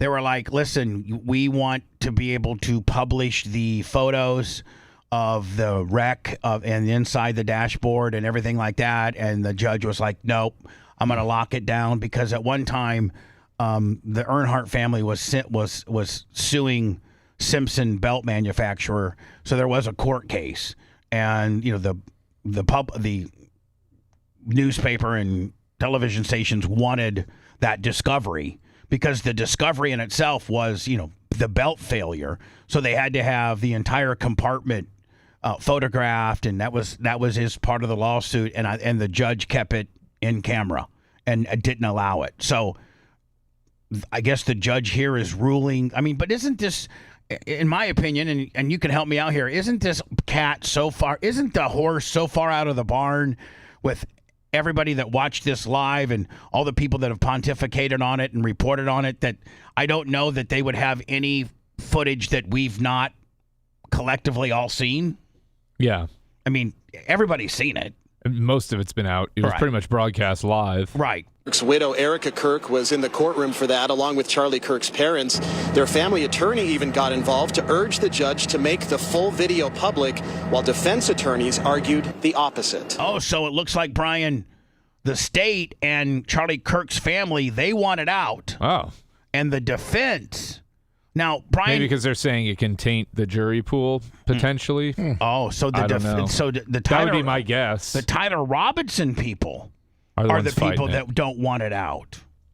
You know what, Brian? Probably because it's just so bad. Yeah, it's graphic, and it's so graphic, and that if they do pinpoint that he is the lone gunman, it automatically wants you to just throw him in prison for the rest of his life.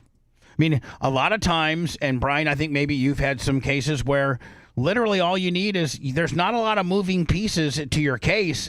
You have such great surveillance. You know, like, Brian, if you would represent a person that got into a car crash and they happen to have a car cam and they show everything. Like, you literally, the video, you hit play and it tells you, I mean, there's not a lot of lawyering involved. Yeah, we're not usually lawyering over the actual accident itself, the facts of the accident. That does happen, but the most is the causation and of the injuries and things like that. And then the care afterwards. Yeah, all of that. Her family believes strongly that if the evidence is being admitted in this preliminary hearing, it should be made public for the world to see.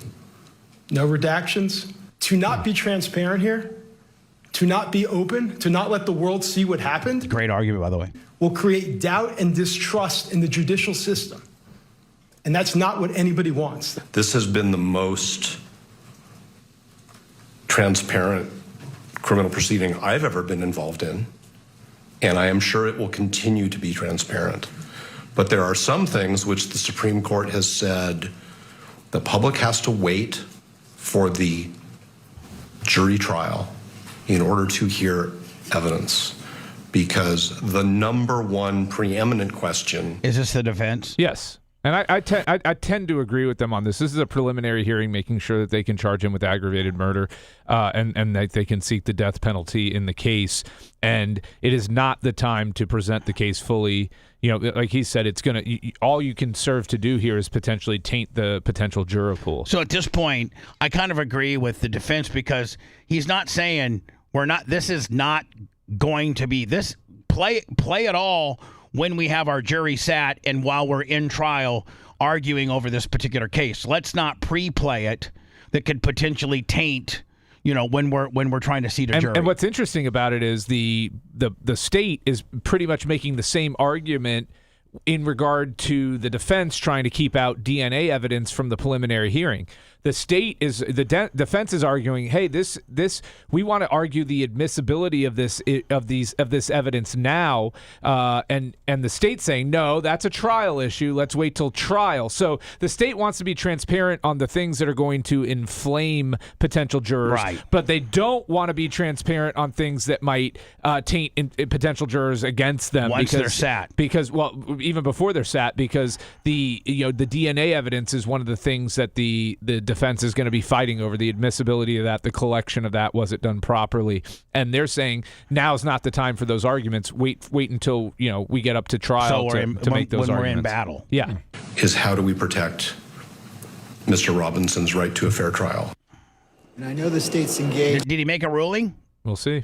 Now, ultimately today, the judge decided to admit that video into evidence in full, but only allow part of it to be publicly shown, not all of it. The judge says he is trying to balance transparency with the constitutional rights of Tyler Robinson. So the judge made that decision this afternoon, but the video itself was not shown in court yet. The time was nearly up for the day, and so the judge and prosecutor... I don't think it has to be shown yet. There's a time and place to show it. Yes. When you have your jury sat and we're in the middle of this trial, and there's a time and place to play it, then you play the absolute hell out of it. when you've set yourself up to play it. Yeah, it's too soon right now. Right. Just preliminary hearing. Let the judge make his ruling regarding aggravated murder and whether they're going to kill this guy and move on with it. No sense of playing this right now. No. Prosecutors said they plan to show that tomorrow morning. This preliminary. And I don't even know why you would play it. Like, why, Brian? Why would they play it during? Well, so the state's going for aggravated. It's not jury selection. The state's trying to get the judge to rule that they have probable cause to move forward with aggravated murder charges. And so they're trying to play it for the judge for him to make that ruling on whether this is aggravated or not, and they feel playing which carries the death penalty. And they feel playing it in its entirety will help their case with regards to the aggravation factor of it. They're saying they know that it'll help their case in terms of jurors and everybody seeing it. I'm sure there's an element of it with Erica Kirk that this is a fundraising thing for their organization as well, because every time Charlie Kirk's name comes up, I'm sure Turning Point gets more traction, and they want to they want the jury pool to see it and see how horrific his death was. When we return, we'll close out the show. We're at it. Are we still at 1,000? Let me like to get yes. You thumbers, you dirty thumbers, to give Brian another couple hundred if we could, please. Appreciate it. Money's been great. Thank you so much. 2 more pieces of Charlie Kirk information before we say goodbye. Believe it or not, absolutely not. Everything you heard about him has been toned down for easier public acceptance. The Bubba the Love Sponge Show returns after these words.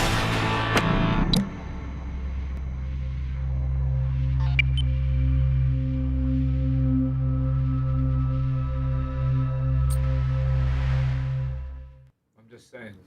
Ouch. Just saying. I want to know if he's thinking of me. Every heartbeat, falling in love is easy for me. What you know about these things? If he loves me, he loves me not.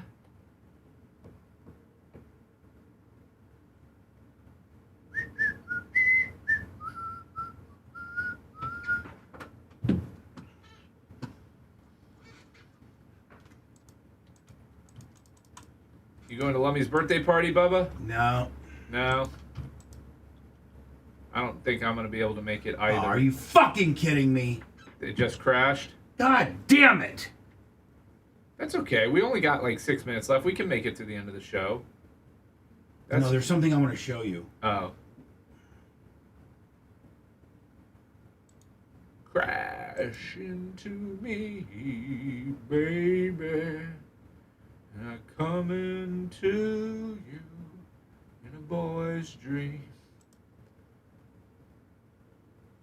God damn it! Hike up your skirt a little more. Show your world to me. Hike up your skirt a little more. Fucking bullshit. Show your world to me. Crash into me. Crash into me. I'm the king of the castle. You're the dirty rascal. Crash into me.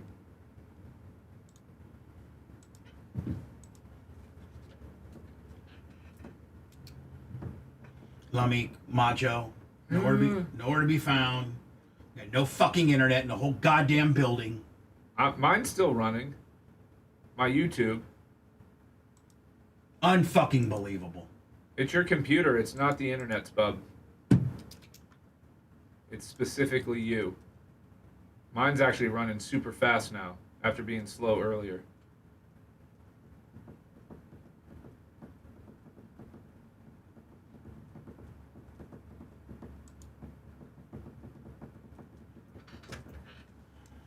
Yeah, 2 minutes left and I'm fucking... Fuck it, we'll do it live. We'll do it live.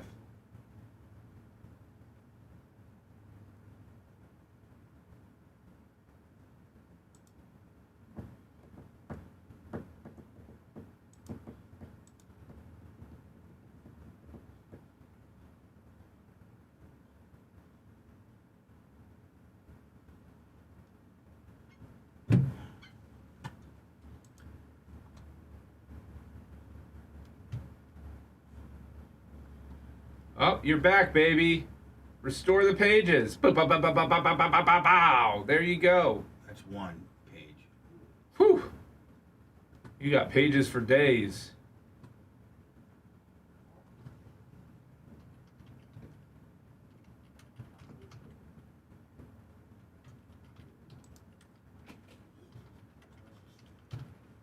Oh boy. What the fuck is wrong with me? I don't know. Where have you been this entire time? I had to use the restroom. I was in a crisis and I needed you. The first time. His pages crashed, but he got them all back. Sorry.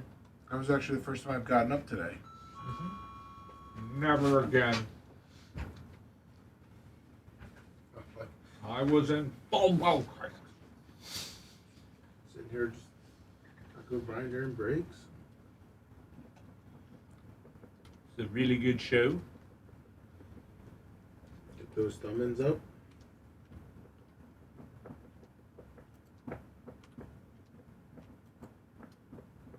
Yeah, we're not going to even hit 1100. It's really weak sauce.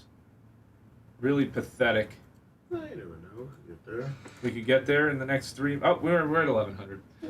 Thank you guys. I was Well, gonna say, 12. it's We're like- not even going to hit 1200. It's No. pathetic. Real. We have what? 4 minutes? 3 minutes? Did you ever name the ace? No, we have not decided.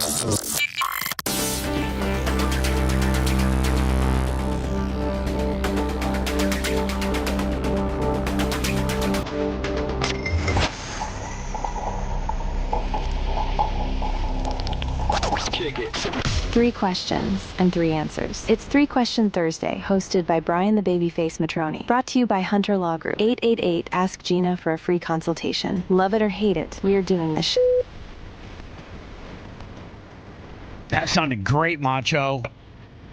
Thank you for whipping that together, my friend. No problem. Perfect. Brian, you got like 5 minutes after the show? I always have time for you, Fleet. Thank you. Lummy, did we hit 1100? Yes, we did. Don't know that we could hit 12. It's going to be close, man. Maybe close. this last segment, since you've got something awesome to show me on video. Well, I do have. I do got the screenshot. A couple different things. I don't know how much time I got. This is. Yeah. Robinson explained, I had enough of his hatred. Some hate cannot be negotiated out. This. If I'm able to grab my rifle unseen, I will have left no evidence. And we have a here, why? Oh, my Robinson goodness. replied, why This did is I your do fault, it? Lummy. Twitch said, yeah.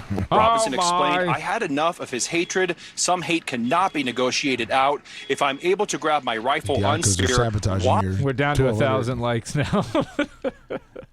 Here is the text exchange between Tyler Robinson, his lover, who happens to be his roommate, and himself. Why? Robinson replied, why did I do it? Twigg said, yeah.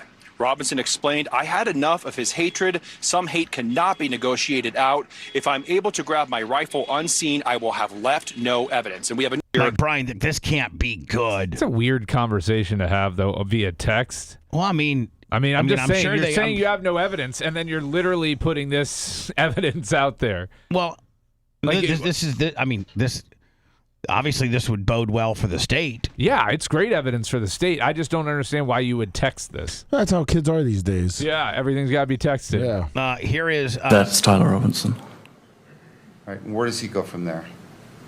This show... He heads out of the parking garage on foot into the campus and actually goes to the quad area of the campus. At that time, he makes contact with some representatives from TPUSA. I thought he shot him in the neck, but he shot him in the quad? Sorry, the amphitheater is what I previously referred it to. All right. So he goes up on campus, visits the amphitheater area, the courtyard or quad. Correct. I think they... What do we see now? I think they go ahead... I think they got so much footage on this guy. But he left no evidence. Well, did he leave the rifle? No, I know he did. They did. They found it in the woods. Yeah. I mean, Brian, like in a 40-second quick synopsis, like what's going to be Tyler Robinson's defense? I mean, they got evidence, they got rifle, they got surveillance, like they got text to your lover. Yeah. What's going to be their defense? I have no idea. insanity, mental, that type of deal. They're going to try and poke holes in the collection of the evidence and try to get off on technicalities. Yeah. Mach, I thought this thing fired at 58 even. 58-10. You fired it. No, but he fired it way earlier. The close fires at 10 after 58-10. What? I didn't hear a word you said, my friend. I know it closes at 98. I know at 58-10 and 3-2-1, but it fired early. Thanks for letting me finish. You've been listening to the Bubba the Love Sponge Show, starring me, Bubba the Love Sponge, co-host and show historian, Lummit. It's Brian Matroni, king of counter program. Gene Lasker, voice of the people. Glad you get to hear me. Gary Cantrell, video editor. Yeah, back here wiring up. It's Mini Macho. The BRN agent, Thomas Buttoned Up B. Co-host, Dr. Dan Diaco, Esquire, of Council. Co-host, J. Diaco, Esquire, the Spitting Cobra, of Council. Now, time for the legal disclaimer. Exactly. The Bubba the Love Sponge Show is intended solely for the enjoyment of our listening audience. Any rebroadcast, retransmission, or other use of this show without express written consent of the Bubba Radio Network is prohibited. We must dissuade him of this delusion. Until next time, always remember. I'll repeat hello. I'm back.